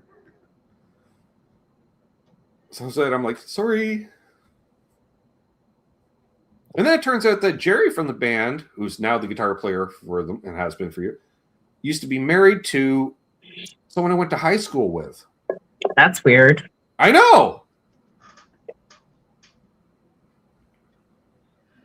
My drinks are gone. I was like, how did that happen? Because I'm like, he's Me from too. Newfoundland. I've and got like one moved to sip Toronto beer to left. do work. Yeah, Mark was there that night that I opened for the Dwarfs. I gotta figure out what I'm gonna make myself for dinner after this I at don't know, midnight. but we should probably wrap things up because it has gone almost 4 hours Yeah. yet again. So, Put some extra bacon in because they. all right, well, folks, we had a great time tonight. We went almost 4 hours. I gotta pee. Can we not do another 11 minutes just to make it 4 hours? All right, we'll go 10 more minutes. For fuck's sakes. Somebody's All gotta about the symmetry. make a donation. There it is. Or What do $15. we got, like Multiple 15 bucks, 10 photos. bucks? $15. $15 left on that fucking picture. $15. Buys them all. Yep. How about that, folks? Hell, 20 will buy them all. Let's round it up an extra 5. We call it Amanda's grocery fund, or my grocery fund, or our grocery fund. How Can I about call that? it wieners and beans? What That's the 2026 when it's tight, dude. I'll fill up the van with gas so we can drive around places. Well, I do need to go. Actually, I need to get some weed. I can help out with that. I have still a considerable amount of weed because I've been since the last time I went. Excellent. Something that isn't Cookie Kush. reference to. All right, then in that case, I have Astro Bubba. And I have one that I just slightly dipped into called Jamaican Pearl. Ooh. That sounds great. It's more of a daytime weed, apparently. That's what I would prefer. Well, I like daytime weed. I don't like nighttime. it depends on the time of the day. I do Well, random. I'm always jabs on every call. morning, so Chris it's is not- like, no, I bought lunch. Well, she uses it for groceries. She can have breakfast, lunch, and dinner. that pretty much is gonna fucking make out how the rest of your day goes.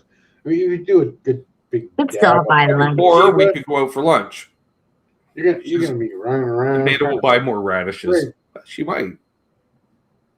Rational radishes. Oh, that's not easy to say in a row. Oh, Rational I miss radishes. Radishes. It's been a year and a half since. That sounds like a 90s band. Rational radishes. We eat some fucking radishes.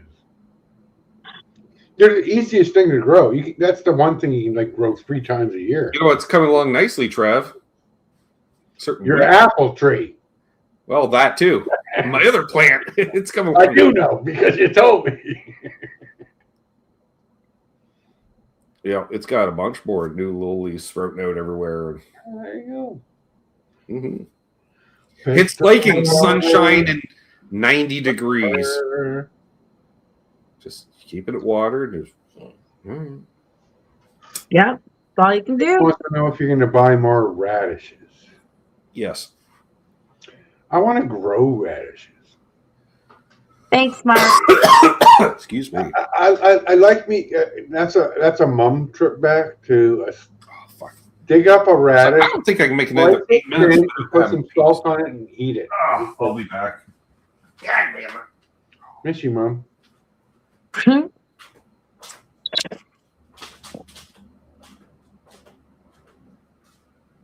Oh, been sitting in a dang chair. I know. I got one too.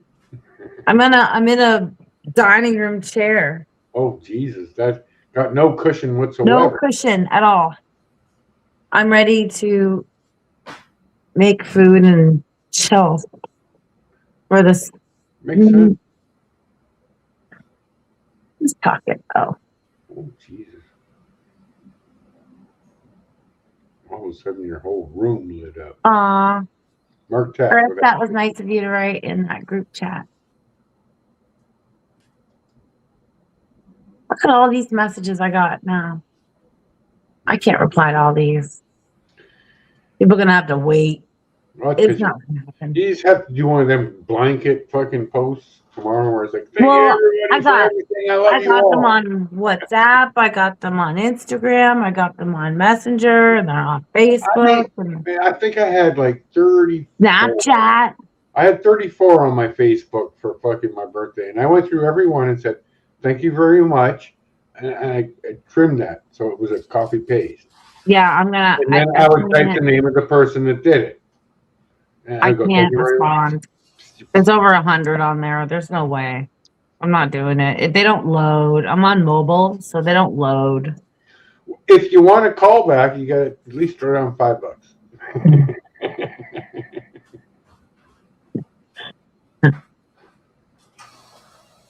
Yeah,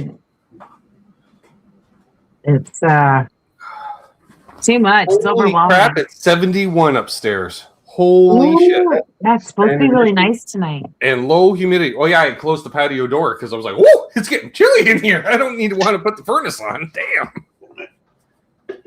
Janet. Oh, that feels better.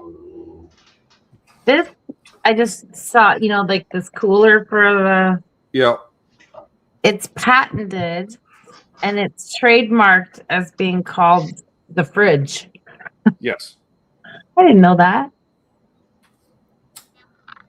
by a company called Candea from Toronto. Is that some kind of fancy Japanese mayonnaise?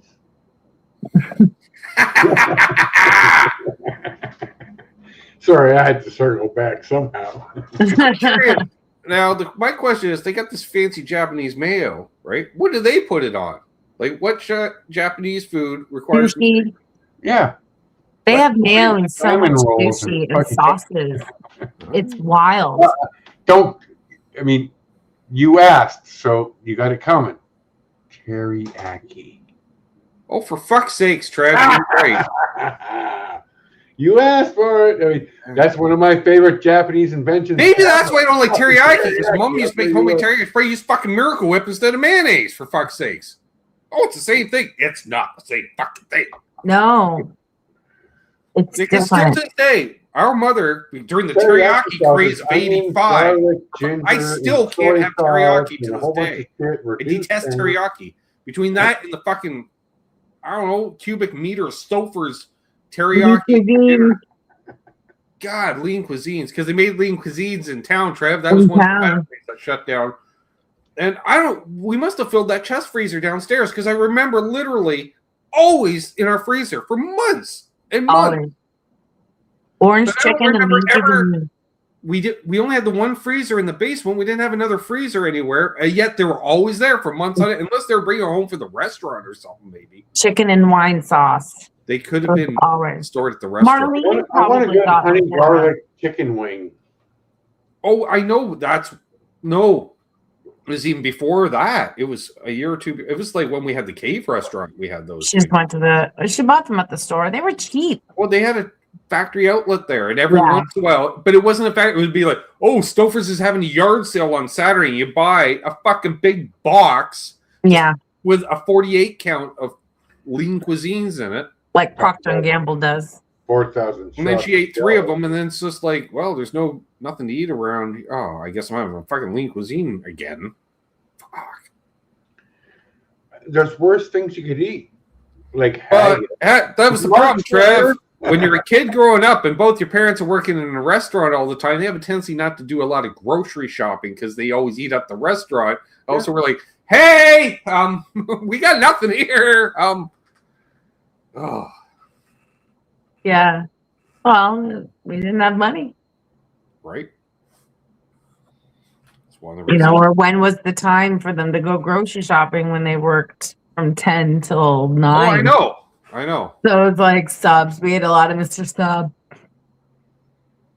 We had a lot of Mr. Michael Sub B. over subs. fucking Subway anytime. Well, we had the deal with Michael B's, so we got Michael B's subs. The Yeah. Now they got all kinds of Sorry, crazy- Michael B, but that was the original Michael B's because it was in the 90s. Although he was around in the 90s too, but we didn't know him as Michael We B's. didn't know you then. Yeah, We made it to midnight. we did. Well, we didn't. Yeah, 2 minutes. After Oh, midnight, it's 12 on my phone. rocking. I'm showing 11:58 on here, Oh, We're living as well as being left for. midnight. Ellis time is in the future. And then my phone says 11:59. So you're ahead of me. Well, My you are tablet slightly says ahead of me. 11:59. You are slightly east of me, so you might be a minute ahead in the grand scheme of things. It's true. You think about those places that right on the cusp of where the time zone gets cut. Like Kelowna is one of them, kind of really That would close. suck. Yeah, border. It's Yeah. right. Yeah. I'm at the end of my time zone. I mean, the next one's Alaska. Right. Looking at you, you know who you are. And then there's Hawaii after that, which is 2 Yes. skips. Oh my God! When I worked tech support, one, I used to love phone calls from Hawaii. No matter what the problem was, they are the most cool, laid-back, chill motherfuckers. That's Funny. awesome. Yeah, if it's broke, it's broke. What are you gonna do? And I'm just like, wow, thank you. They're like, hey, mahalo, brother. You're like, mahalo, indeed, motherfucker. God damn. Exactly. On That's that note, another T-shirt. we have hit midnight. Happy birthday, sis. Thanks so much. Thanks, Party everybody, for coming and joining us. Oh wait, do I got to do this thing? No wait. Oh, I got it. So yeah, we'll do this again next Sunday with a mystery guest who's Next year when it's July Determined. 1st, Amanda's birthday. I don't know who it could be. Could be Steve McFall. Could be Indiana Steve. Could be Follow Steve this. Caspi. Fucking ring the bell and you'll know. Do that. Consider becoming a patron. It's a great way. This could be They're drinking potatoes. you. Right. Maybe yeah. If you have a birthday and you want to celebrate it on here, let a fella know. We're like McDonald's. We also Chuck do E. birthdays. You need a bucket of ice and some. We're the Chuck E. Cheese of YouTube channels. We specialize It's in not orange birthdays. juice. It's an orange drink. With some shitty animatronics. And a cold pizza. And you're gonna probably feel ripped off in some way. What? But Join we're the call. sorry. We're absolutely at the end of the day. We're just sorry. There we are. Now we You guys are great. Well, I have bonus time. That'll be a 401. Like the highway. That's a double. Wait, we can do one of these. Where's I gotta click back here. So hold those doors open. Let Amanda hit in traffic because she doesn't fucking drive. Hey, that means I'm driving. That's twice in a row. I got in ahead in traffic. Yay! Eastbound and down. Be good to each other. Happy tone chasing because karma is real. Oh, we know. Oh fuck. Yeah. We spent time with her. Yep. Be good to Trev because you should be. Thanks as always, buddy. Always a pleasure. I'll make you food. They said I'll make you poo, But it's not Which gonna I be guess the if he pies. makes you Amanda food- makes the pies. and then you eat it. He'll make you poo. Like edibles. Lifestyle truth. All right. Don't litter.